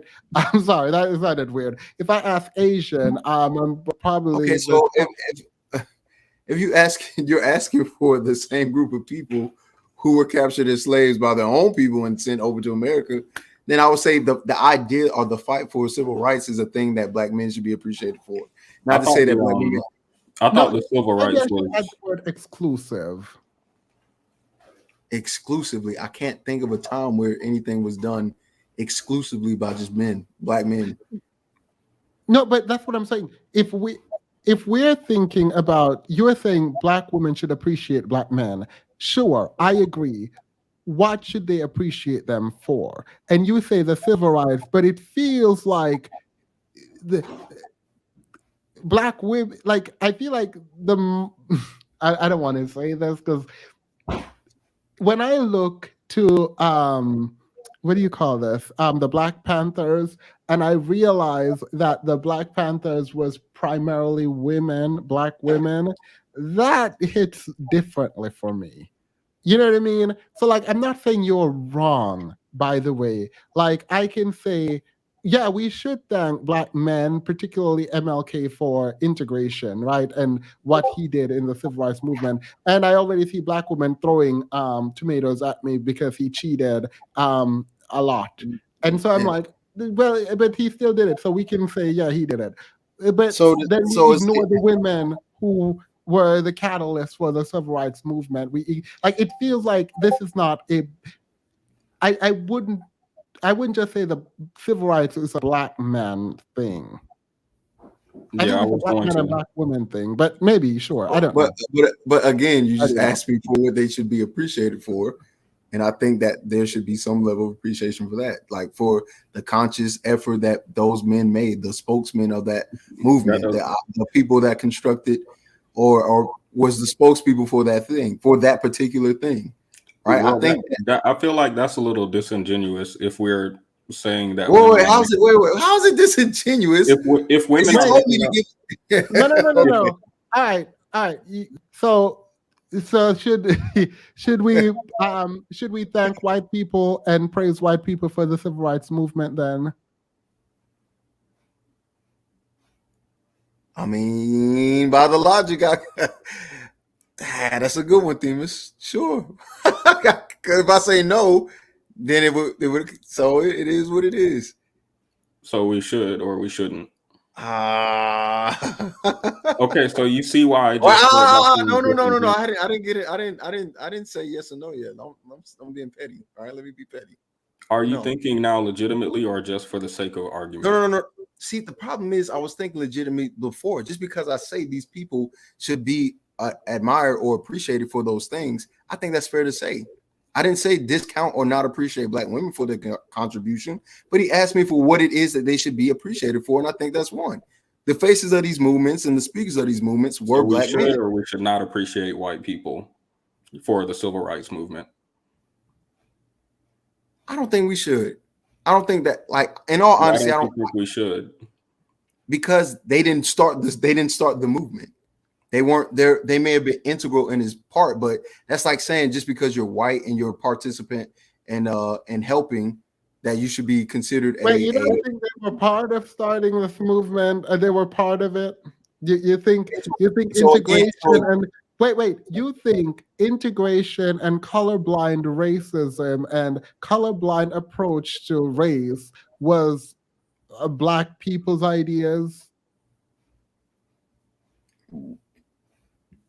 The idea of, I mean, I don't know the answer. No. I'll give you that. So no, the nail though, and say absolutely not.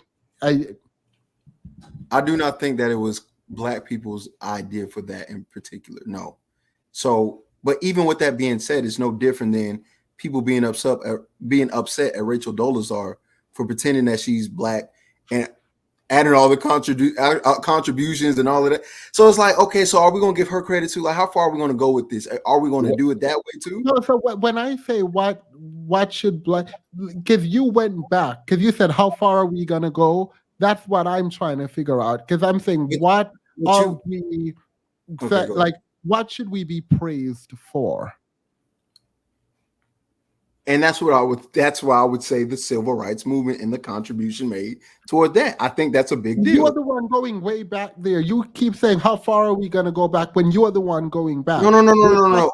When I say how far, I mean the line, right? If you're saying white people, if we're going to give credit to white people in the civil rights movement, then the question would be, why did we get so upset when Rachel Dolezal did what she did? Right? She was white. If she's not black, you can give someone credit for doing something. Okay, so I would give white people credit for the help. I would give white people credit for the help, but I won't say that they are the faces or the main contributor to it. I would say that they literally gave us the rights. What do you mean? But why was that even a conversation? It's not as if they just like, oh, you should just get the rights. The conversation. But who is more instrumental? The one asking for the rights or the one giving the rights? Because they can give you the rights. Wait. No. And that's the thing. Are we going to undermine what he did? Like, he just asked for the rights. He didn't make debates. James Baldwin didn't make those debates. Malcolm X didn't make these debates as to why these things are constitutionally wrong. You think the government, the American government, had no other option than to give black people the civil rights bill? I think that the men who use their voice helped them see that option, or made or had an influence in that option or in that choice. Because if not, what are we going to say? He shouldn't have done anything at all, and it's going to just come eventually. Like, what are we downplaying? Let's, for the sake of argument, because I don't want this to. My professor is messaging me, annoyed. For the sake of argument and for the respect of my professor right now, who is like, I don't like this, let me say, sure, what else? Because you earlier said you should not be held captive for that which the people who have done what they've done before you, because you're just 26, right? So what should men be getting praised for today? Today, I don't know. As a whole, I can't really answer that one. I don't know. As a whole, I just don't know. As an individual, I can say stuff, but as a whole, I think we just the quote unquote black male image is not. So do you think, because you said black women should be praising their men or whatever, right? I didn't say that. What did you say about praising? What I said is, if you made the statement that the men of a particular culture should uplift the women of that culture, and my question is, if I am the men in that culture and I don't feel appreciated, the question is, what's the incentive, right? I'm not saying I agree with it, but I'm asking the question. All right, the incentive is that you should do something to get praised for. What should you be praised for? Like, if there's nothing to be praised for, wait. The incentive? No. I'm asking, what's the incentive for wanting to do what you said to do, right? Because the statement was, it's your community, your ownership. Okay. It's you who have to be subjugated if you don't do this. So if you don't want to do it, that's fine. But what should be? Someone said cheeky banter, Granville. So what should that be? Like, what should you be praised for? Again, you already asked that question. I can't necessarily answer that. I'm more thinking of the person that may have that approach. If I don't feel appreciated and I don't feel as if it's any beneficial. All right, so no, I'm accepting it. I think generally people should be appreciated. Yes. I'm trying to figure out, what do you think black men should be appreciated for today?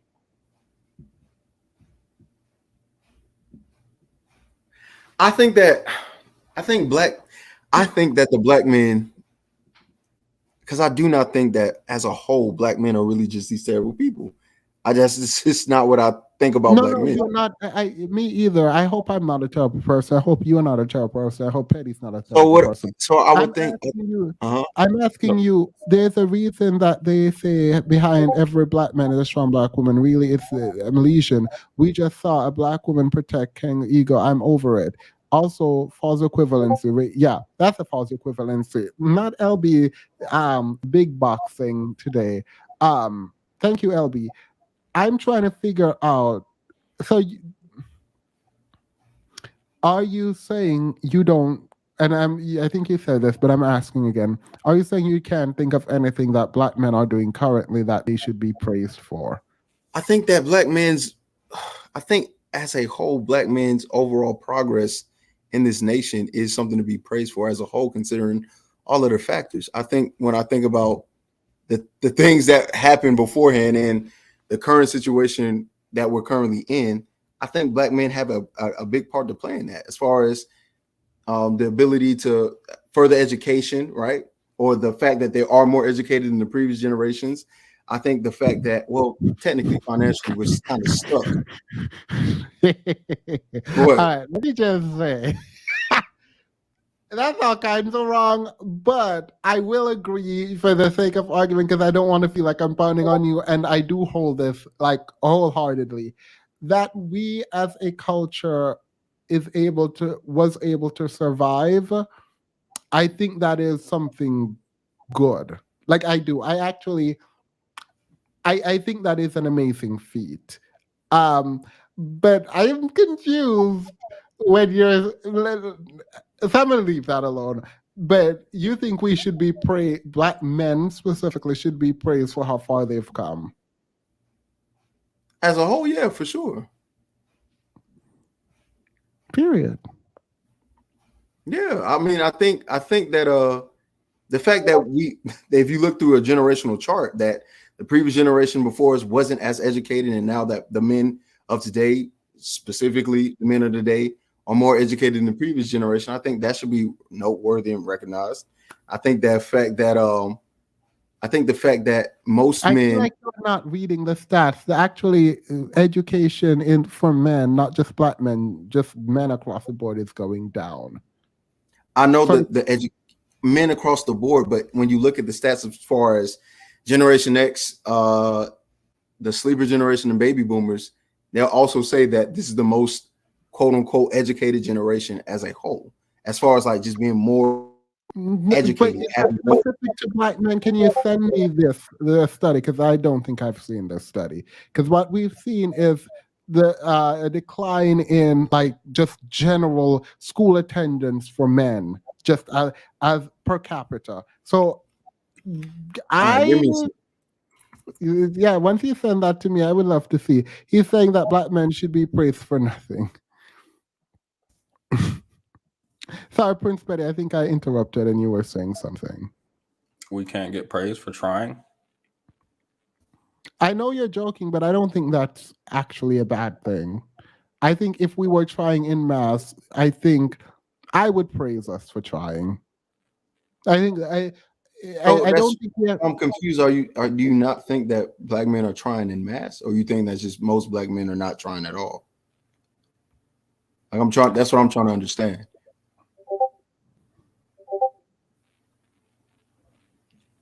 Ask me a question again. Are you saying, or do you believe that most black men aren't trying at all? Trying to do what? Trying to improve themselves, trying to improve their circumstance, trying to do anything. Like, you think just black men are just stagnant, and this is, or actually not even stagnant. You think black men are regressing, and they have. I think our culture is regressive. Yes, I think black men are trying to be better for themselves at the expense. Some are trying to be better to the expense of other people within the community. Like the rappers, for example, when you promote a certain kind of lifestyle, you benefit from the promotion of said lifestyle, but the entire millions of people within the culture are affected by what you're promoting negatively. So, and I do think even selling drugs, as terrible as it is, stealing, all of that is an attempt, I think, at bettering one's personal status to the expense of other people. And so maybe I spoke too generally when I heard try, because when Petty said try, what I thought was thinking about education, being in community, raising your family, and that kind of stuff. But when we look at the rise in single motherhood rate within the Black community, it's very difficult for me to concede we are trying by and large. So, I mean, that's kind of how I analyze the data. I'm not saying I'm right, by the way. I'm saying it's hard for me to just say, yeah, we are trying, because the way I conceive of trying is like pedal to the metal and full force ahead, and we are seeing in mass Black men going into schools, as we saw some Black men did in Louisiana, preventing crimes. We saw in another city where Black men were at a gas station, making sure women weren't being abused when they stopped for gas, right? Like we saw, well, that's essentially it. And so, like, if I saw more of or like dads on duty, things of that nature, like yeah, where yeah. So if I saw more of that, like I obviously am doing like my little seminars or whatever, mostly women come, but like if I saw people with expertise, and not if I saw, what I want to see is people with expertise, even if they don't feel like they can go into these neighborhoods, lending these expertise to people who need it. And not for a charge. Like you're not like trying to get Black men to like pour out their money buying a $1,000 suit, but like you're actually going to the Salvation Army and you're getting suits and you're figuring out how to give it to men who want to get jobs. You're teaching men how to write resumes. You're giving little boys hugs, and like I don't know, like I want to see in mass, and I thought the Black Manosphere would have been a great place for this, where people came together and just actually help men, like push men to be like better. Instead, go ahead, sorry. I think that was again, even people within the manosphere, I've heard them say that that was at some point the premise of it, but it divulged into whatever it is now.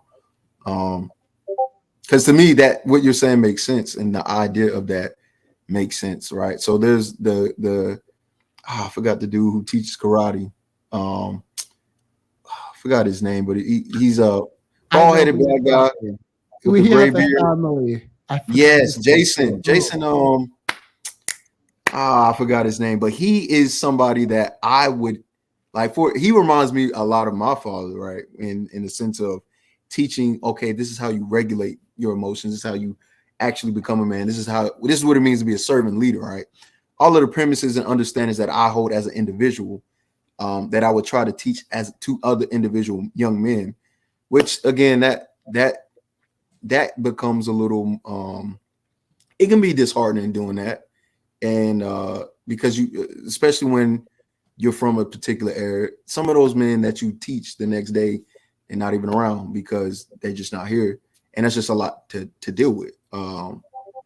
So I can understand the dilemma of men that go through that go, I want to help and be a help and do this, that, and the third, and then something like that, something traumatic happens. They're like, man, I don't know how much I can. Hustle. Yeah,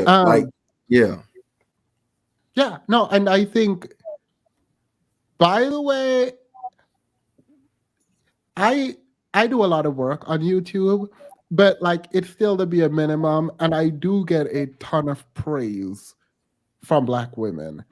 And it's not just because, oh, you say what they want. Like we literally argue a lot. So I do believe fundamentally, if because black women praise black men even when they don't do anything. Like, let's be clear. So, like, even if it was the case that you needed to do something, the bare minimum can be done, and black women would still be praising black men. And I feel like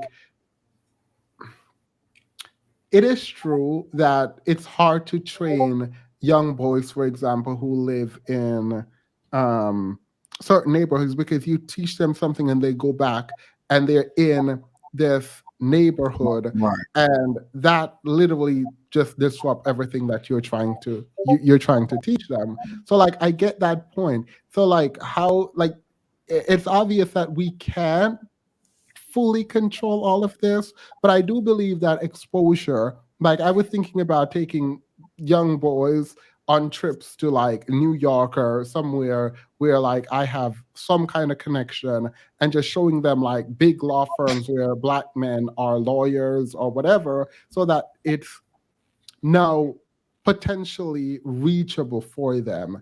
And Right.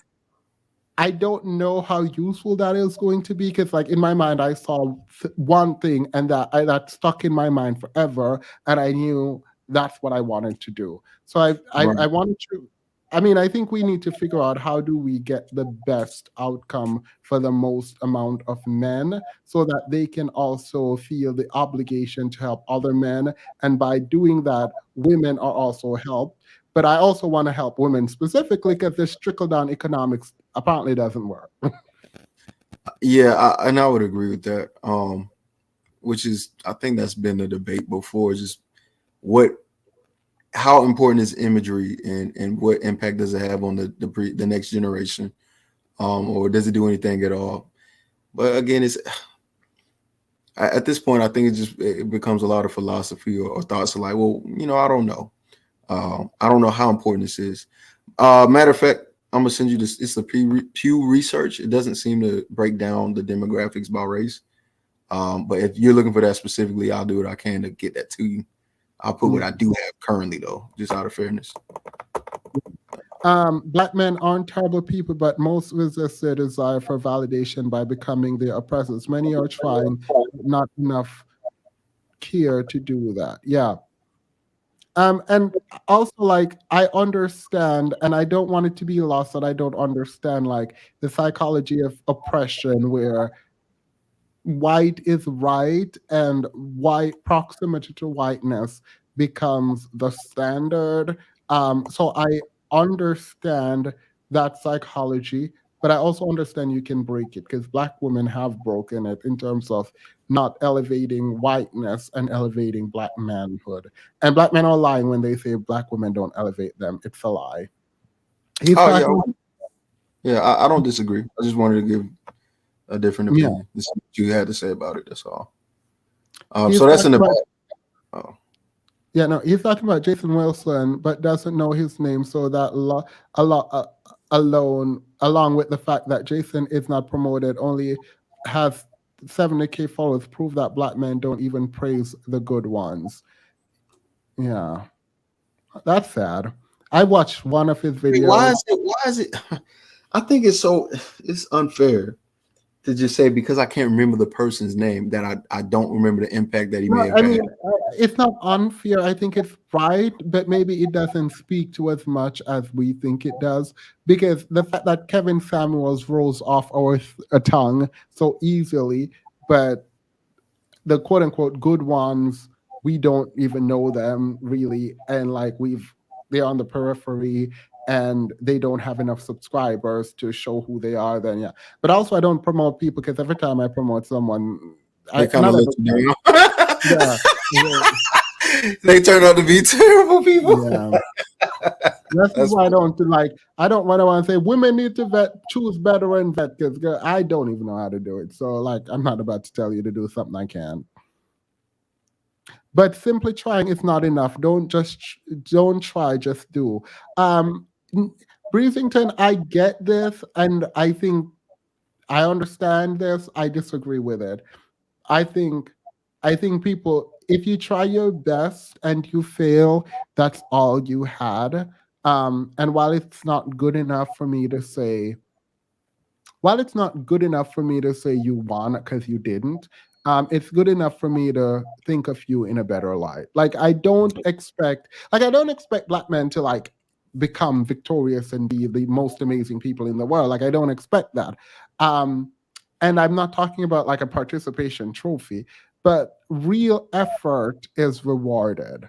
Like, and my chat is lying because like I am trying, I have not succeeded.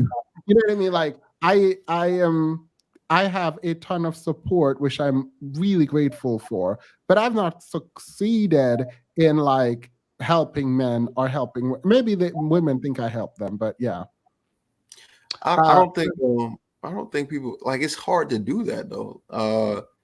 Especially when you feel like your message falls on deaf ears. It just again, I understand like I'm not necessarily welcomed in this space by your chat, but I do appreciate the conversation.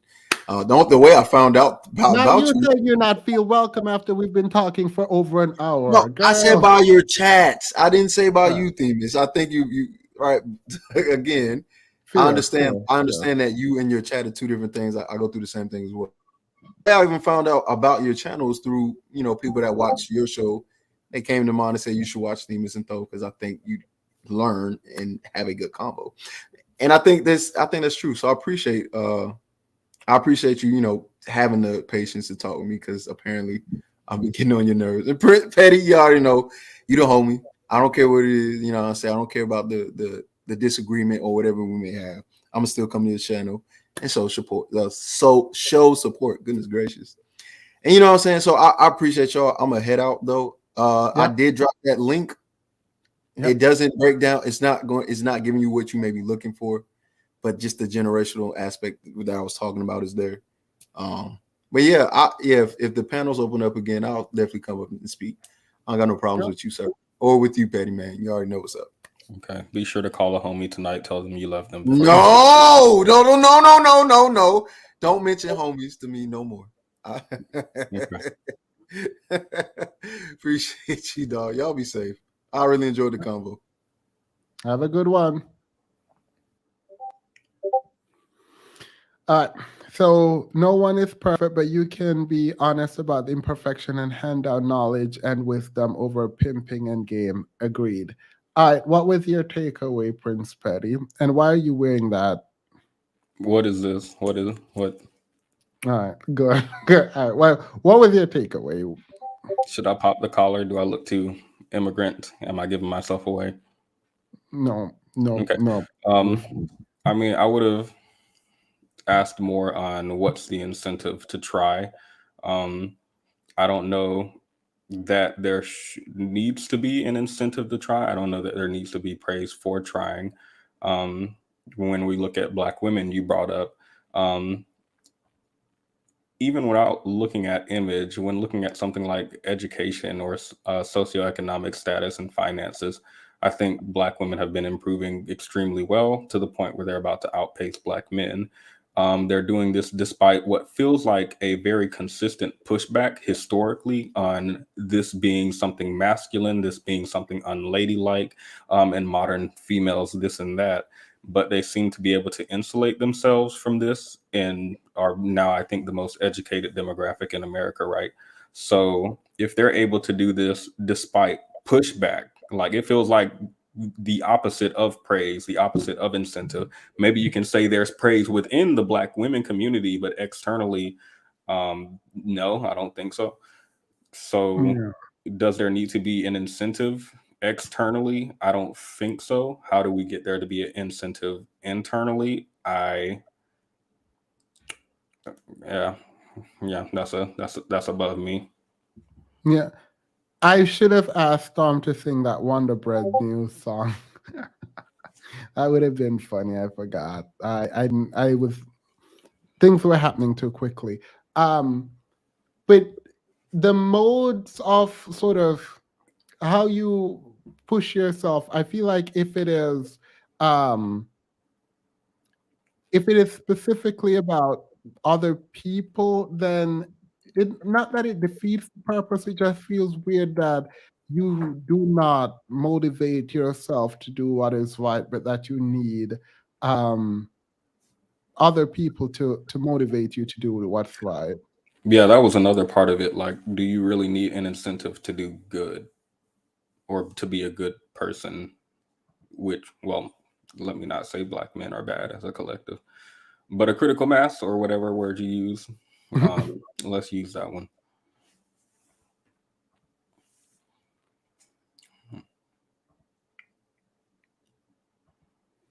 I don't know. I'm hopeful that the way that, or at least the ways that we conceptualize Black manhood, and I'm not talking about being masculine or whatever, but in terms of some meaningful approach to developing, can happen outside of like, I first need to be in charge of the entire system and thus my culture. Because if that's the route we take, then it's going to take forever for us to like start with the simple. Like I literally want to start with the simple things like stay in homes, don't have multiple children. Like though I don't know, maybe that's just ridiculous and weird, but that's kind of where I was going with that. Yeah, I can't think of a solution.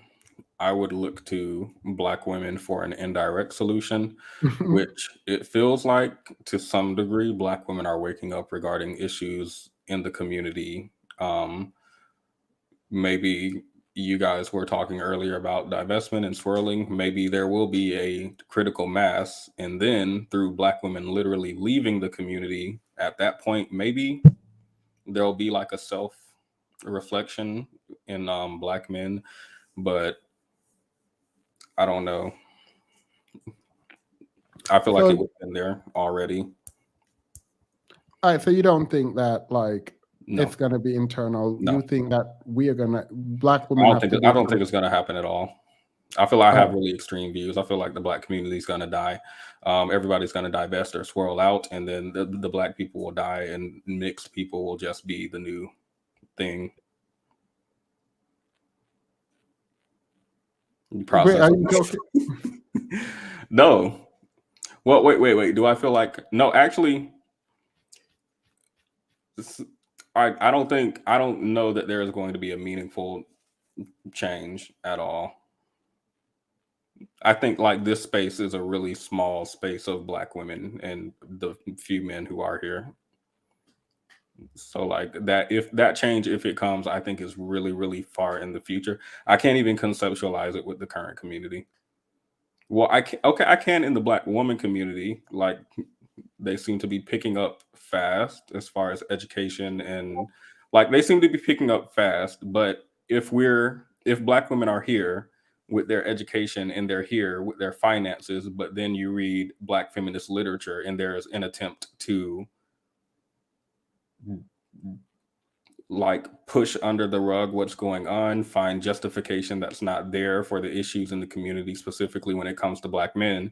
If this is like what the educated, wealthy Black women are writing, then I don't know. Is there hope? What if they weren't? And what if? Do you think if Black men came face to face with the realities of what's happening internally, that would do anything or no? Yeah. Remember the guy who came up on the podcast and he was like, I think misinformation is a big thing. Why would a Black man think to do anything about murder or anything like that if he thinks that weave is the biggest problem in the community? And that's what he genuinely believes. Why would he do anything? If there's an actual internal change of perception of what's wrong in the community, yeah, I believe there could be meaningful change if it's a critical mass or the majority. Now, how do you do that? So then be honest about what's happening. Be honest. You don't think? I mean, Destiny had like a 4 or 5 hour long conversation with someone where he brought honesty to the conversation, and it was just like a literal rejection of reality. How do you do anything with that? Do you think Destiny might have reached anyone in his audience? I understand if you're on a debate panel, you don't want to give up on stage. That looks extremely bad. But maybe his audience, do you think they might have had any meaningful change? Because I saw his audience sending super chats. They were in the comments like, Destiny's so stupid. He don't make no sense. Angry man for the win. Is there actually a meaningful thing going on in the audience, do you think? Maybe not in the moment, but after reflect. Well, honestly, I'm lying. I don't believe that people are reflecting. Yeah, I don't. I want to, but I don't. I think we are.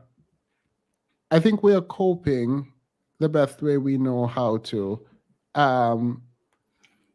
and part of what we've developed is the inability to accept that we have to do more, and maybe doing more is just tiring.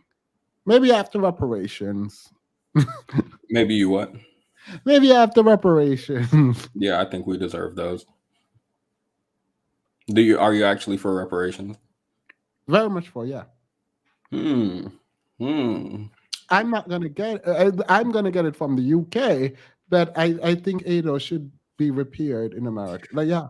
Do you think like stuff like affirmative action or well, not the equal opportunity act, since that just has to do with discrimination, but stuff where maybe like preferring Black people for certain positions if they are similarly qualified to white people, or a hiring bias toward, do you think that would be a meaningful solution as opposed to in place of reparation? Oh, absolutely not. No, cash, money, paid for work. I feel if I gave $40 to every Black, never mind, let me not. I feel like.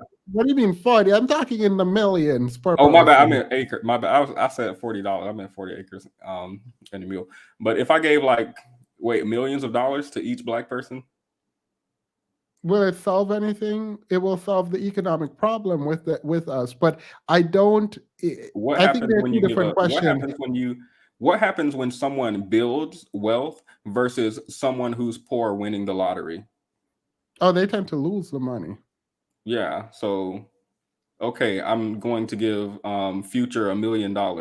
Did he become a better person? Did it solve all the issues in his life that he had when he was poor? No, he's doing what he was doing while he was poor at an extreme Wait, rate. you're arguing for something I'm not arguing for. You're You arguing. said let's give them millions or what? Yeah, but you were saying because they're going to not do well with it, we shouldn't give it to them. That's not my problem. My bad. We were that's not my that problem. about fixing the community. So I jokingly said after reparation. Then you ask me if I'm for reparations.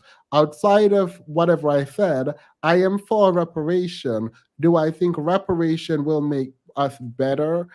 Yes, in terms of financially, but do I care if it does or doesn't? No, I'm just saying paid. You owe a group of people something. But do I think it's gonna happen? Absolutely not. Look, I feel I have a bad worldview about the Black community because when Daddy Trump gave us $1,000 or something for the virus, I remember what my friends were doing with their $1,000, and it wasn't taking care of kids or a household. It was definitely You keep going back to what they're going to do with the money. And I'm telling you, I don't care. I would love for them to You don't care. You don't care. So if what if men specifically use this as an opportunity to attract more women and create single homes? You would be like, That's oh well. terrible. That is horrible. But I'm not about to sit here and say, because I think you are going to misappropriate the money, that you shouldn't get the money you are owed. I'm not doing that. You are owed money. I am not paternalistic in that way. If I believe you're owed money, that's where I think. Now, after you got the money, the problem is now you have no one to blame because now you've been repaired. Now And they can go reparation is not overseas. just about money. It's about you need to put people back in the place that they would have been but for your intervention. And one could argue, no, let me not do that on live stream. They That would can have use been the money messy. to book a flight and go find a feminine, submissive. What did you say they call themselves in Thailand? The lady boy. Oh yeah. Then you say that's like not a rude term. That's just the actual. Mm-hmm. Interesting.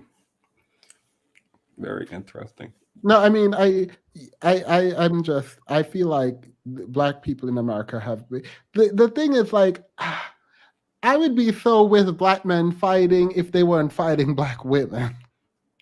Like if they were railing against the system, I would have been there. It's just so weird to hear them say racism is not a problem; it's Black women's weave. Like that is so weird. Like it's so frustrating. Anywho, because like I feel like they don't want to be seen as subjugated by other men, but you're gonna be subjugated by women. Like I'm gonna be.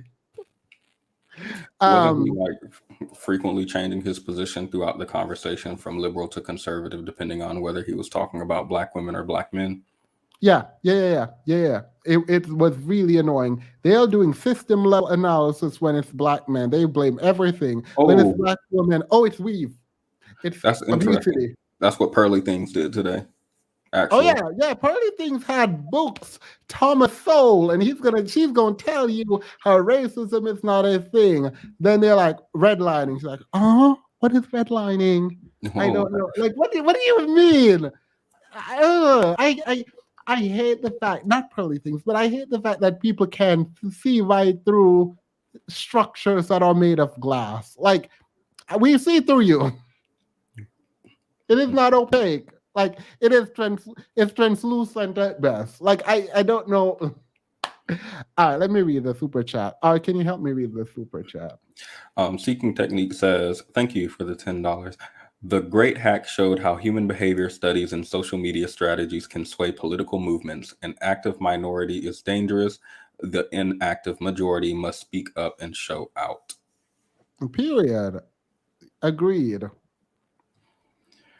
T. McMullen says, Black men get an enabling messaging in the church. Black women are taught to be more kind, to inspire Black men, praise them, all while being called masculine. Men look weak when they can't succeed with all the inspiration given. Thank you, by the way. Harry would pick dinner with Jay-Z over $1 million. No, I wouldn't. I'm gonna rob him. Lorenzo says PPP loans was the reparations. It's a done deal. How was Pink Pill's? Yeah, I need to stop. Yeah, sorry. Go ahead. Sorry. I was gonna ask how was Pink Pill's program. I didn't know they were aware. That was a while ago. Breezington said, "It's my time to lose all that money. Reparations for my people, but reparations aren't and shouldn't be solely a check." I mean, I would take the check. I would take the check. 75% of those checks were spent on housing and food. Oh no, I was just talking about my personal experience with the check and the Black and Mouths. Curry Up and Eat says it could have been Hafiz, but didn't meet the standards. That's good. That's cool. Curry Up and Eat for the win. Is she winning the comment challenge? Yeah. Heathen Queen said, "Where is my Hafiz? Now is his time to come in and save the day." Oh, if Hafiz don't make a video on this, he does not know how to do content. When the world needed him most. Natalie Allen says, even Sin thought they could have done better. I didn't even think it was possible for her to be even more disappointed than she already is. That's tough. That's tough. Rep. Sin honey from local bees will help. Well, so much with allergies. Have it with your tea or have a spoonful. It has to be from bees from where you live. Specific. Well, she's gone now. Maybe she's watching. Ultimate Enigma. Goldman Sachs has advised us on who leads the community. Black women are running things data-wise. Dust Free 2023. It's almost like Black women did like an extreme amount of effort into improvement, and then somebody saw that and invested in them, and there was some praise after. For Abdi, Cheeky complained of his non-Black partners. Why he moaning about Black women every 2 minutes? Oh, I didn't hear this. I should have read this. Welcome to the membership. Seeking techniques. Taking a stance of being the not. You have to put off what is, because sadly, people on the global stage assume we're worst before realizing we're an exception. Optics leave impressions, sad reality. Entertaining their way to the top. There's one MJ. Y'all said Jason. I thought y'all was talking about Jason Whitlocker. I had no idea. Seeking techniques. When our femicide rate goes down, otherwise, nope. Appreciation for trying is for kids. Yes, I agree. Absolutely. For children only, not adults. You don't think people should be awarded for trying? No, I need more qualifiers. Wake up, make up, slay. Petty, where's your glasses? They're over here. Oh, never mind. They're gone. But what I do have over here is my hat. Goldman T Moth. Yeah, I just feel like we're not doing enough for the Black male community, and we need to do a little bit more, queens. We need to all stick together. Do it. Oh, sorry, this hat this tight on my head. I have it's a little tight on my head. I don't know what it's made me say. Here, let me do this. Yeah. Okay then. I'm going to the Dominican Republic next week. I think that the women there are just more submissive. I tried with you Black women. I tried. As a matter, let me show how I tried. So many opportunities. I couldn't think. I feel like we could have talked about so much, but now we're here at the 4-hour 40-minute mark in 54 seconds. Do I have $100 to get back? No. Unfortunately, your donations are what's going to keep me afloat. Yeah, super chats. That's how I'm gonna get back. Or likes. You could also like the video. Why do people watch without liking the video? That's so weird. That's so weird. It's free. They think it's too much energy. Oh, okay. They don't care. Why would a Black man put effort into his community without likes on the video? I don't know. I need some incentive. Some incentive. We watch something. Mm-hmm.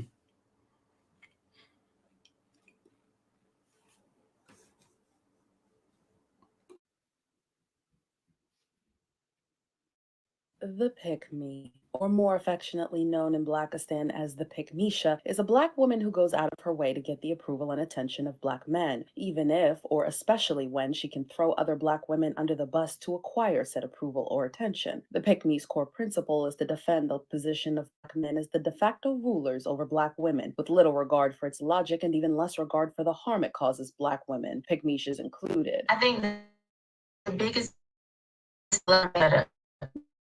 ideological